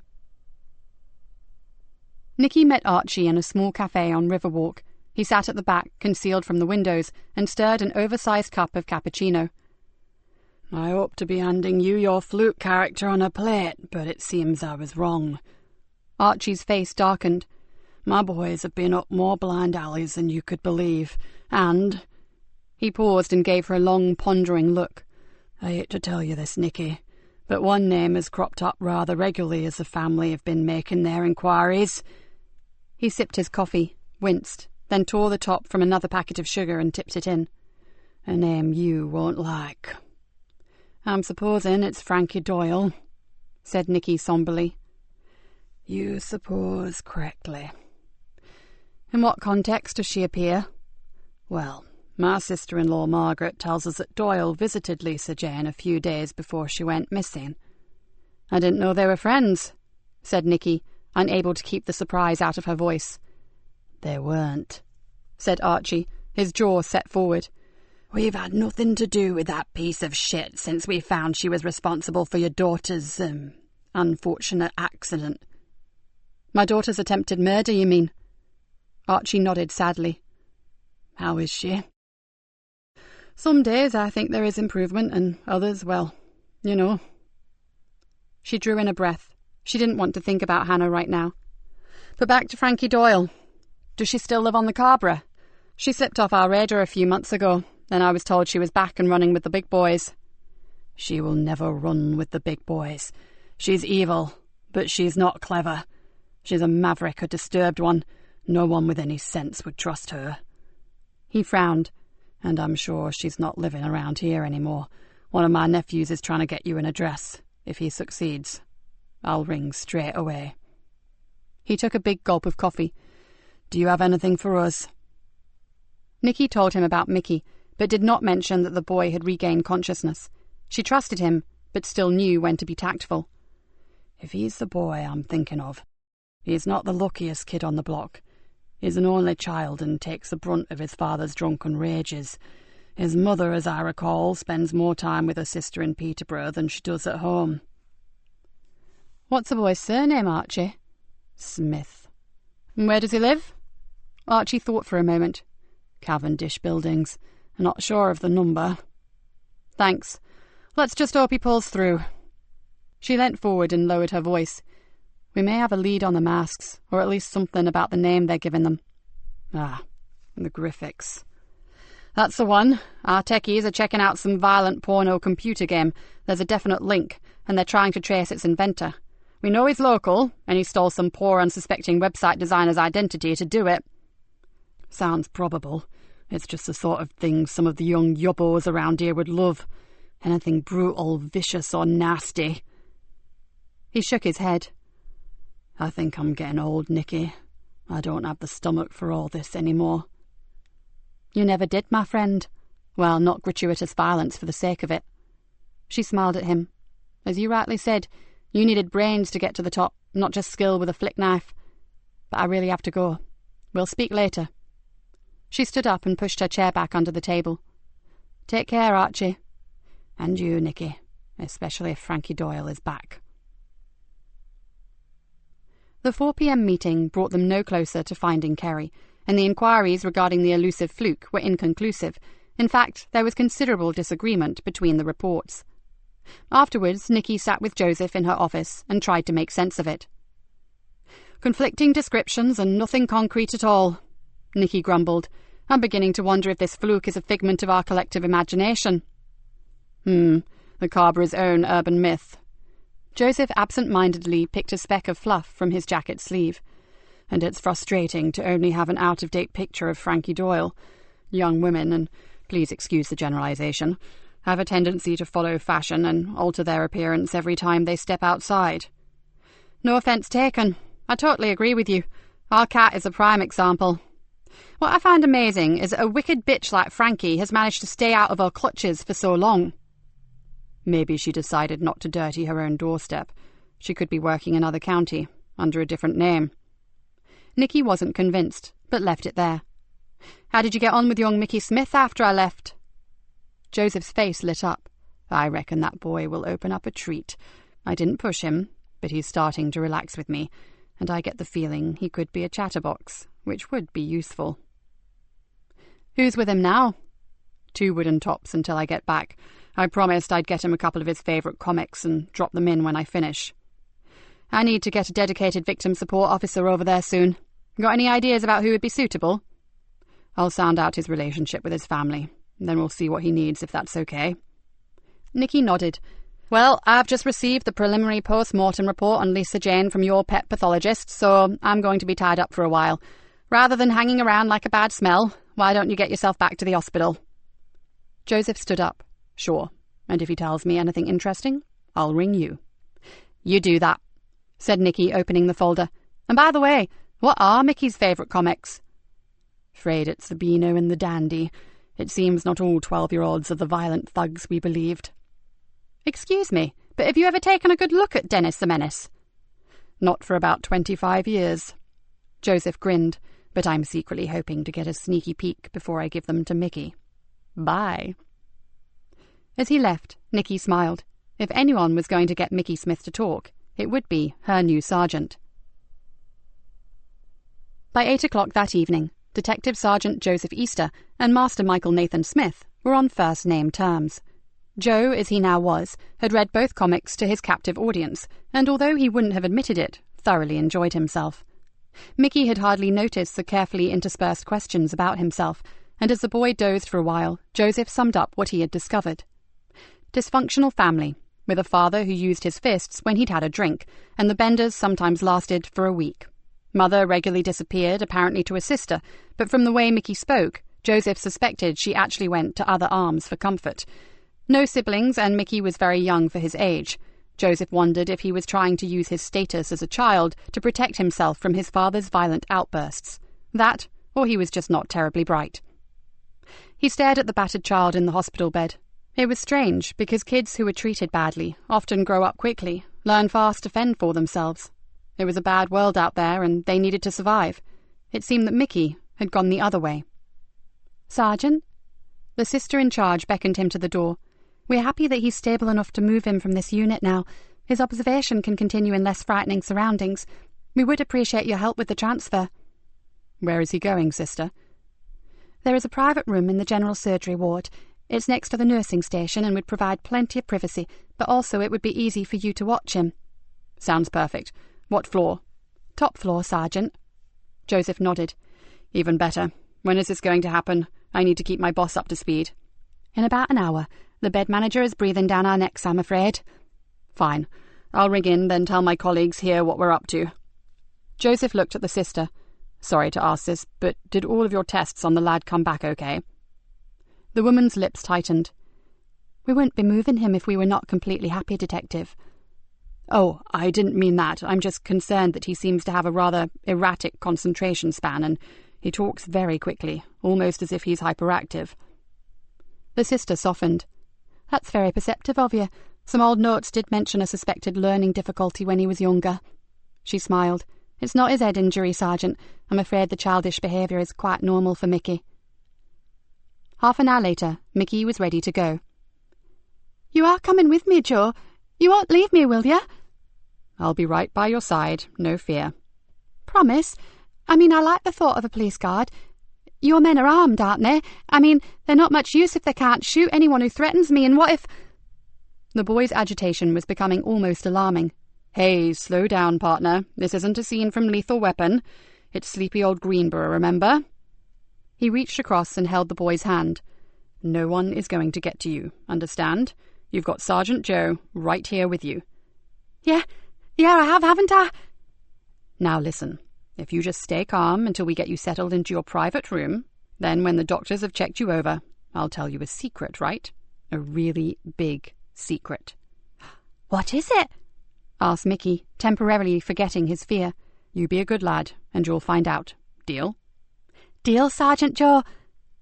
The trip was uneventful, and in no time Mickey Smith was being made as comfortable as possible in his new room. "Very nice. Even I've never had a private room before," said Joseph in mock awe.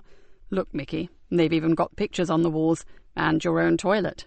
How snobby is that?" A tall, stick-thin nurse threw him a conspirational grin and whispered, "You're a natural with the lad. If you ever need a new vocation, I'd seriously consider paediatric nursing." Joseph raised his eyebrows and whispered back, "You have to be joking. This is really hard work compared to catching criminals." Finally, one by one, the nurses left, the last one saying, "He's very tired, officer. I suggest you let him sleep now." Joseph checked that his uniforms were in place outside, then drew up a chair. "So what's your big secret, Joe?" muttered a sleepy voice. "You won't ever tell, will you?" "Cross my heart and hope—" "I believe you, Mickey," interrupted Joseph, not wanting to hear the unfortunate child say that he'd hoped to die. "In the job I had before this one, I used to have to guard people, very important people, just like you." Mickey yawned. "So who did you protect?" Joseph leaned across and whispered a name in the boy's ear. Then he moved back to see the child's dark eyes widen and the lips form an amazed O. "Never." "Yup, I really did." Mickey's eyes began to close, but the smile stayed on his face. "I got secrets too." Joseph stiffened, but kept his tone soft. "Really? Big as mine?" "Bigger." "Wanna share them?" "Maybe." As Joseph watched, the child's breathing changed, and his ravaged face relaxed into sleep. "Great timing, Mickey." He sat back and tried to make himself comfortable. "But I'll still be here when you wake up. Believe me." Nikki closed the folder and let out a long, audible sigh. The forensic findings showed that Lisa Jane had been grabbed from behind and throttled to death with great force. The whole horrible incident would have taken only minutes. She hoped that Archie and his family might take some sort of consolation from that fact. She could just as easily have been incarcerated somewhere and tortured. Nikki tensed. Which could be the fate of Kerry Anderson, if they didn't damn well find her. "Ma'am, may I have a word?" She looked up to see WPC Yvonne Collins, dressed in civvies, waiting in the doorway. "Sure, problem. I hope not, but I've got bad vibes about something, Gov."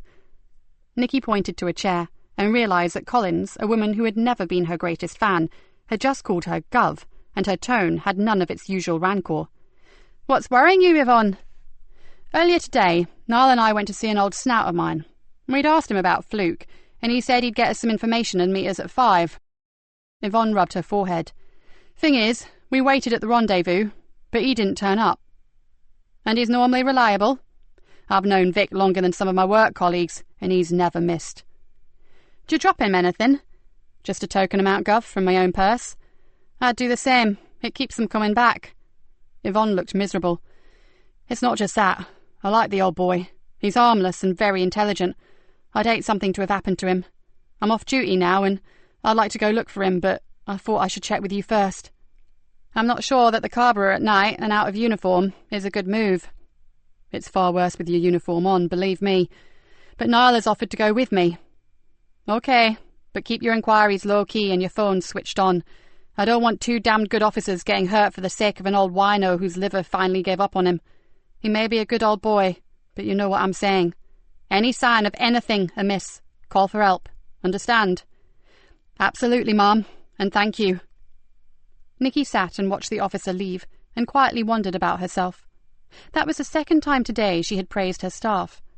Maybe she was like Archie, getting too long in the tooth for all the aggro. Then she thought about Kerry, and her heart hardened. No sodding way. Nikki Galena was as tough as ever, and ready and waiting to do battle. She would clean this town of the drug dealers if it was the last thing she ever did. Chapter 22. Joseph had dozed on and off, while still keeping an eye on the slumbering boy. The slightest movement or whimper from the direction of the bed, and he was wide awake in a nanosecond. If you wanted to stay alive on special ops, you learned to catnap but remain vigilant, and in his year away from the world he had learned how to meditate, which refreshed him more than an hour of sleep could ever do. Outside on the ward he could hear the nurses coming and going, buzzers bleeping and the occasional voice, but in the single room it was quiet. The last few days had been an unexpected roller coaster, and it was good to take a breather. He watched as the boy's chest rose and fell rhythmically, and decided that his move to Greenborough had been a good one. He liked his new team, even if the boss did call them dysfunctional, and then there was Di Galena herself. She was not what the jungle drums had warned him about. Yes, she had a vitriolic tongue, and yes, she could put people's backs up in an instant, but she was a complicated woman. There were deep, dark, and tangled parts to her, but there was also intelligence, shrewdness, and above all, compassion. It didn't show itself too often, but it was there all right. Joseph smiled and thought about Dave. Generally, he was considered a scruffy, lazy bastard, but Di Galena had made it her business to look deeper, and that was why Dave was working with her right now. Joseph didn't know the details. His guess was a disabled wife or mother, but the man had serious family commitments, which left him exhausted and with no time to look after himself. If the DI had been the hard-hearted harridan that so many thought her, she would not have taken the time to rescue Dave Harris. Then, of course, there was Cat Cullen. The DI took the piss out of her, but openly respected her strengths, and Joseph had seen the effect that a word of praise from the boss had had on the girl earlier that day. It had really meant something to her. Okay, so they were a dysfunctional bunch, and he included himself in that statement, but he would prefer them over most of the people he'd worked with. He took a deep breath, let it out slowly, and wondered if he might have a chance to stay in Greenborough. Strangely, considering the havoc that surrounded him, he was beginning to like it. At around 10:30 he stuck his head out of the door and asked one of the officers to get him a strong coffee. For some reason he'd suddenly felt unnaturally twitchy about Mickey Smith and wanted to keep as alert as he could. He sat back down and sipped the scalding liquid tentatively. Maybe it was the fact that he knew that Mickey had secrets that made him so edgy. If he knew, others would as well. Maybe it was those secrets that had put him into intensive care in the first place. And if it was, what the hell did he know that was worth going down for murder for? The boy moved uncomfortably, then cried out in fear and pain. "No, I'm sorry. Don't hurt me. I'm sorry." "Hey, it's all right, Mickey. You're safe now." "Sergeant Joe, don't let him hurt me again." "I won't let anyone hurt you, son." The cries faded into sobs. "Who hurt you, Mickey?" "The man my friend works for," he whispered. "What friend is that?" Marcus Lee." "And do you know the name of the man Marcus works for?" "He calls himself Fluke." He paused and stared mournfully at his new friend. "I don't know his proper name, but I know where he lives." Joseph took a deep lungful of air. No wonder the boy was in danger. "And Marcus, did he help Fluke to hurt you?" The tears welled up again. "No, Sergeant Joe. He tried to stop him. I think he thought Fluke would just give me a good thrashing for being so stupid about the masks, but when he saw what the man was doing, he tried to help me." A shiver crossed Joseph's back, from shoulder blade to shoulder blade. "And what happened to Marcus?" Between gulping air and trying not to cry, Mickey said, "Fluke hit him with something heavy. He went down and he didn't move again. Then the man came back to me and he had a knife." Mickey began to shake uncontrollably. "That's enough now. You try to rest. It's all over. You can leave it all to us. Just tell me where Marcus lives. Then we'll find your friend and we'll make sure that we find this fluke too. Joseph went to the door and called one of the constables inside. Stay with him. Don't leave him for 1 second. I have some urgent calls to make. Nikki picked up the phone on the first ring. "He said what?" she exclaimed. Yes, he doesn't know Fluke's actual address, but he said he could take us there. Shit! We can't wait for that. Could you get him to describe where it is? I'll try, Mom, but he's asleep again, and the nursing staff are not happy that he got so upset earlier. His last outpouring really floored him, poor kid. But we have to find this Marcus Lee, whoever he is. He could be badly injured, maybe dead or dying. Damn it, is this never going to end? If he's got form, he'll be on the police computer, but not if he's clean.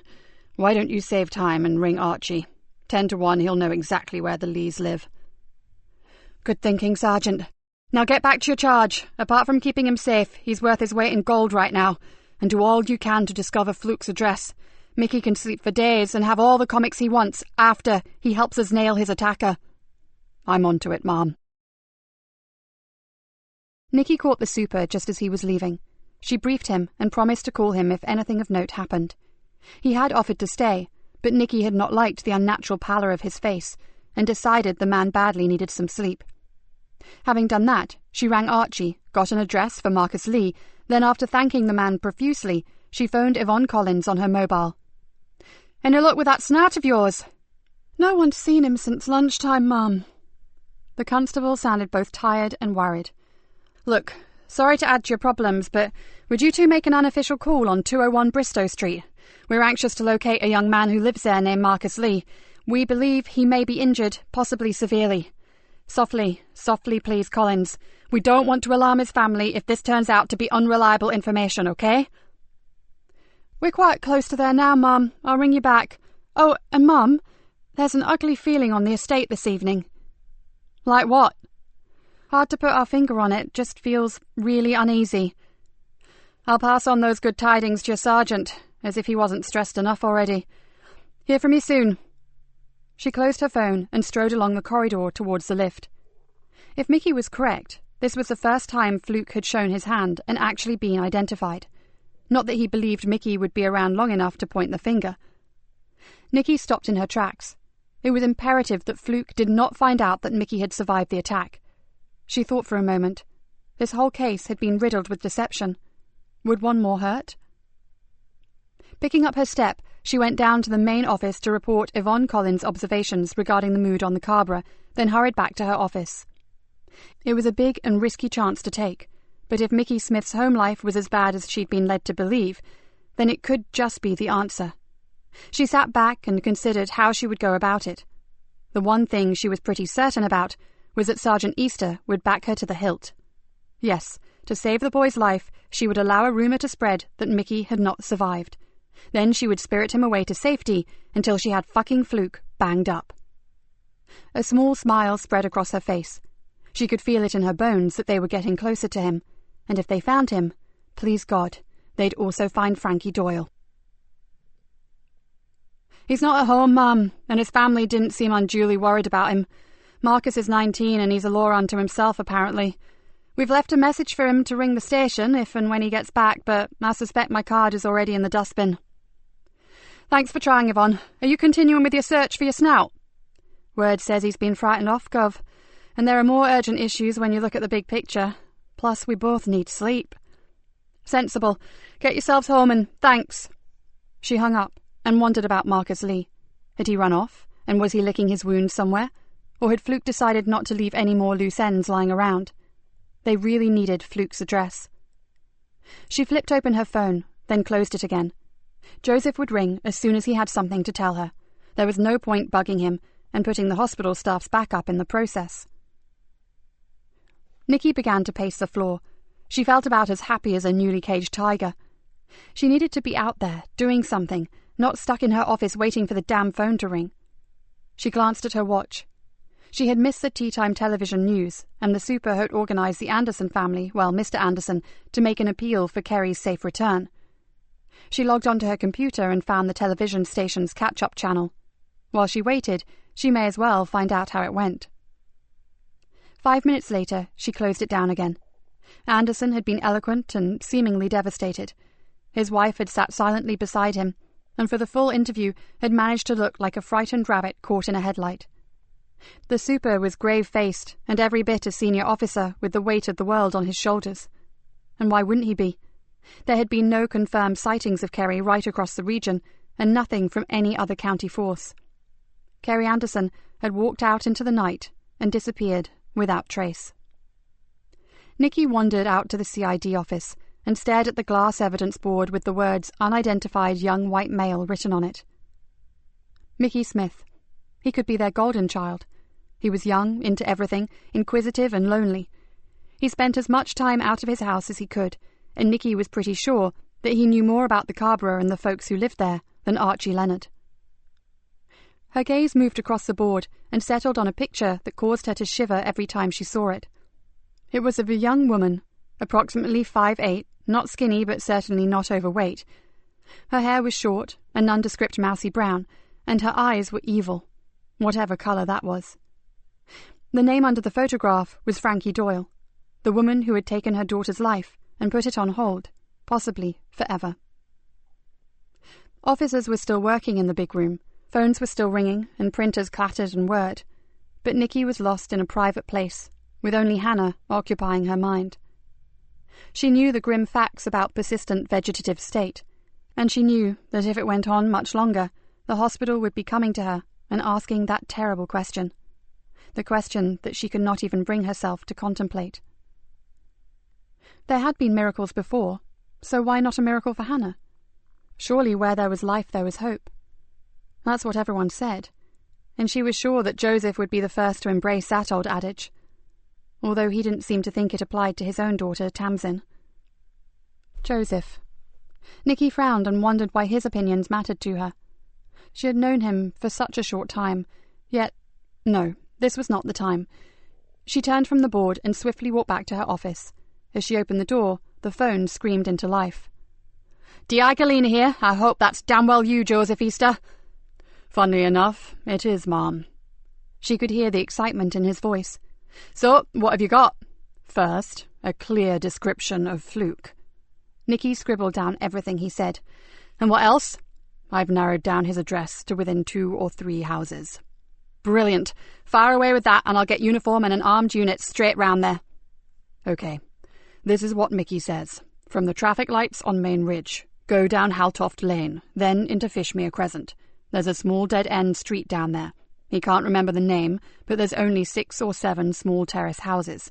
Fluke is staying in one of the middle terraces. It has a blue front door." "He's talking about Carson Villas. Quiet, tucked away. Perfect." Nikki sighed with relief. "If that kid were here right now, I'd hug him." "With 3 broken ribs. He wouldn't thank you for it." "Joseph, I need your thoughts on something." "Fire away, Ma'am." Nikki sank back in her chair and told him about Mickey Smith's faux demise. For a while, Joseph said nothing, making her wonder if she'd been wrong about him. Then he said, "I'll get an idea from the doctor of when he'll be safe to move.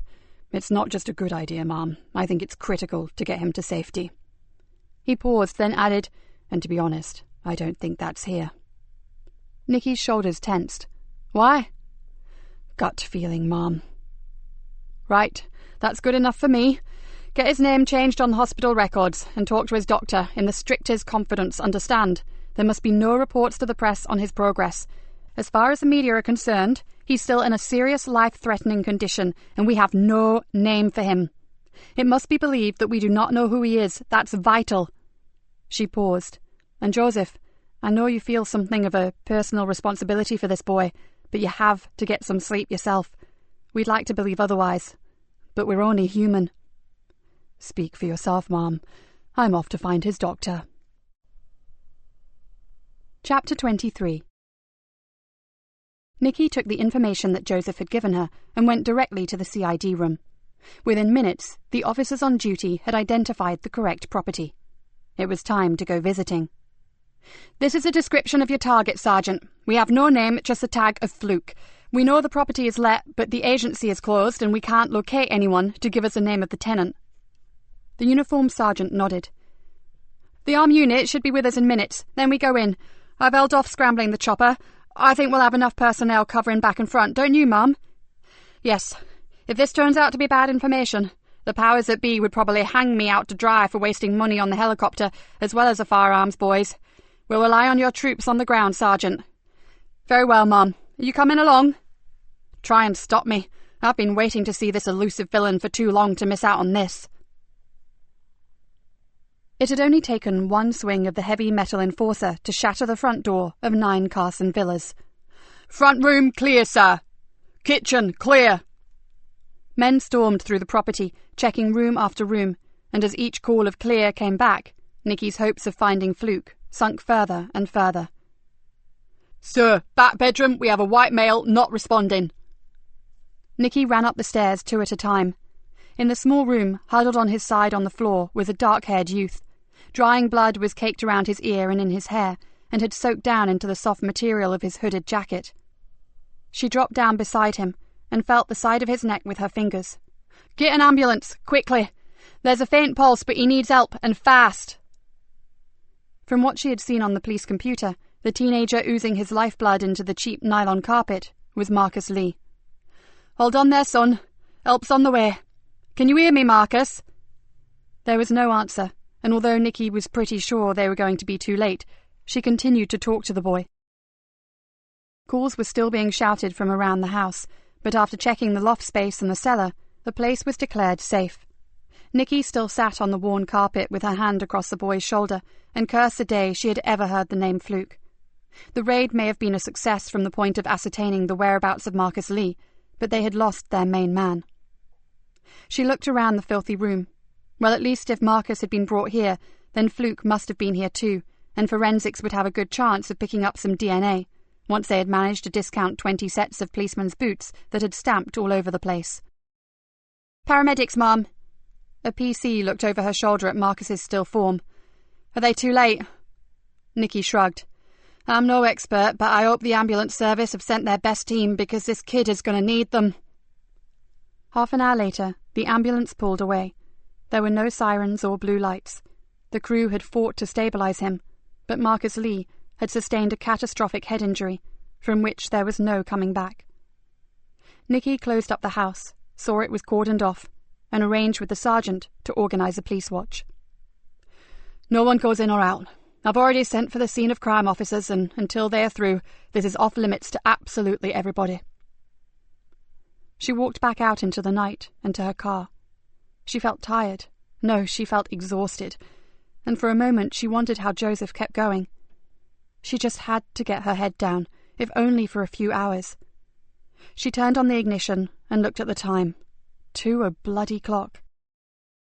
With a long, noisy yawn, she pulled out of Carson Villas and headed for the station. She would write a swift report for the superintendent, then ring him early morning. He had asked to be kept updated, but as there was nothing he or anyone else could do right now for Marcus Lee, she'd allow him a few more hours of precious sleep. She parked badly, cursed, then locked the car anyway. Just a few more minutes' work and she could go home.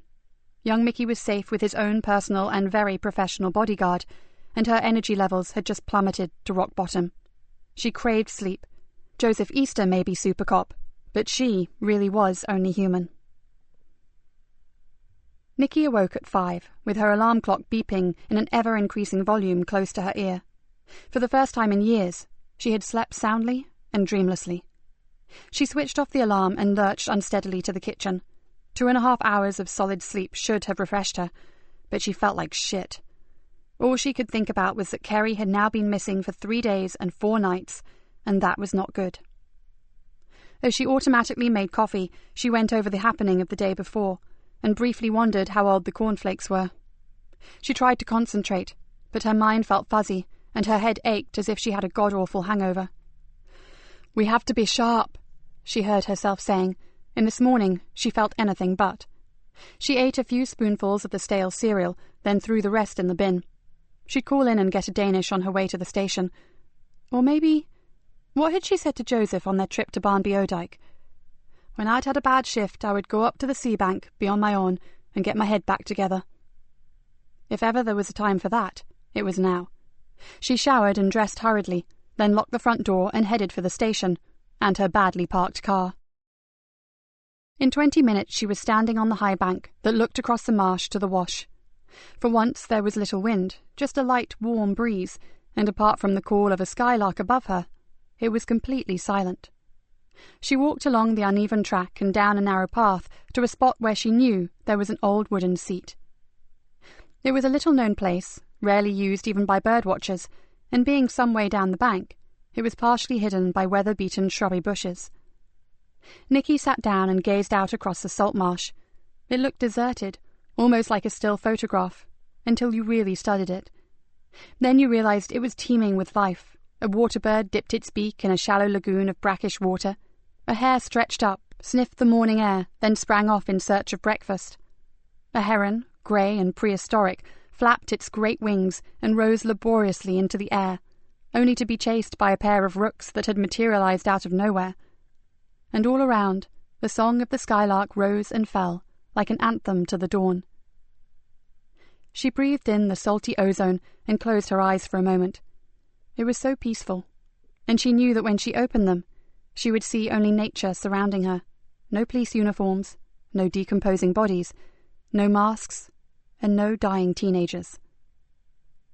A sharp bark brought her from her reveries, and when she looked, she saw the shape of a small dog, nose to the ground, running sure-footed across the marsh paths. Caught the scent of a hare, she thought, which is more than we seem to be able to do. Nikki stayed for another 15 minutes.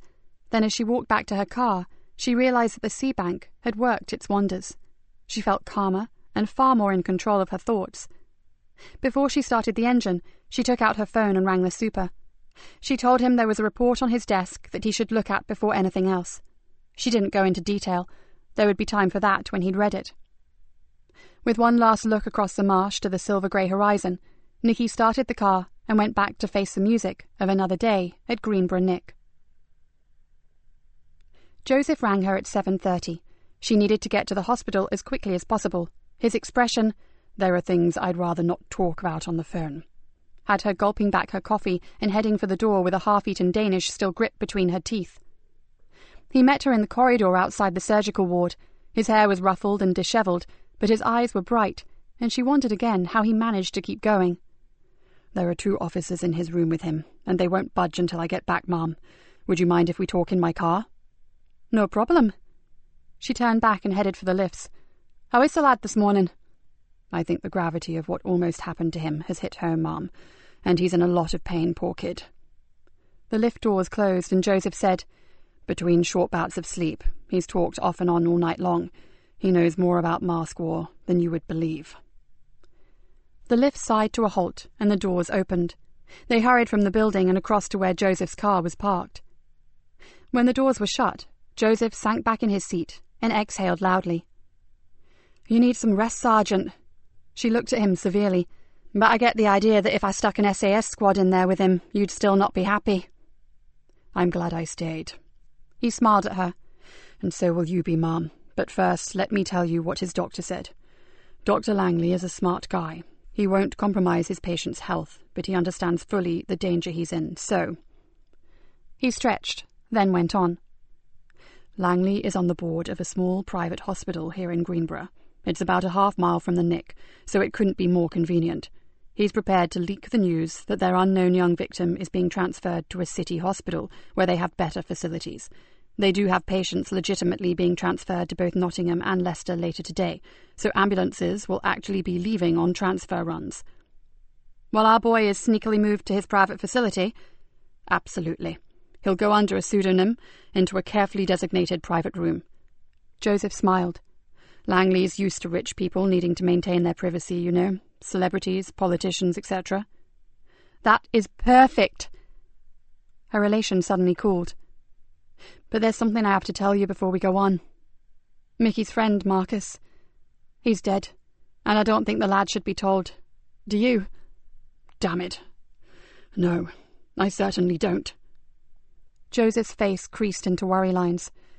There's only so much a kid can take on board without lasting damage. Nikki quickly explained what had happened the night before in Carson Villas. Joseph's expression softened when she told him about Marcus's death. Tough on you, Mom, all things considered. A lot tougher on Marcus and his family, Sergeant. She threw him a weak smile.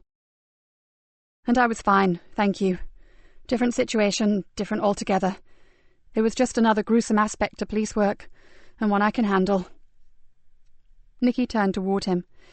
Now, what does this boy know that we don't? Phew, where do I start? He pushed his floppy fringe of dark blonde hair from his eyes. Most importantly, he knows all about the masks. Well, pretty well all about them.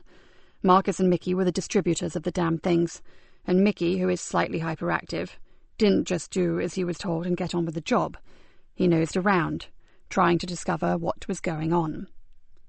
Nikki rubbed her eyes and massaged the bridge of her nose. I now see why you're practically phobic about him. Keeping him safe is absolutely vital. She looked up. But getting everything he's told you recorded is almost as critical. Joseph reached into his inside jacket pocket and handed her a folded sheaf of papers. While he slept, I got it all down, Mom. It makes interesting reading, and I've also written down the address and contact number for Dr. Langley's clinic. Excellent. Now, I just need to decide what to do about his loving parents. Joseph pulled a face. Loving mother left home the night before last, for good. No forwarding address. Doting father went banzai, tore up the house, then went on yet another bender. Mickey has no idea, or gives a toss, where he is. Nikki shook her head. Archie said he wasn't the luckiest kid on the block, but this makes things easier for us, at least temporarily. They'll have to be found, but frankly, they're the least of my worries right now.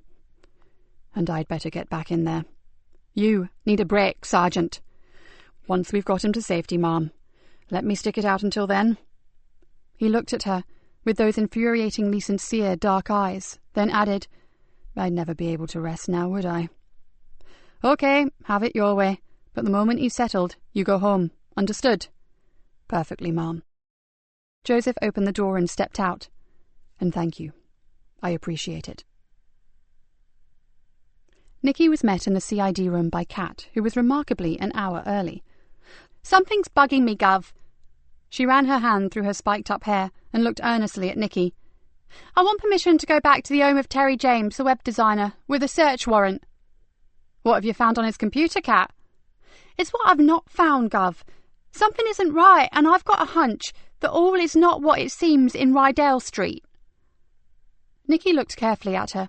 It was unlike Kat to stick her neck out on a hunch, so her gut feeling had to be pretty strong. Have you got enough evidence for us to convince a magistrate to sign a warrant? I believe there is a third computer in that flat, Ma'am. We know that one of the ones we've seen has been hacked, and we assume from an outside cyber thief. Now, I think it's a double bluff. I reckon they've set this up themselves. She shrugged her shoulders.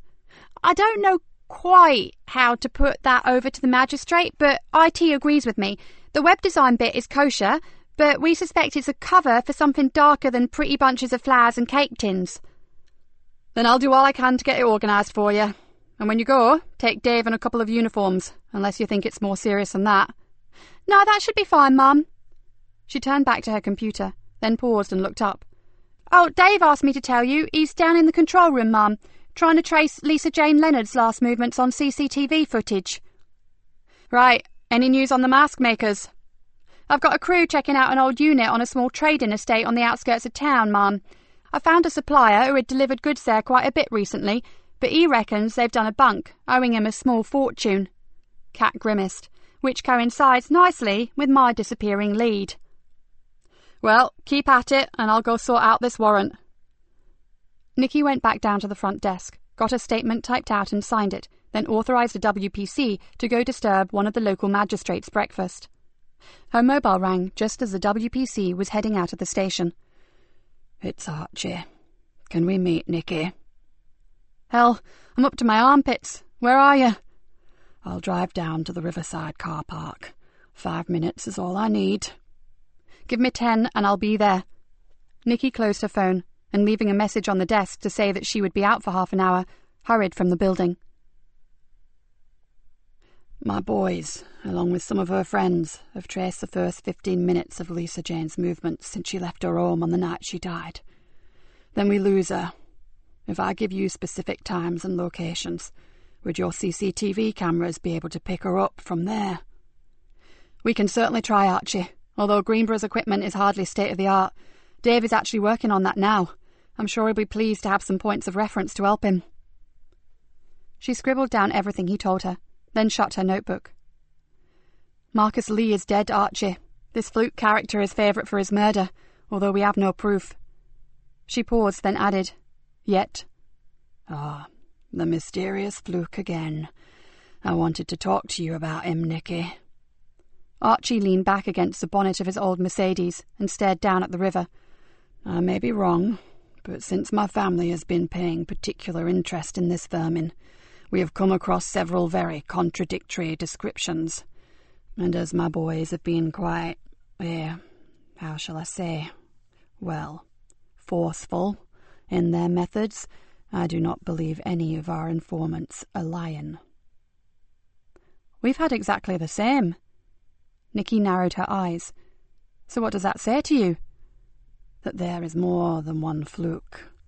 He raised his hands, palms up. What else can it mean? Unless he's a wizard at disguise, I totally agree. Although... It was her turn to stare thoughtfully downriver. I have no bloody idea what these bastards are playing at. For a while, neither spoke. Then Nikki said, One of my officers said there was a bad feeling on the estate last night. And I expect we haven't helped much either. He gave Nikki a slightly apologetic look. We have offered to help you, and we appreciate your help in return, but it doesn't mean that the family isn't at boiling point. Some of the younger ones, Lisa Jane's peers, they're wanting blood. Hardly surprising, Archie, but for God's sake, rein them in. I don't have to tell you what more violence erupting on the Carborough would mean. Nikki paced up and down angrily. What with this bloody Fluke, masked gangs, the stabbing, the attacks and the death of Marcus Lee, added to your own tragedy and the missing student, we're at our fucking wits' end. I'm sorry, Nikki, and I'll do what I can with the young guns, I promise. We'll continue to track Fluke, if you'd help us with that CCTV footage. Yeah, I'll do that, never fear. She went to move away, then said, And Frankie Doyle? Any news of her? Archie Leonard shook his head. So far we haven't located her, but she has been seen in the last few days, and I've heard her name has been tenuously linked to Fluke. What does she look like now, Archie? Asked Nikki, thinking of the old photo on the CID room wall. Sly as ever. Short-cropped, boyish style, fair hair, and stick-thin, is all I can say. He looked at her with a chilly expression.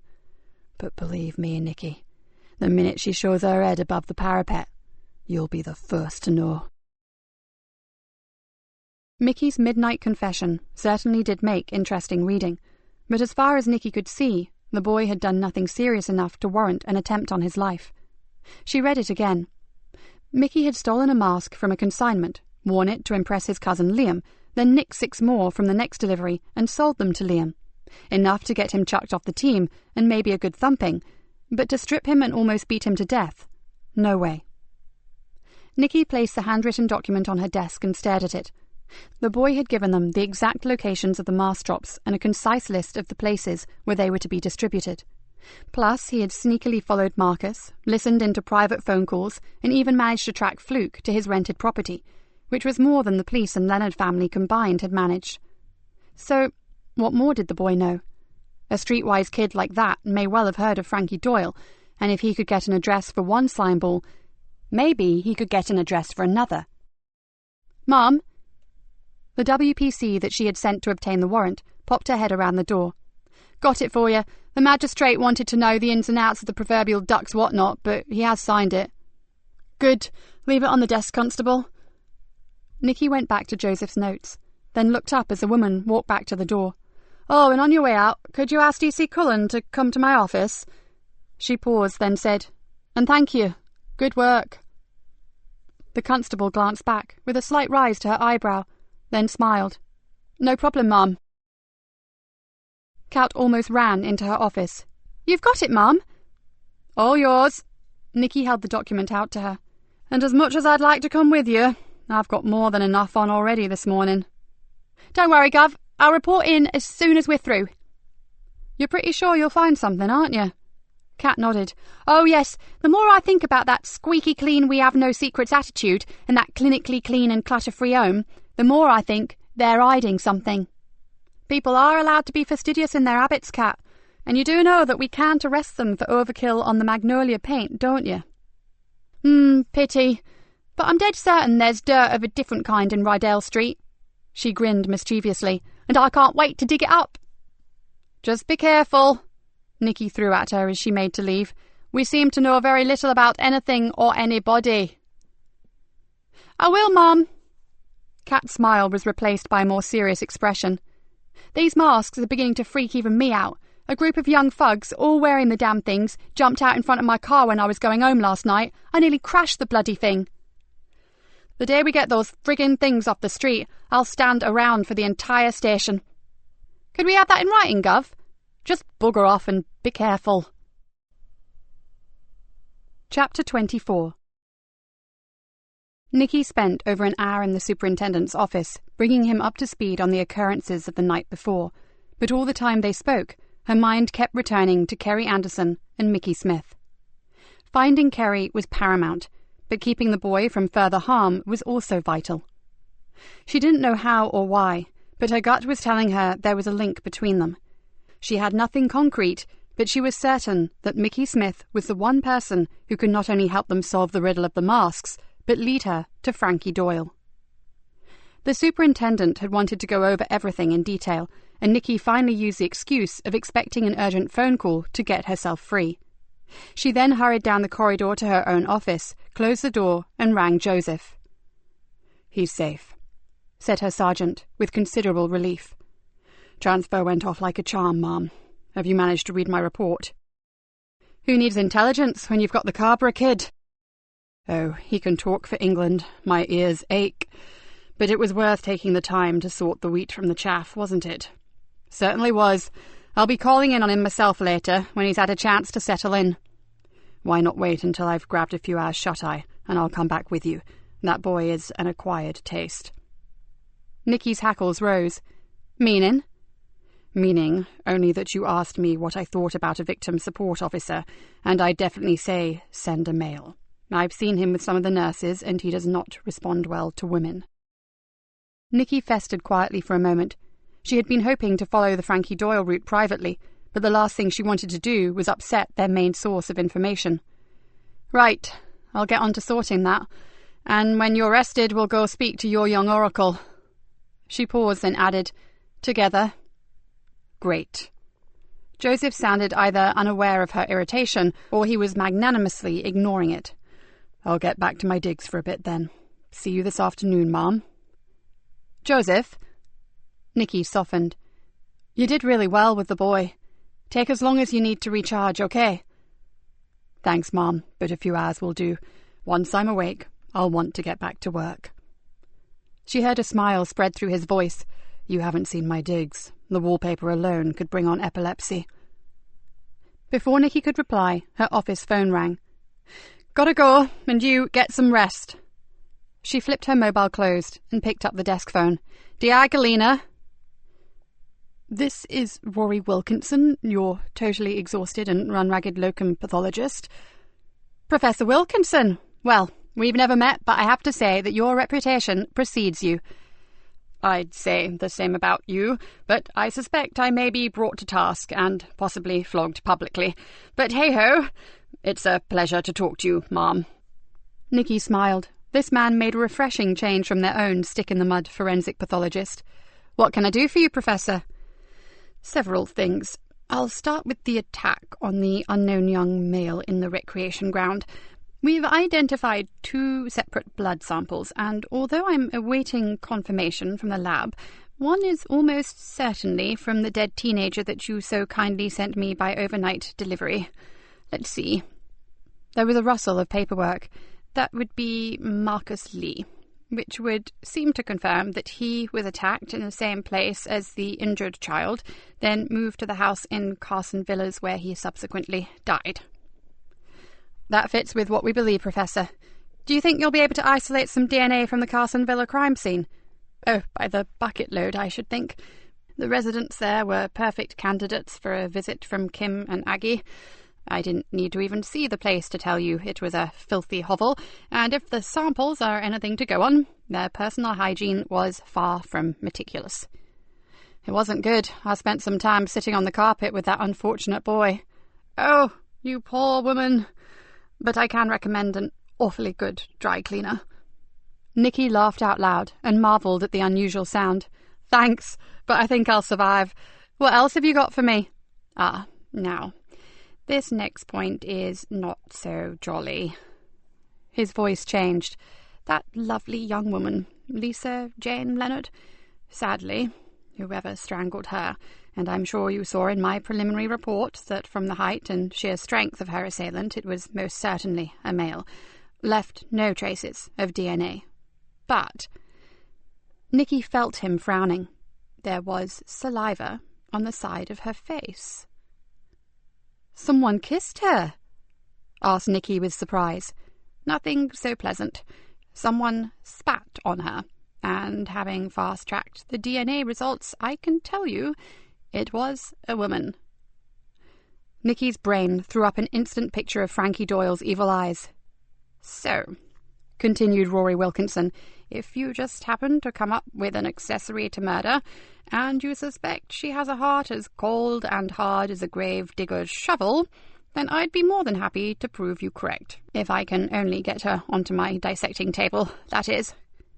"If it's the woman I think it is, I couldn't think of a more fitting place for her," muttered Nikki through gritted teeth. "Spoken with sincere venom, Inspector. I like that," said the pathologist appreciatively. "Now, finally, I have to say, and please don't think I'm complaining, but just because I'm filling in while your own eminent professor is boring the pants off anyone who's still awake in the Royal Courts of Justice, don't feel that you have to pack every moment of my fun-filled day with new forensic challenges. Strangely, I actually find the odd hour or two of sleep quite acceptable, and I've seen very few of those since I arrived." Nikki had heard about this pathologist many times, seen a few photographs of him, and even read some of his work on police-related cases. He was a tall, gangly man with a droopy fringe, a beak of a nose, and thin, wire-rimmed glasses. His weird wit was legendary, and he was happy to tell the world that he was as camp as a row of tents. But over the years he had proven himself to be one of the finest home office pathologists in the country. Nikki had just not realised that in the strangest of ways, his black humour when dealing with such a gruesome job was almost a breath of fresh air. "Believe me, there is nothing I'd rather do than give you a peaceful life, Professor. But sadly, my lovely Greenborough market town has turned into something more akin to a 21st century location for the Night of the Living Dead." "I have to agree. And because of that, dear lady, I must let you get on, and I shall return to my homely little chamber of horrors, of which, by the way, the door is always open if you care to visit." "I'll remember that, and thank you." Nikki hung up the phone, and her recent amusement faded. Frankie Doyle had contacted Lisa Jane a few days before she was killed, and a woman had spat on the girl's dead or dying body. Nikki's eyes narrowed to little more than slits. It had to be Doyle. But why the hell couldn't they find her? She had half the police force and most of the local villains out looking for her, and zilch. Nikki cursed. She didn't want to pin too much hope on the kid, but Mickey Smith was looking like her last hope. Fluke was linked to Doyle, and Mickey knew Fluke, ergo Mickey may well know Doyle too. She glanced at her watch. Almost midday, and Joseph wouldn't be in for a while yet. It was very tempting to just ignore his advice and go see the kid on her own. But did she dare risk it? She flopped down in her chair and stared at her sergeant's report. The answer was probably not. Apart from shooting herself in the foot if her plan backfired, it was hardly fair on Joseph if she cocked up all the hard work he'd done gaining the boy's trust. Oh, but finding Frankie Doyle was a very strong incentive. No. Nikki closed the debate she was having with herself. Like it or not, she'd wait, and use the time to catch up on the latest reports from Kerry's search. An hour later, Kat Cullen came striding through the door from the CID room with Dave Harris puffing along behind her. From your expression, I gather your policeman's nose was correct. Was it ever, Gov? Said Dave, easing himself into a chair. She's got good instincts, our cat. So, from the beginning, please. The bad news is that the Terrys are not directly connected to the case. Kat scratched her cheek, which is something of a bummer after all the work we've done tracing the mask design back to them. So why are you two looking so bloody pleased with yourselves? Asked Nikki impatiently. Because there was another computer in the house, in a very interesting attic room, answered Kat. Blimey, Gov, I've never come across the like in all my life, said Dave, his eyes wide in almost childlike incredulity. Sadly, I have, added Kat. When I worked Vice. The thing is, Mum, Lyco-Rapture is the brainchild of Mr. and Mrs. Squeaky Clean, only the dirty bastards are far from that, and that particular perverted game is just one of many. The pretty web design stuff is legit, but they keep it up purely as a front. So they are the originators of the Rat Death masks? Nikki felt mildly confused. No, some sleazebag downloaded the game, saw the hideous creature, nicked the character's design for the masks, and named it Griffix. So it's another dead end. Not exactly. Kat leaned back against the wall. James and his wife are both top IT boffins. I checked her out after she said she'd worked at the university, and she did. She taught high-level computer studies. He's a graphic designer, moved on to web design, and the other thing they have in common is weird sex. The more perverted, the better. Nikki's mouth dropped.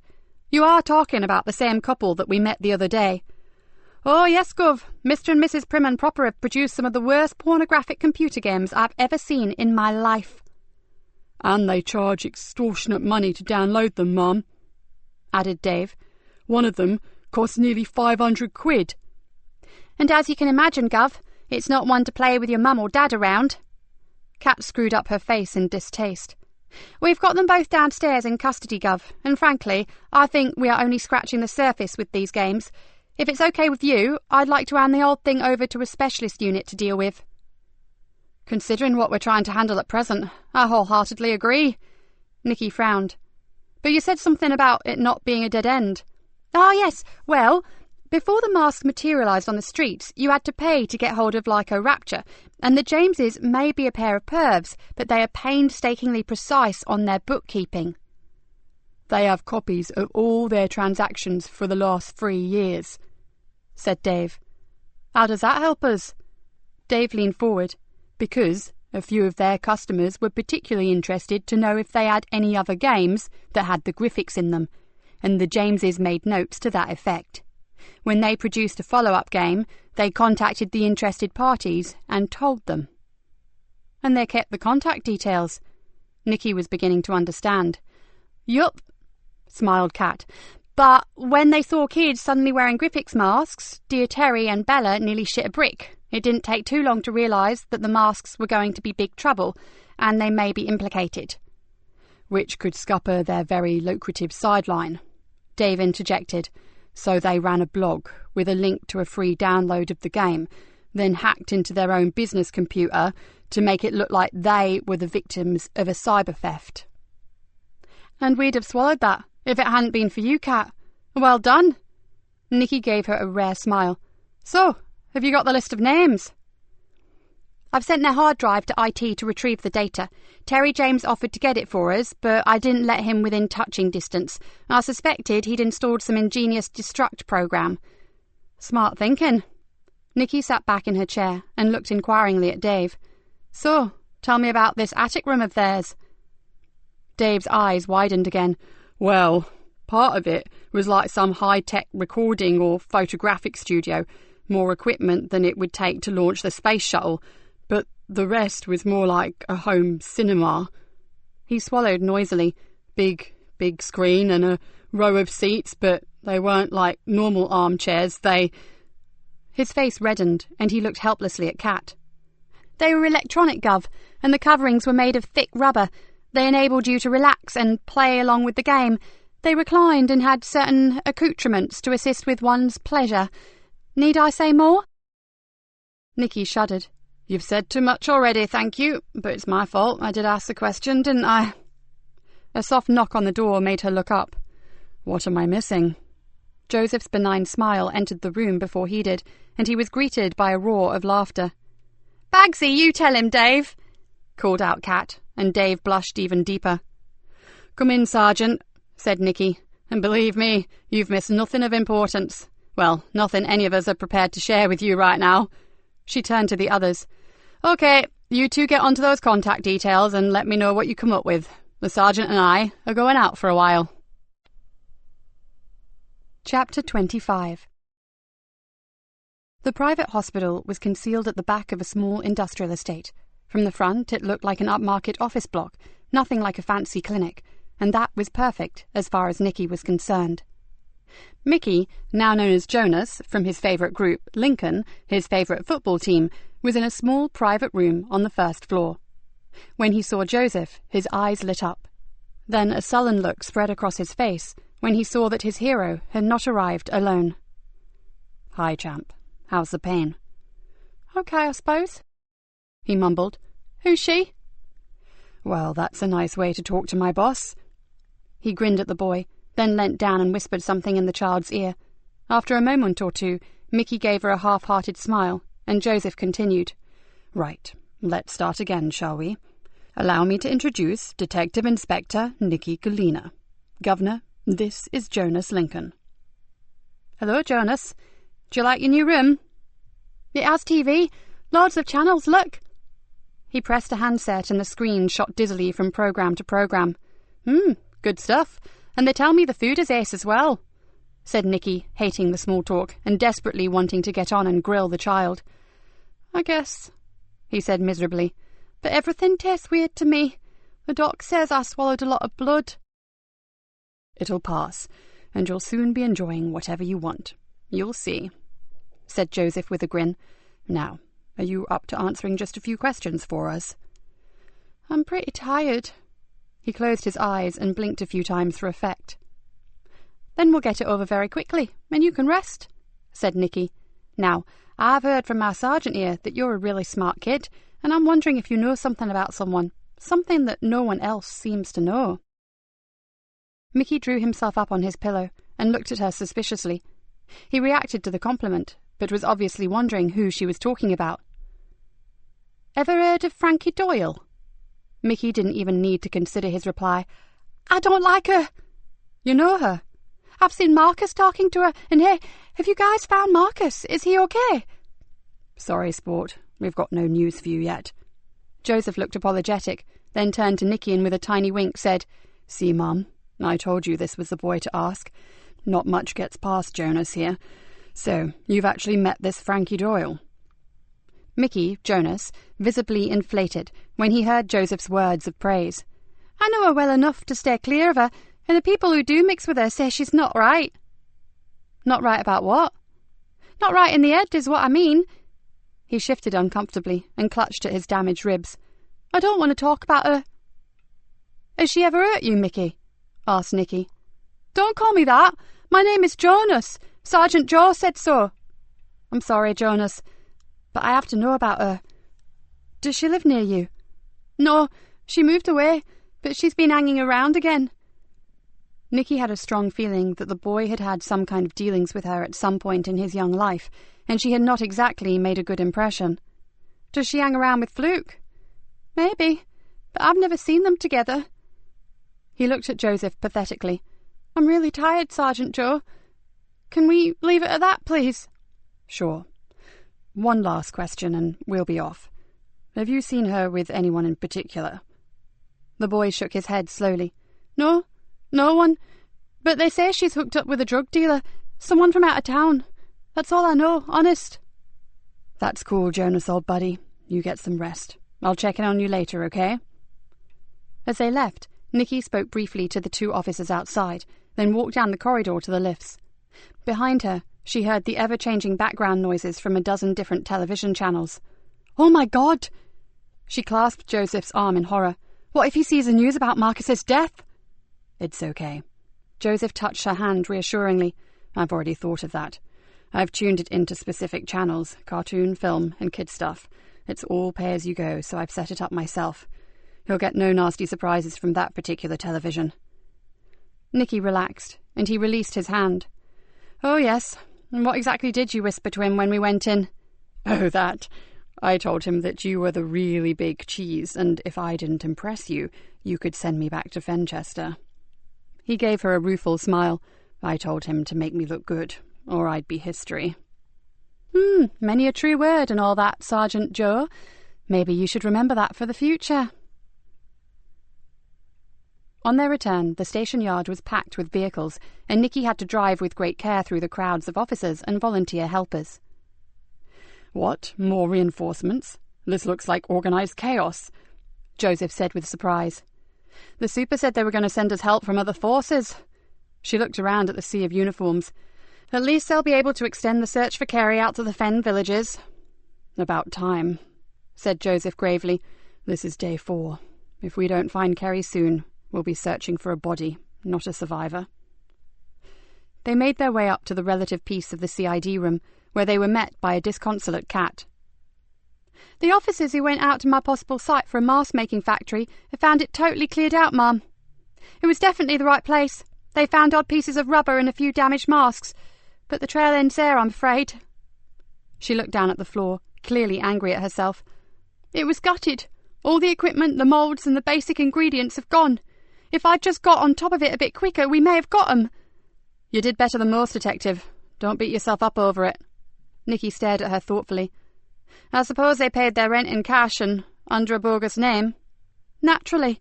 And Scarpa'd owing most of it." "No one saw them go? No one could identify their vehicles?" Cat sighed. "No, and the area is dead seedy. No cameras, no security. They just disappeared into the night. It's like they never existed." "Cheer up.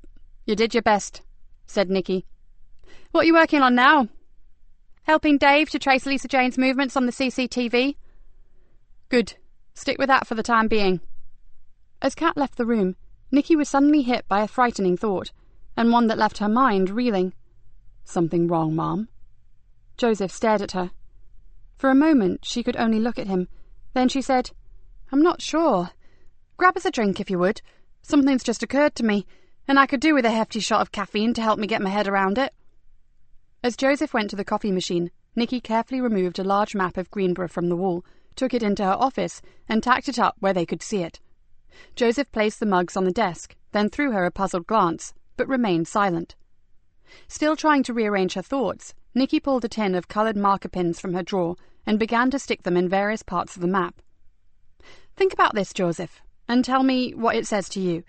1. The mask factory shuts down. 2. The distributors of the masks are both disposed of. So..." "They've finished with them. No more use for them. Whatever they set out to do has either been achieved or for some reason they've given up." He paused. "And I don't think it's the latter." "Nor do I."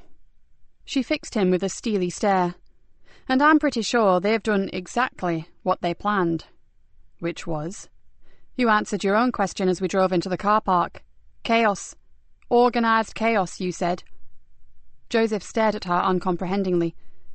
"What if—" Nikki rubbed hard at her temples with her middle fingers and tried to concentrate. "What if the whole damn manic scenario is just a smokescreen for something else, something bigger?" She began to pace the room, and suddenly felt other things start to slot into place in her mind.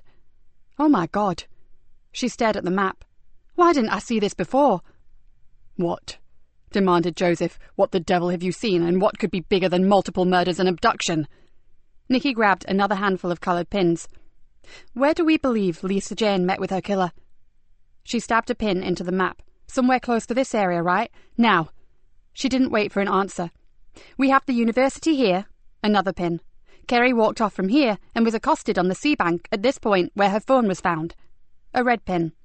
"Lisa Jane's body was left in the barn way out here." She jabbed a blue pin into a spot close to the coastline. "And all those pins I'd already placed indicate Mickey's list of where the masks were delivered and the specific places where the boys were told to take them." She drew in a deep breath and pointed at the map. "Notice anything, Joseph?" For a moment he frowned and stared unblinkingly at the pin-spotted map. Then his eyes widened, and his mouth made a silent "oh." "Exactly." She slowly circled her finger around the one area that was pin-free. "The docks. The only location in Greenborough that isn't either heaving with flat-footed policemen or being patrolled both day and night by vengeful criminals. Something is going to happen at the docks. Joseph sank down onto a chair. I don't believe it. You mean all these petty crimes, the gang fights, the mask war, the murders, all orchestrated just to keep us chasing our tails and tearing our hair out? His face paled. Dear Lord, even Kerry Anderson's abduction. What better than a missing girl to tie up every man and woman on the force? And even our natural enemies, the Leonards, have been thrown into disarray while they hunt for the killer of one of their own. As you said, total chaos. She picked up her coffee and drank it back. And another thing. She picked up Joseph's earlier report of his talks with Mickey and leafed swiftly through them. I know exactly why they tried to kill your boy. She found what she was looking for, then flung the folder on the desk. I thought so. Mickey Smith was selling masks to his cousin, who lives here. She stabbed a finger on the map, in a small estate of cottages right on the edge of the docks. Joseph puffed out his cheeks. That's why they were so specific as to where the masks were distributed, and why they chose the Scarborough. The damn place is located way across Greenborough at the farthest point from the docks. He leant forward, head in hands, and Mickey, the silly little sod, was introducing the masks straight into their mask-free zone. And where there's masks, there's coppers, so he may possibly have corrupted their whole plan. She grimaced. No wonder Fluke lost his rag. He could see the whole operation going straight down the pan. And the whole operation is drugs. Nikki almost whispered the word. In her world, it always came back to drugs. Listen, I have to go speak to the superintendent. Meantime, do you have any mates in Peterborough CID? Someone both in the know and that you trust implicitly? Joseph thought for a moment. Yes, I do. What do you want me to ask them? Word from the city street. Rumours of an incoming consignment, probably cocaine. A big one, and I mean really big. To go to all this trouble, it has to be massive. Joseph jumped up. I'm on to it, Mom. With her head still spinning, Nikki ran up to the superintendent's office and told him everything that she suspected. Would you ring that friend of yours? The one in the Met, sir? He helped me once before with information regarding a big drugs ring. Before she'd even finished speaking, Rick Bainbridge had picked up the phone and asked to be put through to London. 5 minutes later, he carefully replaced the receiver on the handset and looked at her squarely. It looks like you were right, Nikki Galena. The undercover drug squad have intercepted information that a huge amount of cocaine will be hitting the streets in the next few days. They just have no idea where or how it's coming in. He ran a hand through his iron-grey hair and shook his head. You really mean all this carnage is a distraction? I do, sir. What would focus us more than a murder inquiry? What would stretch us to the limits more than a hunt for a missing girl? And what would use up our remaining manpower more than trying to quell a gang war? What's the old saying? Divide and conquer. Well, sir, they've divided us, but I'll be damned if they'll conquer. Nikki's brain was moving into overdrive. The drop is obviously imminent, isn't it? They've stopped making the masks and killed off their distributor. Her eyes lit up. But they have no idea that we have sussed what they're up to, and that puts us in the driving seat, sir. We need to get onto HM Customs and Revenue and the port authorities and see what ships are due to berth in Greenborough Port. And we'll have a very big and extremely well-armed reception party waiting for them. The superintendent seemed to have suddenly shed a few of the years that he had put on over the past days. I'll get onto that immediately, and I'll involve the Special Drug Squad. They have a protocol for dealing with something as big as this. It's my guess that the gang who have arranged all this will think it's going to be a walk in the park. Well, thanks to you. It'll be far from that. Rick Bainbridge smiled warmly. Well done, Nikki. If we pull this off, your job will be safe and secure until you decide to draw your pension. Or just until I ruffle a few more feathers, sir. But thanks. I appreciate all your support recently. I know I've been a total pain in the ass. She stood up abruptly. But this can wait. Kerry Anderson is still out there somewhere, and I have to find her. One more thing, Nikki. All cooperation with Archie Leonard stops here.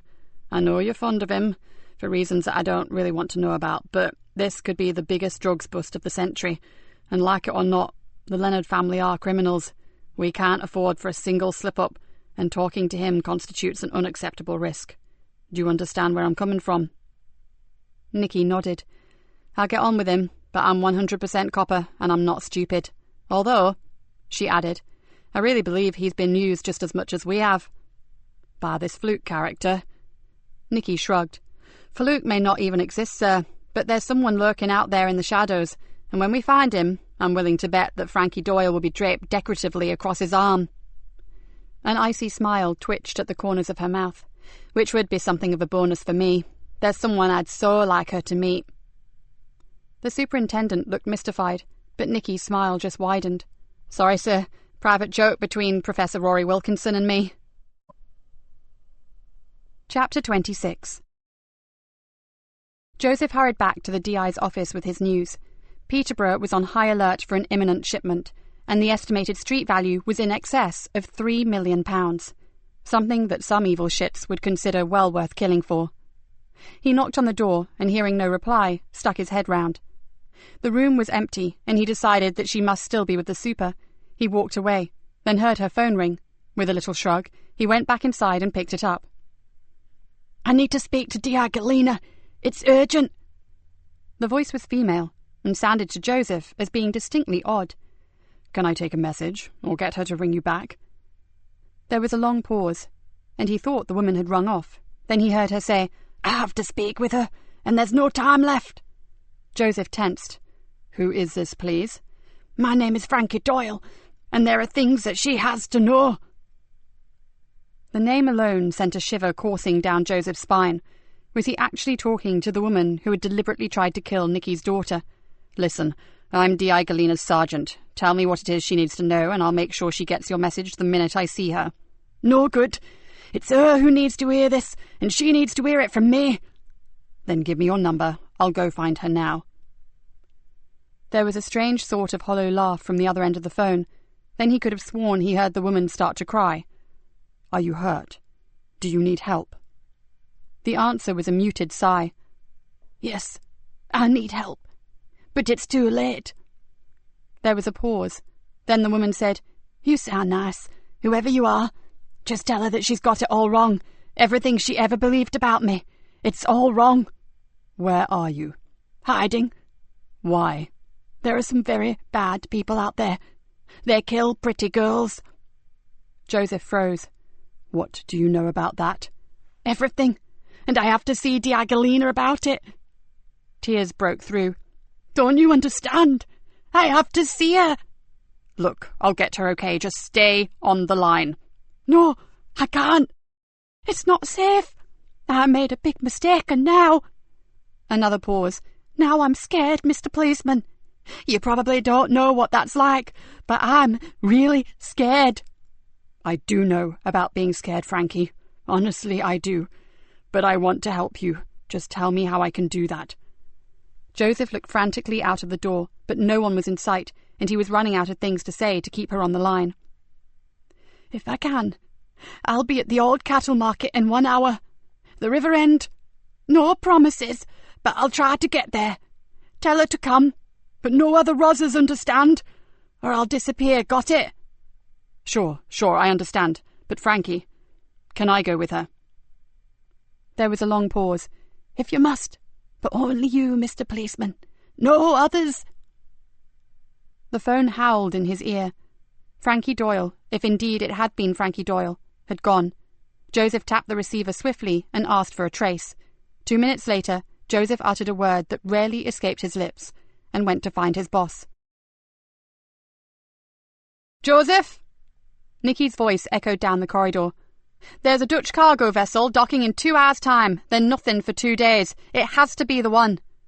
Nikki stopped and stared at Joseph's confused expression. Aren't you pleased? It looks as though we're right. I'm sure we are, Ma'am. Peterborough confirms that they have heard the rumours. Just no time or location. So why the long face? Because you just missed a call from Frankie Doyle on an untraceable pay-as-you-go mobile. What? Nikki's voice rose several octaves. When? Are you sure it was her? With her mind in turmoil, she pushed her office door open and pointed inside. Close the door. Nikki spun around. What the hell did she want? To talk to you. About what exactly? Joseph relayed the conversation word for word, then leant heavily against the door and stared directly at her. I know you hate her, and with damned good reason, Mom, but I think she's in trouble. Real trouble. Fucking good luck, spat Nikki. With all my heart, I hope she is. She sounded terrified. Joseph stared at the floor, and I mean terrified. Nikki felt as if her head could explode at any moment, but she fought for control and grittily said, "She's a con artist, Sergeant. Even your pet kid said she's not right in the head, for Jesus Christ's sake." Joseph gave her a disparaging look at the blasphemy, and once again her original anger at him welled up. "Get real, Sergeant Joe. You've just been talking to a cold-blooded, heartless psycho. Do you honestly think she was telling you the truth? Are you really that gullible? Because if you are, I don't think I want you on my team." Joseph clamped his jaw tightly, but said nothing in his defence. The pressure in her head was building, and without premeditation, she grabbed at her desk lamp, picked it up, and flung it against the wall. The crash echoed around the small office, and shards of glass scattered across the floor. Then everything went quiet, and the crushing force inside her head slowly abated. She looked across at Joseph, who was standing immobile and silent by the door, and said, "I'm so sorry. That was unforgivable." Smart move, actually. It's what they teach you in anger management. "What the hell do you know about anger management?" she whispered, still trying to understand why that dreadful, evil woman would evoke such violent reactions in her. "Plenty. I've screamed into more pillows and smashed more plant pots than you've had hot dinners. But that's another story." He looked at the pile of mangled cheap metal and glass in the corner. "Hope that wasn't one of your favourites." Nikki looked at it and shook her head. "I don't think I've ever even noticed it until I picked it up." She sat down heavily in her chair. "And when I said that was unforgivable, I was referring to what I said to you, and I apologise." She looked up at him. "What on earth are we going to do? The ship is arriving in under 2 hours, and now this. What should we do?" "At the risk of endangering more electric light fittings," Joseph raised his hands in the absence of a white flag and said, "I have to say that I would meet with Doyle, even if just to see what the hell she's on about." Nikki took a deep breath. "And I suggest that this is just another ploy to keep us occupied, to keep us away from the docks." "And if that is the case, the gang would be even more complacent if we did turn up. They would believe we know nothing about the consignment." He turned his head a little, then looked at her sideways. "And what if, just possibly, Doyle is out of her depth? You told me once that she was evil, but she wasn't clever. What if she has pissed off the wrong people? We know what they are capable of. Look at Marcus and Mickey." "We should go to the docks. This could be the biggest thing you've ever been involved in." "Those guys are professionals. They can manage very well without us." Joseph perched on the edge of her desk and looked down at her thoughtfully. "You've been hunting this woman at the expense of all else for a very long time. This is your one chance to find out what really happened to Hannah." Nikki bit down hard on her bottom lip. It was true. She had waited all this time, and now she was going to let the opportunity slip away. She closed her eyes and saw her daughter, her lovely girl, as she was before she went out for a drink one night with a deadly friend. When her eyes opened again, they were completely focused and as cold as ice. "So, where exactly are we meeting her?" Chapter 27. "What is this place?" asked Joseph in a low voice. "It's got a bad atmosphere." "It is what it says, a cattle market, only we haven't had a livestock market here since the first outbreak of foot and mouth disease." Nikki looked around. "They are gradually demolishing it. They've taken most of the stalls away, and the hard standing is being utilised as a temporary overspill car park." "Looks like the kids use it too," remarked Joseph. "I think I recognise some of my friend Petey's artwork over there." One wall, in front of which were a few randomly parked cars, was completely covered in graffiti. "Yeah, we tried to keep them out. There's a lot of junk and old wood around. What's left could go up like a tinderbox if they decide to have some fun with a box of matches." Nikki's eyes were continually watching for movement.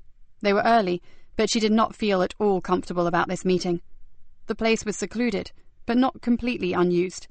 People took shortcuts through it to the town centre, and although not many felt confident enough to park their cars there, it was frequented on a fairly regular basis. She looked around again and shivered. She could hardly believe that she may be meeting her nemesis after all this time. "Where did she say again?" Joseph watched as a man with a scruffy dog skirted around a derelict wooden office and sauntered slowly towards the riverside path. "The river end, that's all she said." Nikki didn't like it. Every nerve ending was screaming out that something was wrong. But Joseph, the ex-Special Forces officer, seemed strangely oblivious to the dangers. "There are no guarantees that she'll come," he said softly, "but I hope for your sake that she does." He moved a little closer to her. "You need to talk to this woman. You need to know." Nikki nodded. Yes, she did need to know. But what would she do then? Doubts clouded her usual confident, no-nonsense belief that Frankie was responsible for her daughter's terrible state. What if she got it wrong? Most of her information had come via a villain. Maybe Archie wasn't the friend that she thought he was. Nikki stared around at the boarded-up offices and partly dismantled buildings. Maybe today was a day that she would find out. Joseph was edging forward, glancing this way and that. Nikki looked at him and tensed. He had suddenly switched to a more heightened state of awareness. Something moved. He swung towards a stack of planks of wood, piled high and waiting for collection by the demolition company. Someone's there. For a second, Nikki was glad that she had told Dave Harris what was happening at the cattle market. Not the full details, just a sighting of Doyle that she and Sergeant Easter considered worth following up. Because right now, Nikki was a bubbling cocktail of anger and anticipation, with a splash of fear thrown in for colour. "Can you see her?" "Someone's behind those wood piles." Joseph inched forward. "I don't know if it's her or not, but I'm going to check it out." He moved forward again, with Nikki close behind. They passed a deserted shell of a wooden office and began to circle the stack of old timber. "Frankie sends her apologies." The voice was low and slightly muffled, but its intent was crystal clear. "She got tied up at the last minute, Inspector Galena." Nikki turned slowly to see a stocky, broad-shouldered man standing beside the debris of the old office, and the reason for his distorted speech was the dead rat mask that covered his features. "Neither of you even think about making a move. I'm not alone." He gave a short, husky laugh. "Let me introduce my friends. This is someone you've been looking for recently." He gestured to a taller, skinnier man who had just emerged from the back of the office to stand unmoving in the shadows. "Say hello to Fluke." The masked man gave a small, stiff-backed bow and passed a heavy iron bar slowly from one hand to the other. Nikki felt, rather than saw, Joseph stiffen in the presence of the man who had killed Marcus Lee and tried to beat Mickey Smith to death. "It would be polite to take off those masks, you filthy cowards," growled Joseph. "All in good time. But what right do you have to shout the orders? You weren't even invited to this party, Sergeant Easter." As he spoke, two other masked men silently materialized on opposite sides of them. "Ah, my other brothers, this is Fluke." He pointed to one of the other men, a small man with a large knife clasped tightly in his right hand. "And that one over there, you guessed it, is also Fluke." He laughed. "I hope I'm not confusing you officers, but you see, to be able to be in more than one place at a time gives one a wicked reputation." "Where's Doyle?" Nikki's voice held nothing but contempt. "You and your freaks don't interest me one bit. I want Doyle." "Don't be a fool, Inspector. Frankie was never going to be here. It's me you should be worried about. It always was." As the man ranted at her, Nikki half heard his words and half watched Joseph as she saw him glance back along the narrow avenue that they had just innocently walked down, and visibly pale. To her horror, she looked past him and saw the reason why. Across the concrete parking area, a young woman was just unlocking her car and extracting a child's pushchair from the boot. Her knowledge of the area automatically kicked in, and she saw in her mind the children's play school situated at the end of the river walk. She even saw the rainbow-coloured sign above the doors, "Busy Little Bees." She swallowed hard and tried to think of a way of alerting the girl to the dangers that lay ahead of her. "One word from either of you, and I'll let one of my freaks have her, for as long as they want her, if you see what I mean." The voice had a sibilant quality, and Nikki imagined snake eyes beneath the mask. "Then just let her go on her way," she hissed back. "She has nothing to do with any of this. It's me you want, isn't it? Well, you got me, so let her be." "Then you better be as quiet as the grave. Her life, or maybe just her sanity, depends on it." As they spoke, the click-clack of the woman's shoes got closer. Nikki's mouth was dry as chaff, but she managed to whisper to Joseph, "Say nothing. Do nothing." "Wise words, Inspector," came softly from behind her. The silent masked men had blended back into the shadows, and as the girl got closer, it took all of Nikki's strength to stop herself screaming out loud for the woman to run for her life, or she may never see her child again. At that point, her helplessness, her inability to change this terrible situation, caused the world to slip into slow motion. All Nikki could see was the girl's long auburn hair swaying from side to side as she walked, handbag casually over her shoulder, and pushing the bright blue buggy ahead of her. And for the first time, since Emily Drennan had died in her arms, Nikki prayed. "Oh, dear Lord, don't let this happen. Just don't let this happen." And it seemed that her prayer was answered, until the woman was almost past them, and she hesitated and looked uncertainly back at Joseph. Whether she was suddenly spooked, or had been in a daydream and realized that a handsome man was looking at her strangely, Nikki didn't know, but the world came crashing back like a hurricane hitting. Faster than she would have believed, the masked man leapt out and grabbed the young woman. The buggy fell over, and the woman screamed in surprise and horror when she saw the hideous masked face so close to hers. "Help me!" was all she could say before a big hand clamped itself roughly over her open mouth. The girl's eyes flew wide open, and she looked directly at Nikki. Those eyes. In that single second, Nikki knew they had been tricked. She swung round to Joseph, but he was no longer there. In the time it took her to scream out to him, Joseph had leapt on the masked man, wrenched the terrified girl away from him, and grabbed her to safety. But there was no safety. Not for Joseph. As he opened his mouth to calm her, no doubt to utter some soothing words of comfort, as he prepared to rush her away from her assailants, his face changed. Shock and disbelief fought for recognition, then distress screwed his handsome face into a knotted mass of pain.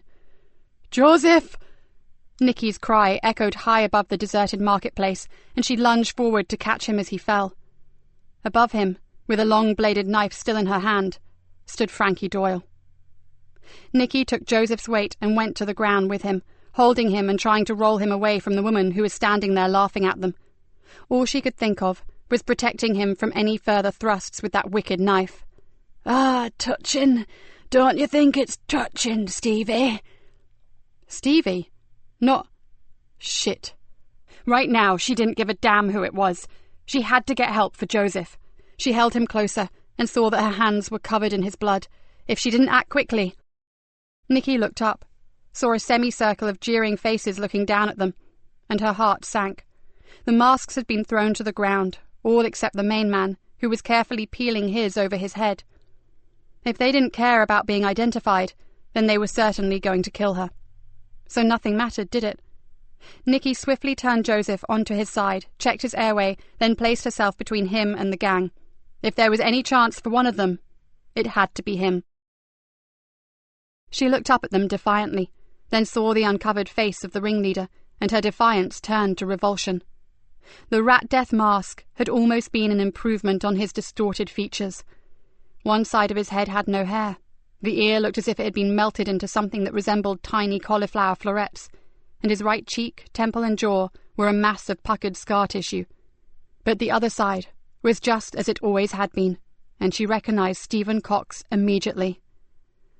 "I see you haven't forgotten me, Inspector."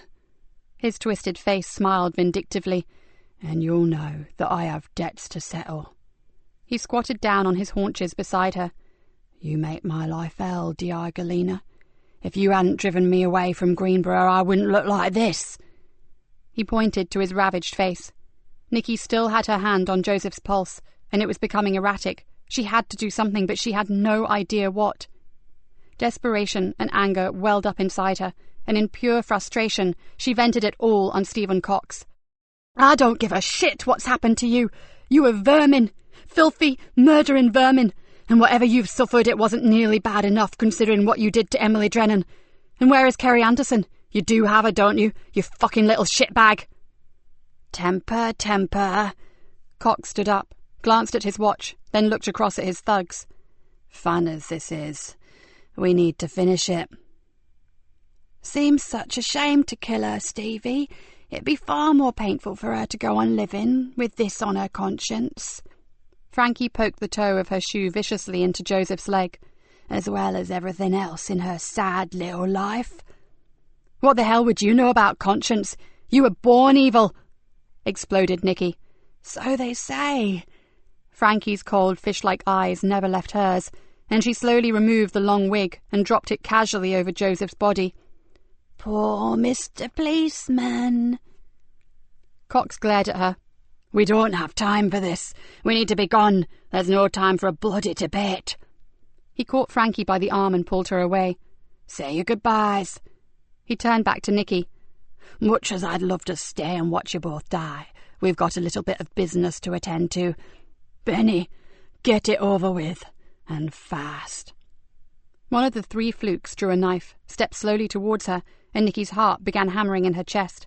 She loosened her hold on Joseph, and as she did, her hand touched a rough piece of timber that lay just beneath his arm. As the thug moved closer, Nikki saw an odd expression on the man's face, an expression of apprehension. In that second, as she saw the man's Adam's apple move jerkily in his throat, she knew instinctively that he had never killed before, and she seized the moment. With nothing left to lose, Nikki grabbed the piece of wood and launched herself at him, swinging the makeshift club with every ounce of strength she could muster. She landed a crushing blow on the side of the man's head. Taken completely by surprise at her sudden attack, the man screamed in pain and crashed to his knees before lurching forward and laying still. It wasn't until Nikki saw the blood pouring from his temple that she noticed the ugly, rusted nails sticking from the end of her impromptu weapon. Her eyes snapped up and swiftly took in the amazed faces of her assailants. Then, still clutching the bloodied chunk of wood, she sprang back to Joseph and stood over him like some fearsome shepherd protecting her lamb from the wolves. Nikki barely knew what happened next, but she did hear a loud shout echo across from the far side of the car park. "Police! Get away from her! Now!" Then she heard the wail of sirens and saw the two remaining flukes spin around in shock. "Fucking blue lights, boss! What about the—" "Shut up, you fool!" screamed Cox. "There's too much at stake! Come on!" Nikki saw her assailants turn and race for their cars. Then she threw down her weapon and dropped to Joseph's side. "Give my love to Hannah!" shouted Frankie as she fled away. "Rot in hell, bitch! You've made a big mistake by not killing me, because I'll see you dead on a slab one day." Nikki turned back to Joseph. His pulse was still erratic, but at least he had a pulse. She just didn't like the way his eyelids fluttered, and his breath was now coming in short, ragged gasps. She ripped off her thin jacket, balled it up, and pressed it firmly against the wound in his side. "Oh, Joseph, you fool, you bloody stupid fool! Stay with me. You're going to be fine. You hear me? Just fine. I'm not losing the best sergeant I've ever had. Not now. Talk to me, Joseph." "But, best sergeant?" Blood began to seep from the side of his mouth, but there was the slightest smile there now. Honestly. "No, you're the biggest idiot I've ever met." "Mom." Despite his weight and poor condition, Dave ran towards Nikki, then almost fell down beside her. "Are you all right?" he gasped. "My God, Sergeant Easter!" He staggered back up again. "Paramedics, over here, quickly!" "You and those guys in green are the best thing I've ever seen, PC Harris." Joseph clung tightly to her hand. "Mom, you have to know. If there was a chance to rewind, I'd do it again." He coughed and gave a little cry of pain. "I mean, what if she had been just an ordinary mum collecting her kid?" "But she wasn't, Joseph." She stroked his hand and gently pushed the hair from his face. "But I couldn't have taken that risk with an innocent life, could I?" No, of course not." The tears were now almost blinding her. "But you just lay still. The medics are here now." He looked at her, his eyes suddenly wide with fear. I don't feel good. Nikki leant over him. Just you hang on there, Joseph Easter, and that's an order. Tamsin. Tell Tamsin. Tell her yourself. Please. Joseph. Joseph! It's okay. She felt a hand on her shoulder. We've got him, Mom. As the ambulance crew took over, Nikki felt Joseph's hand slip from hers, and she sunk back on her heels and cried like a baby. Chapter 28. Nikki sat outside the recess room and clutched a beaker of hot chocolate. She was surprised to see that her hands were still trembling. It had been 2 hours since they first stabilized Joseph, but they were still not confident enough of his condition to send him to theatre. I put plenty of sugar in, Gov. It'll help with the shock. Dave sat across from her, stirred his own drink, and looked bemused. Tell me, how come so many people here seem to know you? It was true. She was better known here by her first name than by the staff in her own nick, and there was little point in covering anything up anymore. She was tired, sick to death of all the subterfuge. My daughter is in here, Dave. She's on the high dependency unit. Has been for a long time now. Daughter? But I didn't. No one did, except the superintendent, and recently Joseph, and he found out by accident. But, Ma'am, that's awful. I could have helped, I'm sure. Nikki gave a long, shuddery sigh. You know, you really are a good bloke, Dave, but you've got enough problems of your own. We all have our crosses to bear, Mum, but it doesn't stop us lending a hand to a friend, does it? She looked across at him, quite liking the thought of being someone's friend. You're beginning to sound like Joseph. That's not such a bad thing, is it? Dave asked with a faint smile. No, it's not. She stared across to the room where gowned hospital staff was still moving around her injured sergeant. Nikki sank further down in her chair. She was so weary of sitting in hospital waiting areas, while those she loved and cared about lay on trolleys or beds or tables with their lives suspended between heaven and earth. He's going to make it, you know, Dave said positively. If he does, it's down to you. I never dreamed you'd followed us. I thought you'd have gone to the docks. I don't like crowds, Gov, and I had a really bad feeling about you and the Sarge. Thank heavens you did. By the time I got there, Joseph was already on the ground and you were yelling your head off. Dave shook his head.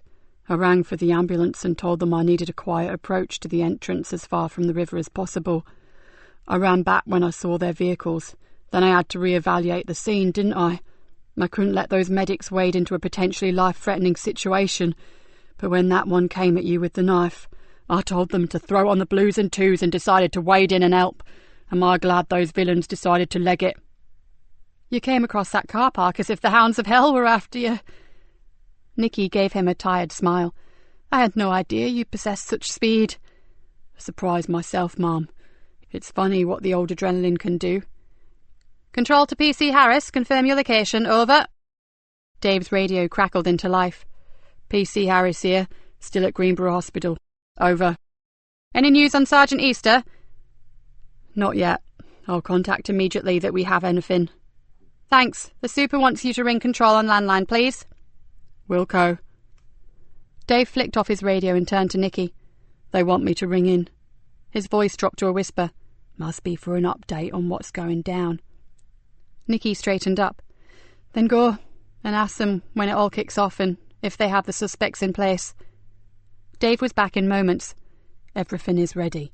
They reckon within the hour, and they have 4 suspects in their sights, 3 male and 1 female.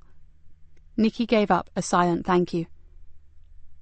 Sorry to interrupt, Mrs. Galena, but we are ready to take your officer to theatre. The doctor, yet another, who had attended Hannah, gave her an exhausted smile. Touch and go, but he's much more stable now, and we'd rather not wait too long. We can't afford an internal bleed, but as long as his vital signs stay as they are, he's got a really good chance of pulling through. You can wait with him until they take him up if you like. Try and stop me. Nikki grinned at Dave, who immediately passed on the good news to their colleagues. At the door, she faltered, her legs suddenly unable to carry her into the room. What if he didn't make it? What if there was another bleed? What if he finished up like... So, Where's the grapes? Joseph's voice may have been weak and raspy, but it broke the binding spell. Still on the Tesco shelf, Sergeant. Sorry, I've been busy chasing villains. Was it my imagination, or did you really call that masked thug a little shitbag? Fucking little shitbag, actually. Oh, good. Nikki was suddenly overcome with relief and almost ran to his side. How are you feeling, you great? I feel like I've been stabbed. And idiot is the word, isn't it? He reached for her hand, and she took it gladly. Idiot will do, until I get you back into the CID room. By then, I'll have had time to think of a few more appropriate ones. Joseph's expression changed. I'm so sorry, Mom. I put us both in danger. He looked thoroughly miserable. I can't imagine why I believed her. My instincts have never let me down before, in all my years as a soldier. His words seemed to dry up. Maybe, finally, you are not that soldier anymore. That soldier you so desperately wanted to leave behind. Perhaps you are 100% policeman now, and it's a very different job. We are fighting a different sort of enemy, Joseph, and it's not straightforward. We make mistakes, believe me. Maybe. He closed his eyes, then everything seemed to flood back to him. Mom? Was it the right ship? Did they seize the drugs? Did they get the gang? Whoa, relax. You must stay calm, Joseph. Yes, it's the right ship, but the operation can't begin until the cargo is unloaded. They have to catch the villains taking possession of the consignment. The super says everything is in place, and our rat-faced friends are waiting in the freight office, paperwork in hand. Including Frankie Doyle. She was the woman who stabbed me, wasn't she? Yes, Joseph. She's there, and they'll catch her. Then she'll suffer for what she's done. I promise you. Joseph closed his eyes again. Promise me something else. Nikki moved closer. It's no schmaltzy tell Laura I love her stuff, is it? Far from it. He gripped her hand tightly. Listen. They told me my operation is not without risk. And even if all goes well, I may be in here for some time. I know that, but you are going to be fine. I have it on the best authority from your #1 fan, Dave Harris. She looked around, and on cue, Dave lifted a hand and waved through the observation window. Joseph smiled at the man, then turned back to her, his face deadly serious. Frankie Doyle, when you get her into custody, and I have no doubt that you will, do it by the book. Promise me, Mom. Nikki frowned. What do you mean?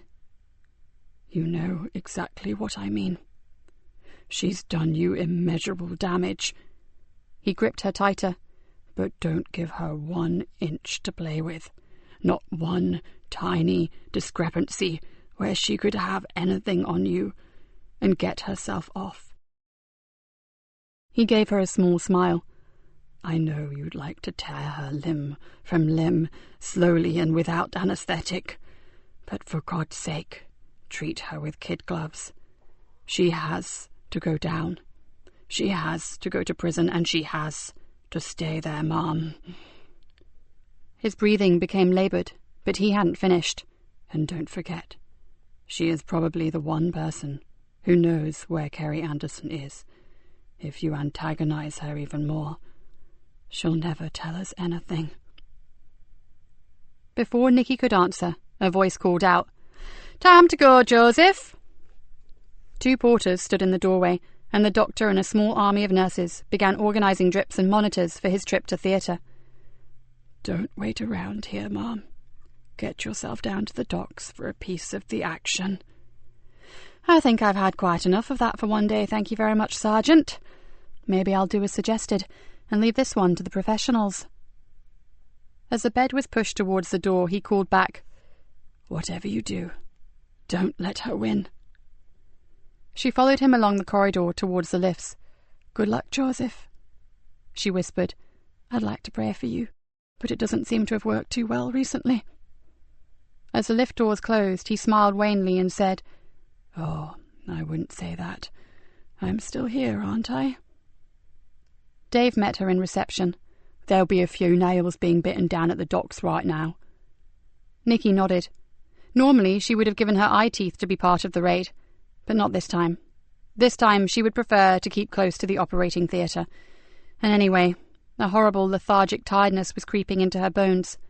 Today, she and Joseph had been a hair's breadth from death, and she was feeling the aftermath. I think I'd like to go and spend a little while with my daughter. Would you stick around in case there is any news on the sergeant? Of course, and I'll come and get you if I hear anything, either about Joseph or from the station. As Nikki walked the long corridors to HDU, she saw Frankie Doyle's wicked eyes in every other person she passed. There was no doubt now that she had fully intended to kill Hannah. As it was, by committing her to a long living death must have been even more deliciously satisfying for her twisted ego. Nikki bit back tears. Sadly, the bitch had been right. Maybe it would have been easier to die out there in the cattle market than to keep living the sort of life she had now. If Hannah had died, she would have buried her, then grieved, and finally, as everyone has to, moved on with her life. But the night she spiked Hannah's drink, Frankie Doyle had committed them both to limbo. At the door of Hannah's room, she stopped. Through the window, she could see a nurse carefully washing her daughter's face. Hannah seemed to be awake. Her eyes were open, but there was no interaction with the woman that was caring for her. There never was. Nikki swallowed back the sob that was rising in her throat. How could she go in there and sit with her child? How could she talk inanely to her, knowing that the woman who put her there was still very much alive and had just cold-bloodedly knifed her colleague? She remained at the door, looking in for a moment or two more, then turned and walked slowly back down the corridor. She couldn't face her. Not today. As she walked, she decided that Joseph was right. Everything regarding the treatment of Frankie Doyle had to be carried out by the book. There should be no legal loophole that she could squeeze through. But could she do it? The punishment meted out by the judges didn't always reflect the severity of the crime, and Nikki wasn't sure she wanted to leave that judgment to chance. Frankie Doyle was going to pay, one way or another. Chapter 29. It was just before 11 when Nikki and Dave walked slowly across the deserted hospital car park to their vehicle. Straight back to the station, Mom? Asked Dave with a yawn. Yeah, I just hope to God they get hold of all that white stuff and the scum that we're about to make a fortune out of it. They will, Mom, said Dave confidently as he unlocked the car. I know there wasn't much time to organise such a massive operation, but those specialist units really know their job. Nikki didn't feel quite so positive. She'd been part of some glorious cock-ups in the past, and knew that the slightest thing, the most inauspicious action, could ruin the whole operation. She closed the door, buckled up her seatbelt, and switched on her radio. I'll see if I can find out how it's going. The radio crackled into life, and her heart sank. From the shouts and barked orders that were being sent to the police vehicles in the area, things were far from peachy at the docks. D.I. Galena, present location Greenborough Hospital. Can we assist? 2 suspects apprehended, 2 on their toes, Mom. Last seen running from the docks 30 minutes ago. No sighting since. Damn, cursed Nikki. Do we know who they are? Don't let it be Doyle. Just not Doyle. No, Mom. 1 is a white male and 1 a young white female. Nikki signed off, then crashed her balled fists down on the dashboard. She could barely bring herself to say the words. She's got away. So where to, Mom? Shall we go help look for her? Where would she go? Who would help them out? Nikki was thinking out loud. They're going to need transport. A car. Surely they'll nick one. Frankie wouldn't want to damage her nail polish. But who is she with? One of the Flukes or Stephen Cox? The henchman could hotwire a car in seconds, but Cox, no, probably not. We better get back to the station, Dave, and get some more details before we chase our tails all around the town. For a while, she could hardly speak. Her blood boiled at the thought of that scum on the loose again. Okay, maybe she'd lost all her merchandise, but Doyle still had her fucking freedom. Any cars in the vicinity of Adams Way, lone female, possibly our subject, heading towards the Carborough estate. The radio screeched at them. The Carborough, Dave, and fast! Dave hung a Yui and drove at speed down a series of side streets that led towards the estate. If she gets in there, we'll never find her. Don't be so sure. Nikki flipped open her phone, punched the speed dial number for Archie Leonard, and talked earnestly for a few minutes. As she closed the phone, a cold smile spread across her face, and she half whispered, "Nowhere to hide, Frankie Doyle. The big boys are very unhappy with you." "So where should I go now?" asked Dave, looking around the deserted streets. "Just cruise, and keep your eyes peeled. She's here somewhere. It's the only place in town that she believes she may be safe." As the car toured the lonely streets, Nikki suddenly realised what Yvonne had meant when she said that the atmosphere was bad. In a very short time, the Cabra had subtly changed. The streets that she knew so well felt sinister and threatening. Shadows were no longer just shadows, they were pools of darkness that concealed the shapes of men. The whole place had seemed to come to life, but you saw nothing clearly. Nikki felt her pulse quicken. They were out there. They were looking for her. Other police cars drifted in and out of side streets. A window went down and a few negative words were spoken before the cars sighed off again. It seemed like an eternity, but it took less than 30 minutes for her mobile to ring. "Archie?" Her voice shook in anticipation. The voice on the other end was slow, calm, and carried all the warmth of the polar ice cap. "Come to the Zigzag Cafe. Back door is unlocked. Tell no one." Nikki stared at the phone, then pressed the end button. "Where to, Mum? Has he found her?" Nikki inhaled, then held her breath for several seconds before she blew the air out. "I think he may have."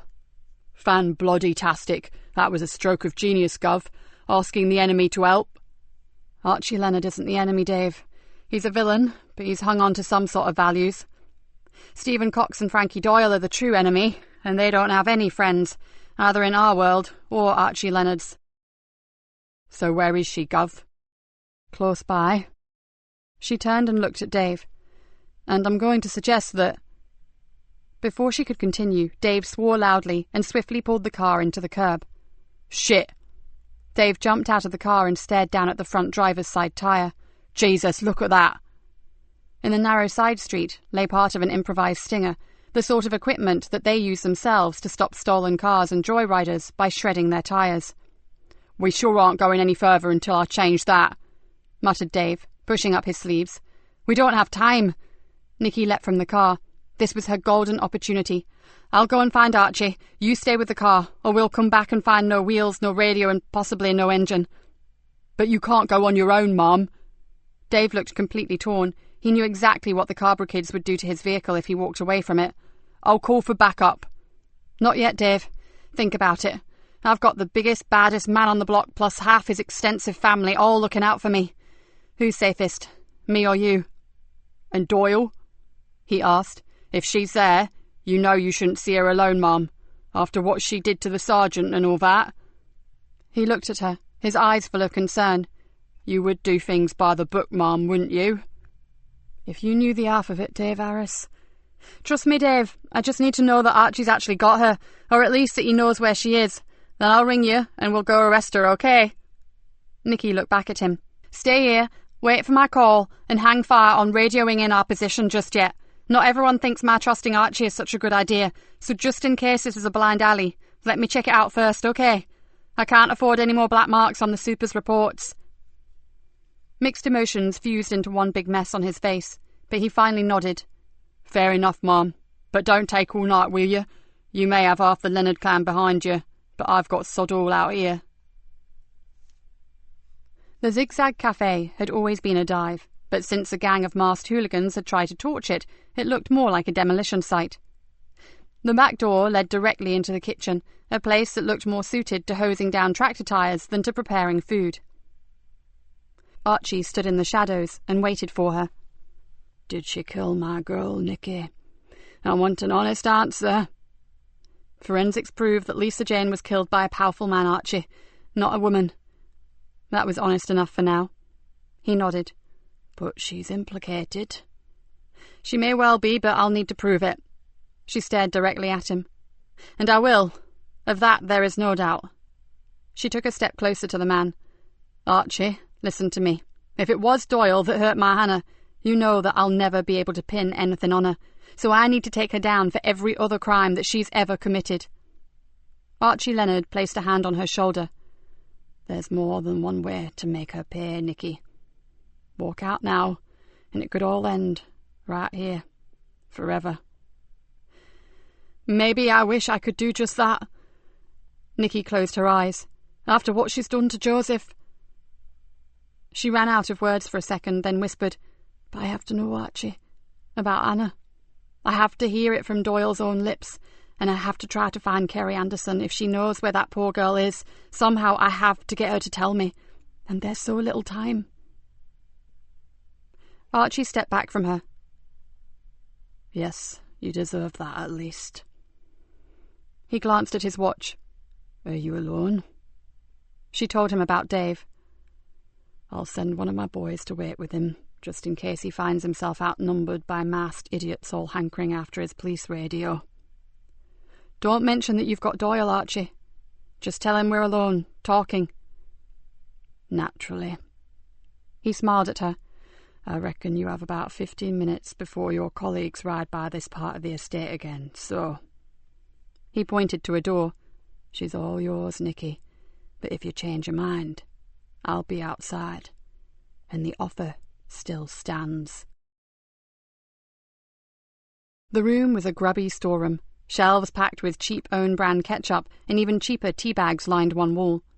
Frankie Doyle sat unmoving on the only chair. She didn't move because she was tied tightly to the back and the legs of the chair and had a wide band of duct tape across her mouth. Her eyes were wide with fear, and the parts of her complexion that were visible around the tape were a sickly grey.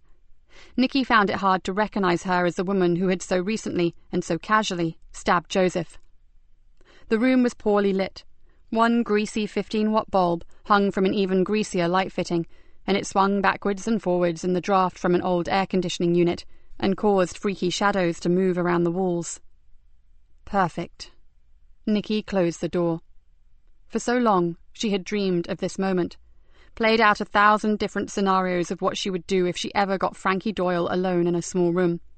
Not surprisingly, they had all been violent in some way or another, and most involved considerable blood loss. Her heart should have been pumping adrenaline at an alarming pace, and her face should be contorted in righteous anger. But it wasn't. A strange calm descended over her as she leaned back against the door and stared unblinkingly at the other woman. There was no hurry now. No one was going anywhere for a while. Doyle tried to stare back, but blinked rapidly, and Nikki could see her throat constrict several times as she swallowed. For once in her miserable life, Frankie Doyle was not in charge, and she was bricking it. Taking her time, Nikki approached the woman, then pulled the tape from her mouth. Doyle gave a muffled scream, and tears involuntarily filled her eyes as a strong adhesive tore at her skin. You seem to be more comfortable dishing it out, don't you?" "Where's Leonard?" Her voice fell to a scared whisper. "Where's Archie Leonard?" "Not here. It's just you and me for a while, Frankie. And frankly, I'd be more scared of me right now than of Archie." Nikki stood close to her, close enough to smell stale perfume and sweat. "Why did you hate me so much, that you wanted to kill my daughter?" Doyle seemed completely caught off guard. Whatever she had expected Nikki to say, it hadn't been that. Her eyes opened wider, and her mouth dropped a little. "What?" "The bad drugs. You thought they'd kill her, right?" "Yeah." Doyle looked genuinely confused. "But what's all this shit about hating you?" Nikki stiffened. "So if I'm wrong about that, tell me why you hurt her." Doyle gave a humourless little laugh. "Because it wasn't you. It was Hannah I hated." Nikki felt as if someone had kicked her legs from under her, but she kept her face stonily impassive.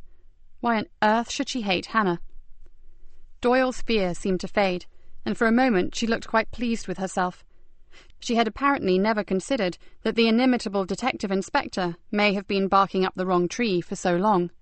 "So, you thought I did it to get at you? Well, well." "What did Hannah ever do to you?" Nikki asked, trying to keep the immediacy from her voice. "What? I'll tell you what. Day in, day out, whine, whine, whine. My mother hates me. My father hates me. He's gone to America and left me with her." Frankie Doyle's eyes flared in anger as she imitated a petty, whinging voice. Poor hard done by Hannah. Can you imagine what that does to someone whose mother and father really hated her? She stared up at Nikki. Look at my arms. Go on, roll up my sleeve. Either one. They're both the same. Although she didn't want to do it, Nikki pulled up the sleeve of the woman's silky blouse. The skin on the inside of her forearm was a grid of old welts, a crisscross pattern of long, narrow raised scars. That ain't self-harming either. That's what real hate is. And there's more. Some nice cigarette burns. Want to see them too? In spite of her shock at seeing the woman's horrific scars, Nikki managed to remain silent, but Doyle was still talking. See, you, Inspector, never hated Hannah. You loved her. You gave her everything she wanted and tried to keep a proper home going even though you had your poxy stinking job. And all your ungrateful daughter could do was plot and plan to get her own back on you. She screwed up her face in disgust. Oh, don't get me wrong. I couldn't give a flying fuck about you. I'd just had enough of your miserable bleating offspring who didn't know when she was bleating well off. But you don't kill someone for something like that. I do, if they piss me off enough. And my sergeant, how did he piss you off? Doyle pouted. He didn't do anything, except play the hero. What an asshole. There's something missing in you, isn't there? Nikki looked at her, rather like she would a nasty, smelly specimen under a microscope. I'm sorry for what you suffered, but it goes much deeper than that, doesn't it? She tapped her head with one finger. Something's not right up here. Doyle bridled. You can talk. You're so much better, are you? You hound people. You make their lives a misery. Nikki could have laughed at the comparison if it hadn't been so pathetic. But still, Doyle's open admission that she had fully intended to get rid of Hannah had rocked her. All this time, wondering and speculating, and now she knew. She knew. But what was she going to do about it? For a few moments, Nikki stood and just stared at Doyle. Yes, if she were honest, Nikki wanted to call out for Archie, tell him to finish off this parasite, this damaged, compassionless creature. She could still do that. And the way she felt, she may actually do it. But one thing stopped her. Kerry Anderson. She glanced at her watch. How long did she have? Just long enough, she hoped. Were you and Stephen Cox lovers? Me and that meathead. You're joking. We were business partners, she said importantly. How did he get his face burnt off? When you chased him out of Greenborough, he started doing a bit of dealing on someone else's patch. She tugged unsuccessfully at her restraints. They didn't take it too well, and it was just Stevie's bad luck that one of them owned a restaurant. They griddled him.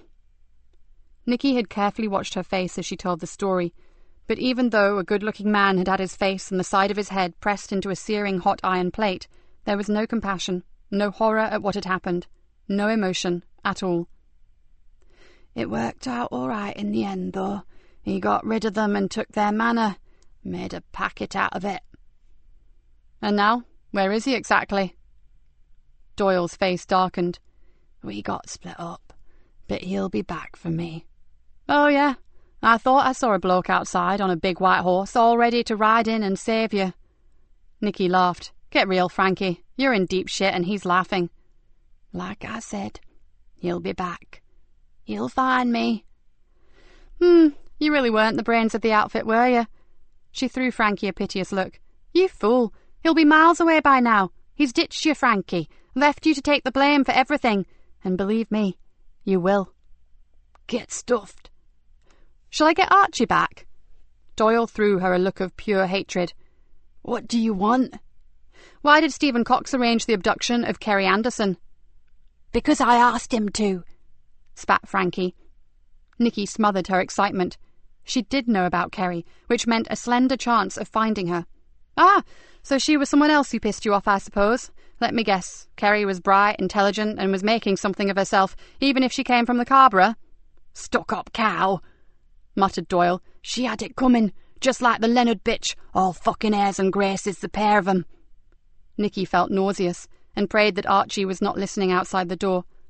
Somehow she fought back the rising bile, and knew that she had to keep on probing, because she desperately needed to find Kerry.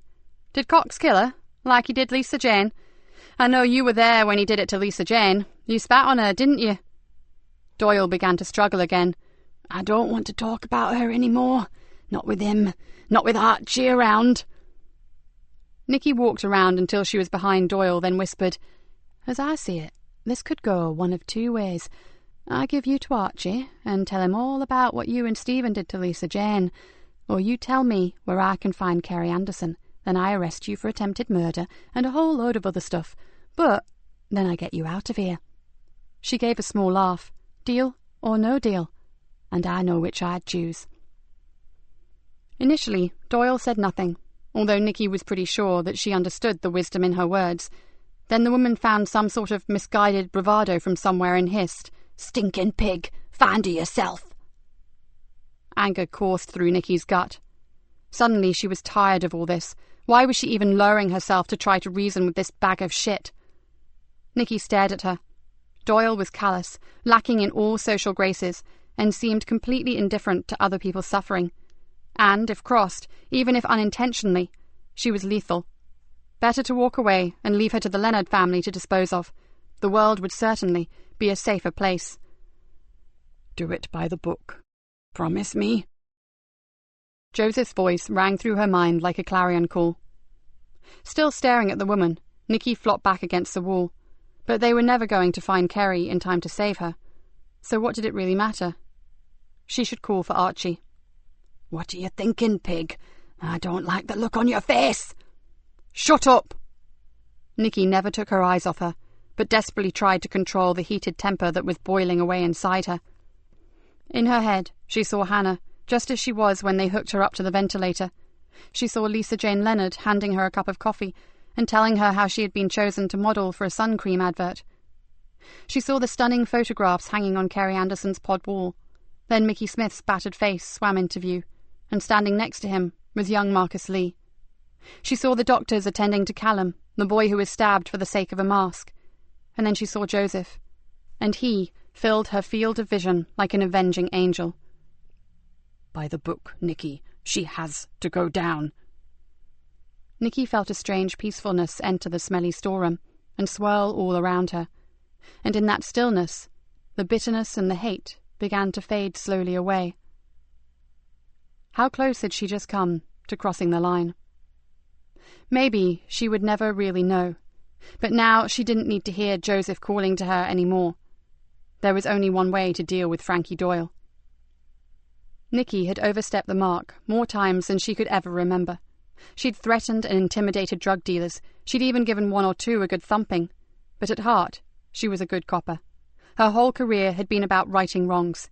Her conscience was not going to let her move into the same category of the scum that she hated so much. Oi, Inspector Filth, I'm fucking talking to you. And I'm talking to you, Frankie, so shut up and listen. She marched right up to Doyle. As Stephen Cox is now out of the picture, I am going to assume that you are the ringleader for this whole thing. The deaths, the abduction, the drug scam, everything. You will go down for life. There will be no successful appeal because no judge or jury in this land will see you for anything other than what you are. A vicious, evil, and calculating killer. You won't go to a secure hospital because everything you did was deliberate. You will die alone, in prison, one way or another. For the first time, Doyle seemed to realize that she really was a scapegoat, alone and in terrible danger. Her already pale face drained to the colour of wallpaper paste, and her eyes widened. First, however, I'm going to caution you. Nikki quickly untied the ropes that bound her arms, then swiftly cuffed her wrists before the circulation returned. Francis Doyle, I'm arresting you for the murder of Kerry Anderson. You do not have to say anything, but it may harm your defence. For Christ's sake, she ain't dead. How can you accuse me of a fucking murder when she ain't dead? And you can prove that, can you? Of course I can. Unless that lump of shit Cox went back and finished her off. And that ain't my fault, is it? Where is she? Get me out of here. Just get me away from that psycho Leonard and I'll tell you. The words pot and kettle came to mind, but then Nikki felt a great surge of hope. She pulled out her phone and called Dave Harris. Call this in, Dave, then get your ass down here pronto. I've got Doyle and I want a car immediately to the Zigzag Cafe. She released Doyle's feet and stood her up. After you. She pushed her through the door and out through the kitchen and into the alley. Archie waited outside, his face expressionless. I should have guessed which road you'd choose, Nikki Galena. He threw her a slightly sad half smile, then began to walk away. Pity. You'll thank me for it one day, Archie, she called after him. And thank you. He paused, then nodded and walked on, and in moments he had melted into the darkness. Chapter 30. When Nikki and Dave arrived back at Greenborough Police Station, and the mood was a mixture of disbelief and anger that one of their own had been deliberately injured, and elation at the fact they had secured the massive shipment of drugs, and taken 3, now 4, of 5 of the villains. The officers that had just returned from the raid were naturally high, the adrenaline was still pumping, and there was a usual backslapping, high fives, but even they seemed subdued, considering the high profile of the operation. Didn't see you down at the docks, Davy boy, called out one young officer, scarving off again, dodging the action.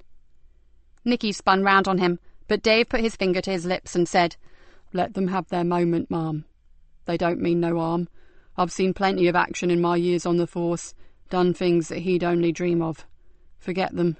You need to see the super about a search party for Kerry.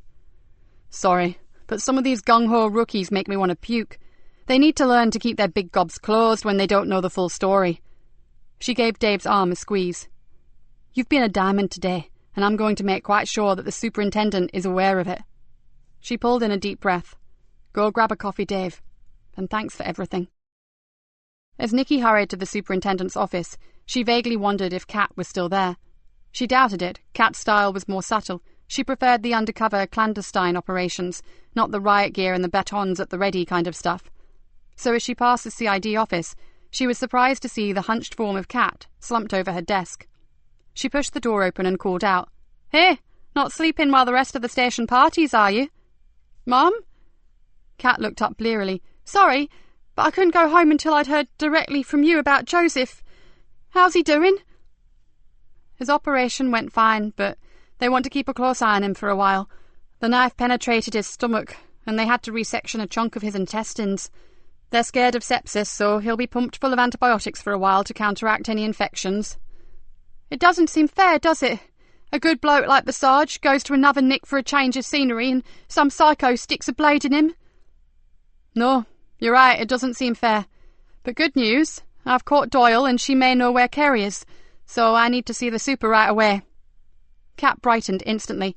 Go, Mum! That's fantastic! She had expected the super's office to be jam-packed with gold braid and shoulder pips, but oddly, the man sat alone at his desk, with an expression on his face that Nikki found difficult to read. Ah, Nikki, come in and sit down. Thank you for keeping me posted on Joseph's condition. He reached into his drawer, took out the familiar half bottle of whiskey and 2 glasses. It's such a relief that he's pulled through. You may want to put that on hold, sir.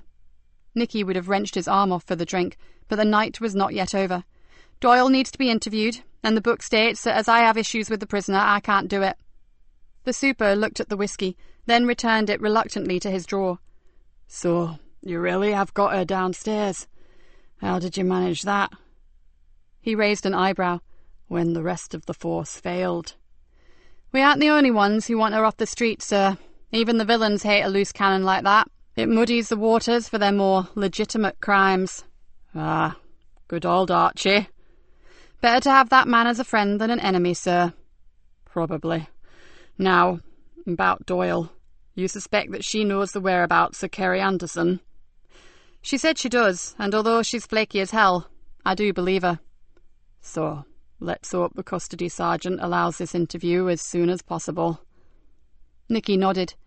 I know all prisoners have rights, sir, far more than they ever allow their victims, but there's reasonable grounds for believing that there is a serious risk to a girl's life if we delay. I'm banking on that, Nikki. The super stood up. Come on, I know you can't interview her, but you can watch through the viewing window. He walked to the door and held it open. By the way, you really should know that Top Brass are pretty damn pleased with you and your team. Nikki nodded, said, "Makes a change from their usual vitriolic comments, sir," and thought, would they be so pleased if they knew my earlier quandary? Well, let's face it, you were the only one to find some sense in this whole bloody shambolic war. He shook his head, as if still astounded at what had just happened. And in turn, we managed to intercept cocaine with a street value of over £3 million. You deserve more than just a pat on the back. And no one got hurt on the raid, sir? No, all back home safe, even though it wasn't quite textbook. These hastily cobbled combined ops can be tricky. How did Doyle and Cox manage to slip the net? We think something aroused Cox's suspicion, but to alert the rest of them would have attracted attention, so he and Doyle went to use the loo. Then they slipped out and off the radar, leaving the 2 remaining flukes to carry the can. Once a piece of shit, always a piece of shit. At the lift, the super pressed the down button. Remind me, this is the man you believe to have been instrumental in Emily Drennan's death, isn't it? The footballer. Ex-footballer, now drug dealer. I don't think he'll get far, Nikki. Not with a face as distinctive as that. We've circulated a description to all forces and to all airports and ports. I'd be surprised if he lasts more than a day on the run. I wouldn't be too sure, sir, said Nikki. There are more villains involved in this than the ones we have in custody. Someone will hide him. We already have the names for the mask makers. 2 of the flukes have clammed up, but the one that you poleaxed has woken up singing like Aled Jones in order to help himself. Sadly, he has no idea where Cox took Kerry.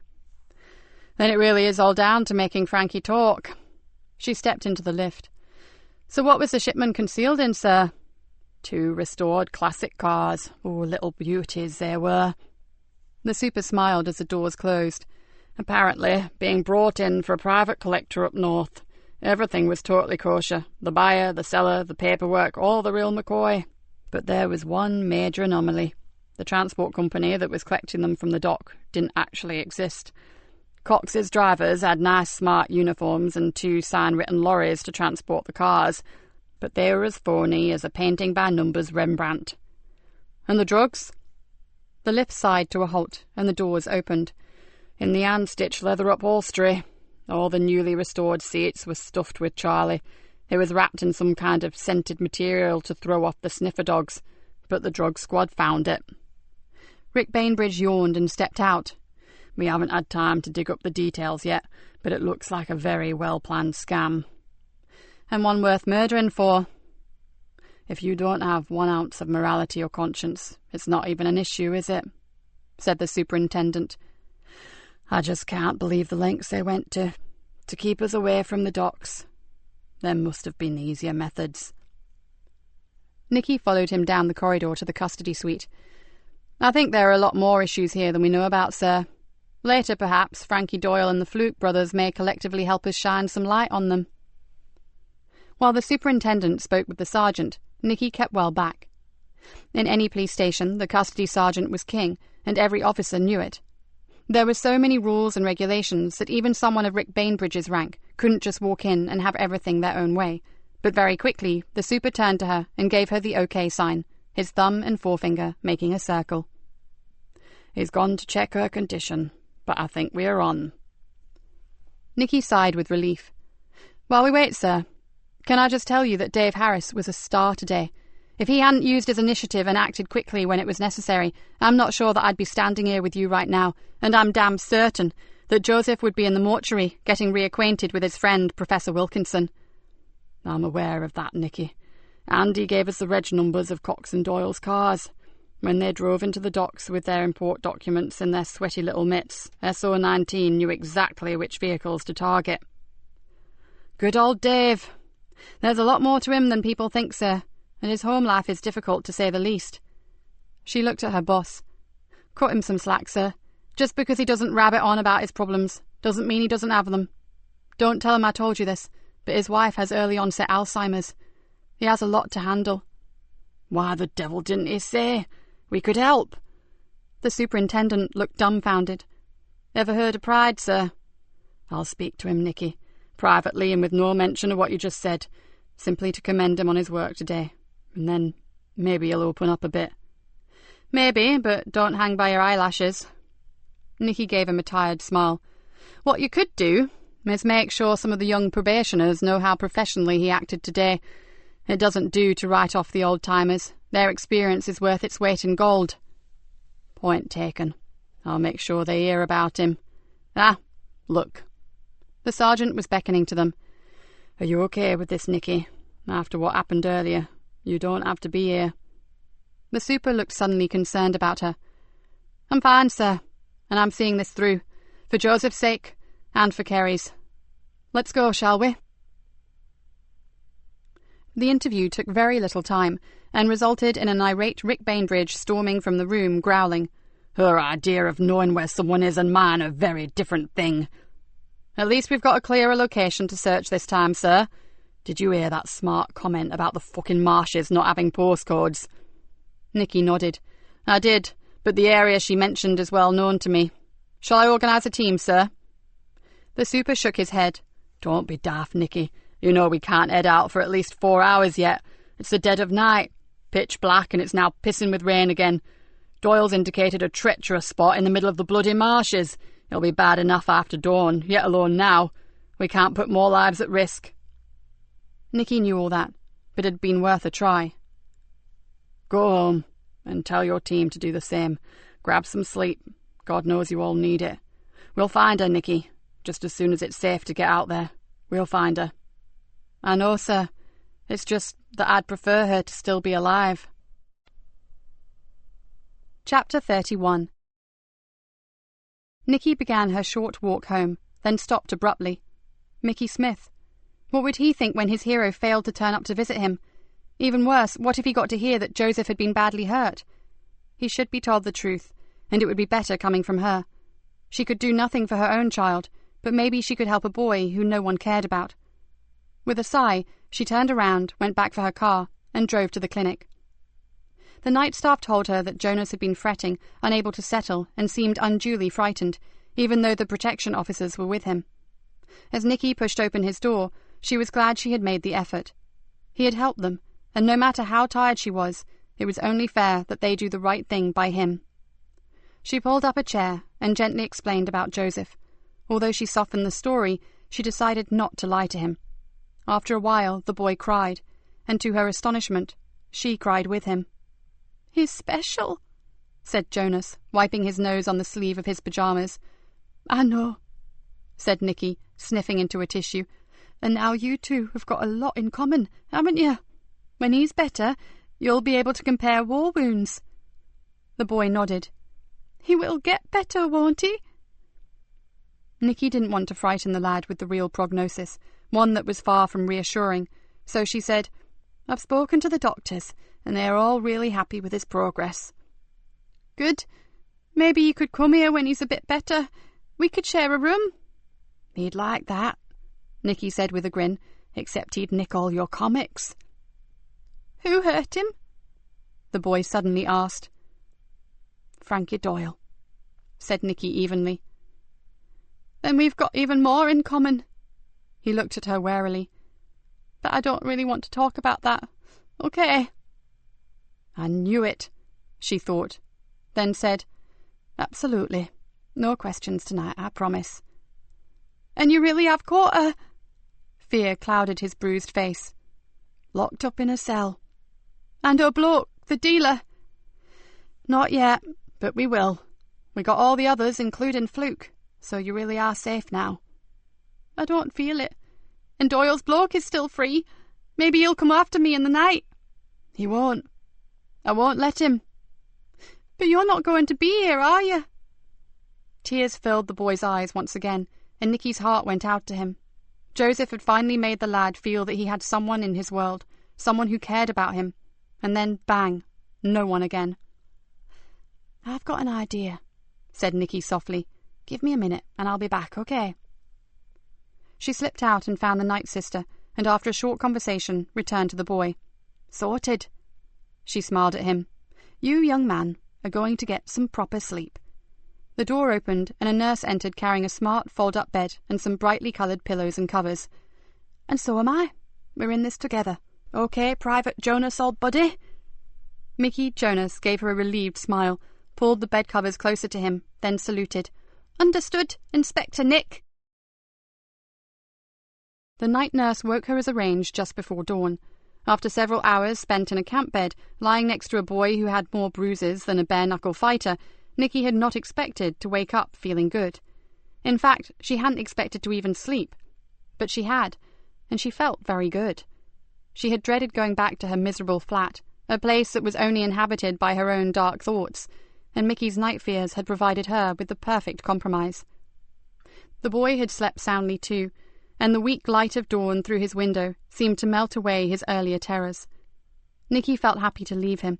His distress had been out of proportion, but considering what had happened to him, he had every reason to be scared. And there was always the outside chance, 1,000,000 to 1 maybe, that one of the gang had sussed out their deception and decided to close his chatty little mouth forever. She didn't think that was the case for 1 minute, but she was still happy with the decision that she had made. She left him with promises that she would keep him updated with news of Joseph, and that she would return at the end of the day to visit him. As she stepped out into the corridor and looked back, she saw the pathetic, bandaged child, and a feeling of intense emotion flooded through her. Some sort of bond had developed between them when they had spoken about Joseph, something she couldn't define, but she knew that Mickey had allowed her in, and she felt almost humbled because of it. She waved to him, and he gave her a thumbs up. "You really helped him, you know." The nurse lightly touched her arm. "He'd been agitated all the evening. We were considering a sedative, but we prefer not to with paediatric head injuries." She looked back through the doorway. "He looks a different boy now. You and that nice sergeant would make a good team. You both seem to have the knack with a problem child." As the nurse walked off, Nikki smiled in amusement. Her previous reputation with young tearaways had been far from creditable. In fact, most of her colleagues liked to keep her at least 100 meters away from anything in trainer's jeans and a hoodie. This was something of a first. She left the clinic, called in at a small market cafe, and grabbed a large coffee and a bacon sandwich to go. The sleep, albeit short and sweet, had been great, and now she needed sustenance to keep her grey cells ticking over. She was going to need both energy and a brain if she were to find Kerry Anderson. As she waited for her sandwich, she rang the hospital to check on Joseph. The nurse on the ward was cagey, but said he was comfortable, whatever that meant, and they were cautiously optimistic that he would not need more surgery. The next 24 hours were the testing time, apparently. Nikki sent her best wishes, hung up, took her breakfast, and left. Superintendent Bainbridge had everything organised and ready when she arrived, and Nikki was pleased to see that she had Yvonne, Niall, and Kat with her. Doyle's directions had been hazy, but as she said, she had never been there. She had just listened to what Stephen had told her. The first wave, 4 small search teams, were waiting for instructions, and a fleet of emergency backup vehicles were being sent to a rendezvous point on the main road above the marsh coastline. Nikki took a look at the maps and the details of the areas to be searched, then said, "I'll take this one, sir. It's old home ground." 10 minutes later, with every one of their senses switched to high alert, they moved out. "We've already been over this part of the marsh." "Then we go over it again. Give me the map." Nikki swung around in the speeding police car and grabbed the map from Niall. "I used to live near here, and I was only a mile from here on the sea bank yesterday morning." She drew in a deep breath. "God, I could have been meters away from her and never realised." "There are only 3 possible spots on the search record, ma'am. The old watchtower, a decrepit shack that bird watchers occasionally use, and a derelict cottage." "What have they said about them?" "Watchtower and 1 outbuilding, totally clear, nowhere on site suitable to hide or conceal." Niall turned over the sheet of paper and continued. "Bird hide, a single room, derelict, totally clear." He ran his finger down the page. "And the place called Coggin's Cottage, demolished, no longer standing." "Nothing else about it?" asked Nikki sharply. Niall shook his head. "Just a pile of bricks, apparently." Nikki felt a rush of hope course through her. "Then that's where we go. Yvonne, in about 500 yards, take a right at the fork in the road. Go careful. It's single track and the reeds are high on both sides. Head towards the estuary." "But why?" asked Kat, looking anxiously out of the window as Yvonne capably swung the vehicle around a blind corner. "Because, although the report is right, it's little more than a chimney stack and a couple of collapsed walls. It once had a cellar." Nikki exhaled. "I haven't thought about that old place in years. It was strictly out of bounds and a magnet to us local kids. It was dangerous even back then, so it's liable to be a death trap today, but that cellar was pretty well built." For a moment, She saw herself, a little kid doing what she shouldn't, slipping through the doorway and down the worn stone steps to the creepy old cellar. "Where now, Mum?" asked Yvonne, braking sharply. "It looks like there's nowhere to go." "There's a track that leads down to the bridge. See over there?"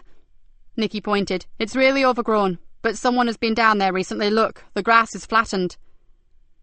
"If this is it, God help the ambulance crew trying to find us," muttered Kat. "Maybe we should go the last part on foot." "It'll probably be quicker. Come on." Nikki threw open the car door and hit the ground running. "And Niall!" she yelled back over her shoulder. "Bring a thermal blanket just in case." Every fibre in her body screamed out that this was the place. Oblivious of her trouser legs snagging against tall reed grass and nettles, she ran like a hare, and in her head she saw herself standing on the sea bank and seeing a small brown and white dog running across the marsh paths towards the estuary, towards this place.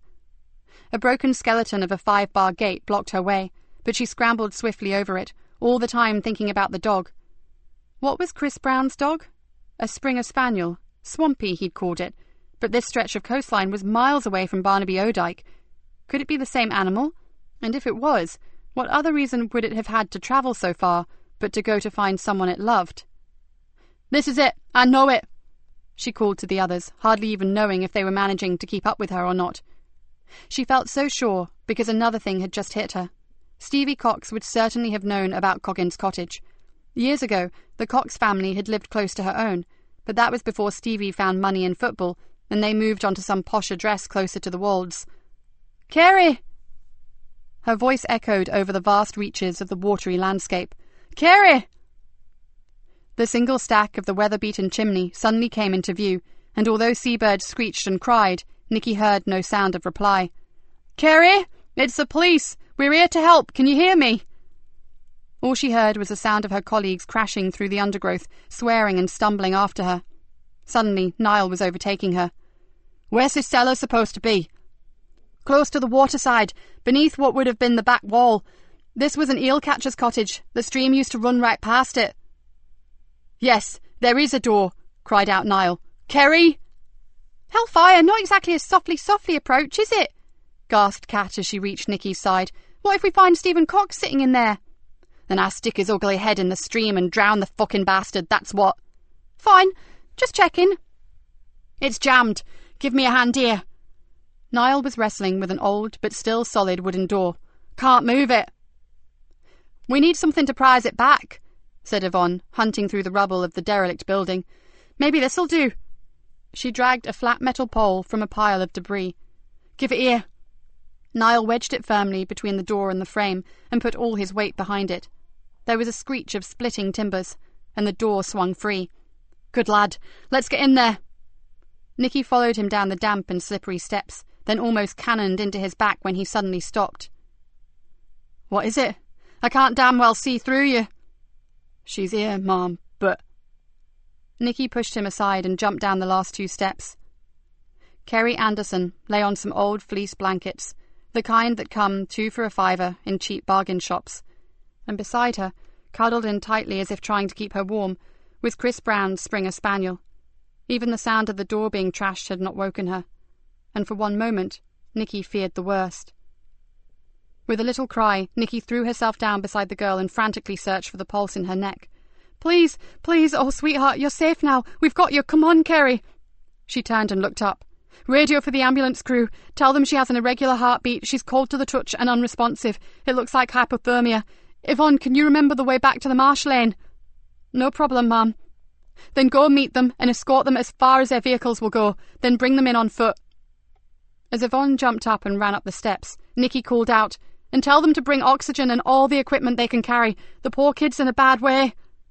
She swung back to the still form huddled on the cold floor. "Niall, over here with that thermal blanket. The dog's done its best, but she needs more right now." She ripped off her jacket, recalling recently doing the same for Joseph, and laid it over her. "Yours too, Niall, and you, Kat. We need to get her core temperature up." As she tucked the last jacket around Kerry's narrow shoulders, she felt the spaniel gently lick her hand. "You're a good boy, Swampy." She ruffled the fur under his chin. "And if I had half your intelligence, I'd have been here a day ago, after I saw you running across the marsh." "Any change, Mum?" asked Kat. "No, damn it. We just need those paramedics." Should we try to get her out of this damp hole, do you think? Nikki chewed on the inside of her cheek. I'd love to, but no. I don't think we should move her. We don't know what injuries she may have. Better we leave her to the medics. Pity we can't scramble the helicopter, said Niall with a boyish glint in his eye. Nice one, Numpty, said Kat with a hopeless expression on her face. We're in the middle of a marsh and nowhere to land, and the rotor blades would bring what's left of this dump down on us like a pack of cards. Oh, good point. Shut up, you two, and do some police work while we wait. Nikki glanced around. Did the scumbag who brought her here leave her food or water? There are some plastic water bottles, Mum, said Kat, and a few empty sandwich boxes. Anything your side, Niall? A syringe and a needle. Maybe he drugged her, the wicked sod. Bag them. Nikki checked her wrists and ankles. At least she wasn't tied up, just imprisoned. So how did Furface get in? Kat looked around. Here. Niall pointed to a small channel where some sort of pipework had once led out to the stream. Certainly not big enough for even a little kid to get through, and it's concrete, so she couldn't have enlarged the hole in any way. How much longer? Cursed Nikki. If we don't get help soon, we'll only be needing a body bag to take her out in. They'll be here, Mum, said Kat calmly, and soon. There's no one better behind a wheel than our Vonnie. And a few minutes later, they heard the sirens scream across the bleak and brooding marsh. Thank God! Nikki felt the anguish begin to melt away, and she's still with us, so she has a chance. As the green uniforms came down the steps, Nikki thought that maybe, for the first time ever, she had something to thank Frankie Doyle for. Chapter 32. This hospital has more people in it that I know than the bloody Nick. Visiting time is taking me hours. Nikki handed Joseph a large bag of seedless grapes. Thought you'd start carping on if I forgot them again. She smiled down at him. How goes it? Fair to middling, as my mum used to say, but I'm starting to get suspicious about what they're doing with all the blood they keep taking from me. He eased himself higher in the bed and winced, and my gut is still tender as hell. Then you'd better give me that fruit back. Maybe they weren't such a good idea after all. She moved a chair up to the bed, sat down next to him, and pulled a small cluster from the bunch of grapes. Everyone sends their love, or their regards, delete which is not applicable. Nikki bit into a grape. So, any news on when they're going to discharge you? Joseph pulled a face. 5, maybe 6 days. Things aren't operating quite normally yet, and some liver function test was not quite what they expected either. More blood tests? He nodded glumly. I know I should be just happy to be alive, but my boredom threshold is pretty low. I need to be doing something. How about concentrating on getting better? Done that. I'm improving by the hour. Oh, and how's Kerry? That's one resilient kid. If it hadn't been for Chris Brown's dog, I'm not sure she'd have made it. Nikki grinned. I saw her earlier, and she was raving on about the light-shade juxtapositions in the Coggins cottage cellar. Can you believe it? She actually wants to go back there and photograph the place for her final project. Incredible. But I wish her well. Joseph moved uncomfortably. Have you pieced together what actually happened to her yet? More or less, said Nikki with her mouth full. Nice grapes. Sorry about that gut of yours. Now, just prior to Kerry's abduction, Fluke 3 mugged Chris Brown, nicked his wallet to make it look good, but actually took his mobile phone. Ah, that answers a lot. Texting her, luring her up to the sea bank, and diverting the suspicion to Chris. Spot on. And lucky for them that Chris was a bit of a weirdo. I was so unhappy with that boy, but it turns out he was always obsessive. Then his father's death made him 10 times worse. He watches the heavens to be closer to his dad. Nikki looked slightly abashed. I may just have to make a few apologies there. Joseph smiled. You were pretty hard on him. But going back to Kerry, why didn't Fluke kill her? Fluke 2 and 3 were the worker ants. It wasn't in their remit to murder, just cause chaos. So why kill Lisa Jane? I'm afraid that was simply a whim on the part of Frankie Doyle. Jealousy and spite. Lisa Jane was all the things that Frankie was not, beautiful and loved by her family. So no vendetta, no takeover, no revenge on the Leonard family for past crimes? Nope, just a twisted, bitter woman without a scrap of humanity in her heart, if she has one. Nikki thought how right Rory Wilkinson, the pathologist, had been when he said she would have a heart as cold as a gravedigger's shovel. And Stephen Cox, the original fluke. Nikki's face darkened. Disappeared. With a face like that. How on earth did he manage that? Beats me, but I really wouldn't want to be him right now. What, with the entire British police forces hunting him? No, because Archie Leonard has offered a reward. A strictly unethical and totally below-board offer, you understand. Right now, the Cabra looks like Dodge City, with wanted, dead or alive posters everywhere. The faster we take them down, the quicker they spring back up again. Sounds like a bit of light relief, actually, said Joseph. It shouldn't be, but it is. Oh, and we're running a mask amnesty. Boxes of the ugly buggers have been handed in over the last few days, mainly by furious parents, it has to be said. We're going to have a ritual burning at some point. Nikki glanced at her watch. Great. You've eaten my grapes. Now you want to go. Joseph endeavoured to look miffed. Not without giving you these. She reached into her bag, pulled out 3 copies of the Beano, and threw them on the bed. Guess who sent you those? Joseph's face brightened immediately. How's he doing? Brilliantly. He could go home soon, but... Nikki shrugged. Social services. Not sure yet. I'm working on a few ideas. Joseph tilted his head to one side. And they are? You'll be the first to know, if I come up with something more suitable for him. She smiled. And now, I really do have to go. To see Hannah? How is she? Nikki looked at him, but didn't answer for a moment. Then she smiled again and said, Fancy a trip in a wheelchair?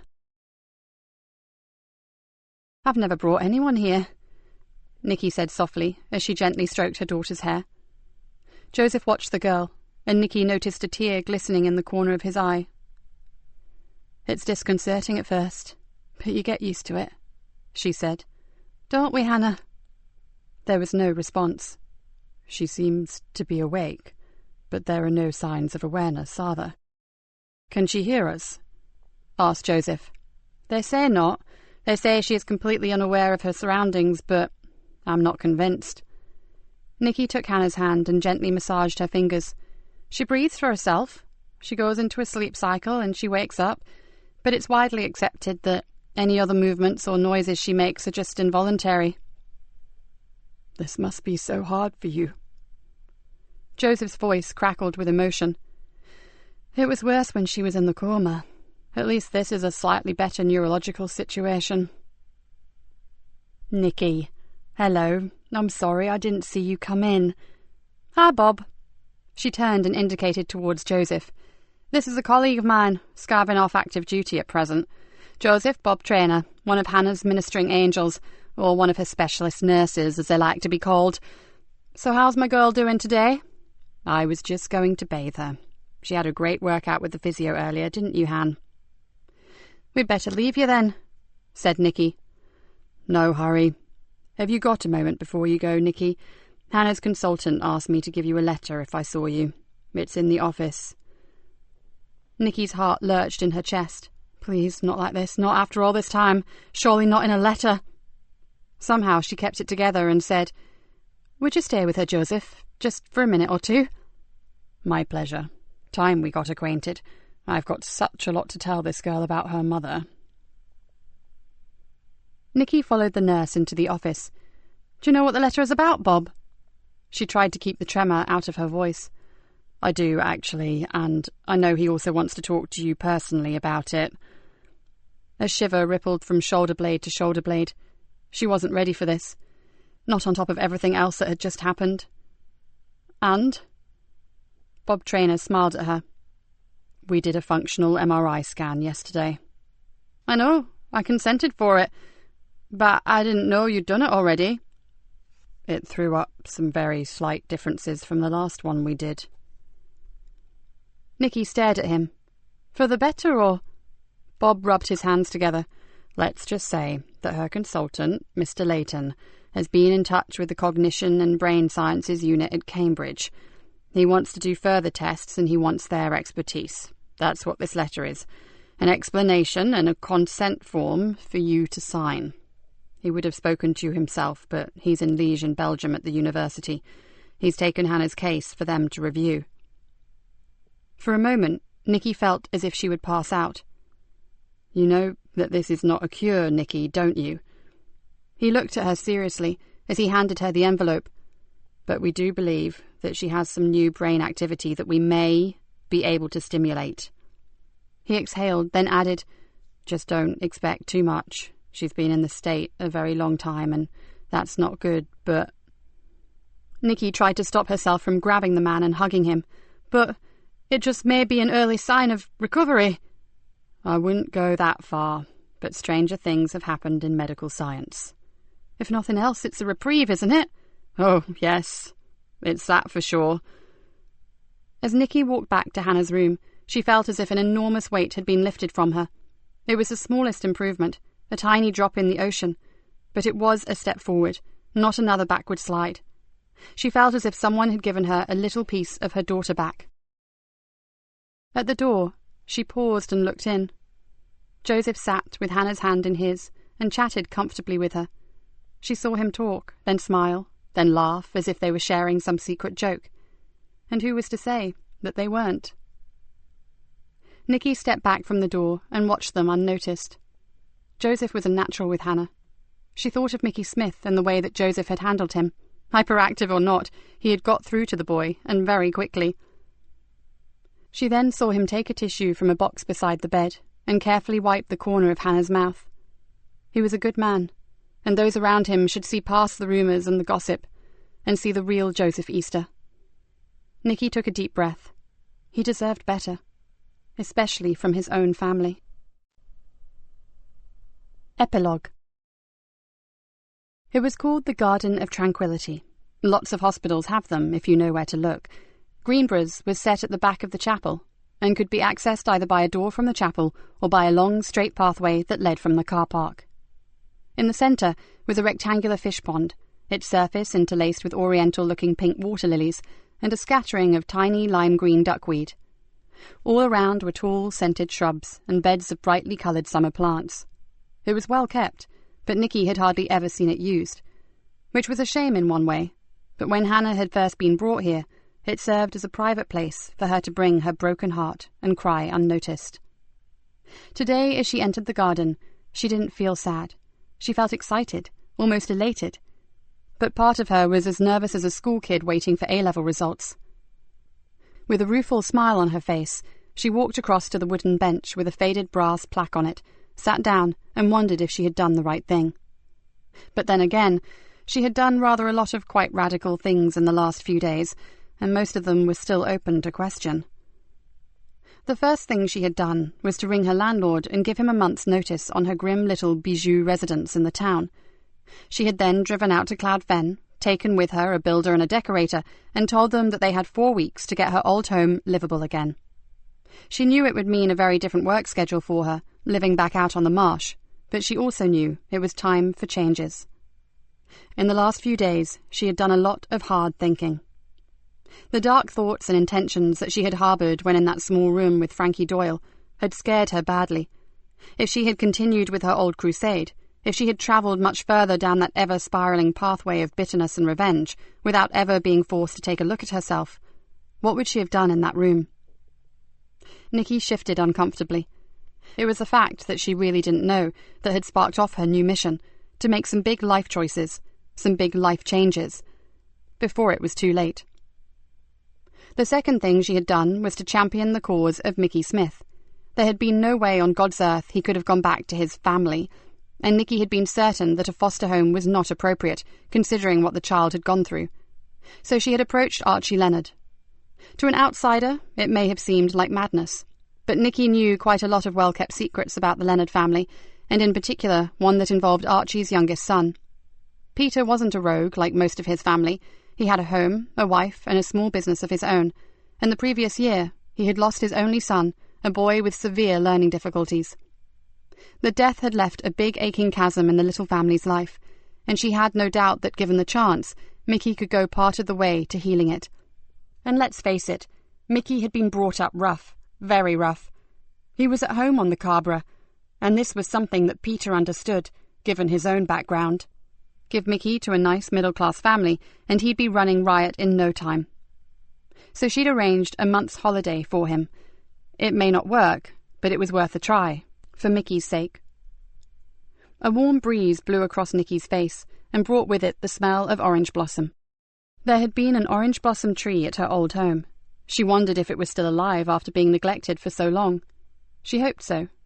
She inhaled its perfume, and it made her think of happier times. Nikki sighed. She was making changes all right, but it was too soon to think that happy times may come round again, although she would dearly love that to happen. One day. She glanced at her watch. Joseph was meeting her here in just about 10 minutes, and she had some news for him. The problem was, she was not sure if it would be welcome news. As soon as the doctors had assured him that in time he would make a full recovery, she had gone to Rick Bainbridge and asked if he would consider assigning Joseph to her team as her permanent detective sergeant. The super had practically tripped over his tongue in saying yes, but it would all hinge on Joseph. His time in Greenborough had been hardly peaceful, and whereas once she couldn't wait for him to hightail it back to Fenchester, now she felt very different. She touched the delicate petal of a rose that grew close to the seat. If Joseph hadn't been with her, even if only in her mind, in that stark and dangerous room, she may not be sitting here now, smelling flowers. Because no way could she have continued as a police officer, knowing that she had consigned another human being, and she used the term loosely in Doyle's case, to a violent death. To protect life. That was what it was all about. The rose felt like silk to her fingertips. She desperately hoped he would agree to stay. It was all part of her plan for a new attitude to policing her patch, and if he didn't, well, she wasn't too sure how she'd manage. She pursed her lips and gave a little shrug. She'd know soon enough. Nikki leaned back, closed her eyes, and breathed in slowly. It was so good to be alone like this, with the breeze and the flowers and birds singing. It was very different to the kind of alone that she used to enjoy, in dark alleys, waiting for another drug dealer to walk into her trap. Oh, she'd still go after them, and she'd still catch them and lock them up, but that would just be a part of her life, not all of it. The sound of footsteps dragged her from her reverie. She cursed under her breath. She had hoped to get time alone with Joseph. She'd never really told him that he had been the pivotal point in how she dealt with Frankie Doyle, and she felt that he deserved to know. She opened her eyes and squinted in the sunlight. A figure was moving towards her from the lane. A young woman, tall and willowy, with a light brown hair and a curtain of a fringe hanging across one eye. Nikki took a shaky breath and looked again. She had not dared to believe this would really happen, but as the girl came closer, there was no doubt. "My God," she thought, "she's actually come!" Because that was the last, and probably the most radical thing that Nikki had done in her busy 3 days. It hadn't been easy, but somehow she had traced her halfway round the world, and then, ironically, found her in London of all places. The girl had made no promises, but she had listened to what Nikki had to say, and Nikki had asked no more of her, just told her where and when she could find him. She looked up at the girl and smiled. Tamsin had her father's eyes. Nikki hoped that she also had his capacity to understand and to forgive. "Thank you. You won't regret this," Nikki whispered. Then she heard the door to the chapel open. "Time for me to go." She slipped quietly out into the lane and walked swiftly towards the car park. It was so hard not to take a look back, but this was their time, not hers. She unlocked her car and slid into the driver's seat. Joseph had said it would take a miracle to reconcile him with his daughter, so no one knew what this meeting would bring, but it could be that miracle. And if Joseph could have one, maybe she could too. Nikki slipped the key into the ignition and smiled. One day at a time. Right now, she'd settle for a permanent detective sergeant for her team, and if Joseph Easter didn't want the job, he'd better have a damn good reason for turning her down. This concludes Crime on the Fens by Joy Ellis. Narrated by Henrietta Mear. Copyright 2016 by Joy Ellis. This unabridged audiobook is published by arrangement with Joffe Books and was produced in the year 2016 by Tantor Media Incorporated, a division of Recorded Books which holds the copyright thereto. Please visit tantor.com for more information on our growing library of unabridged audiobooks and to take advantage of special offers.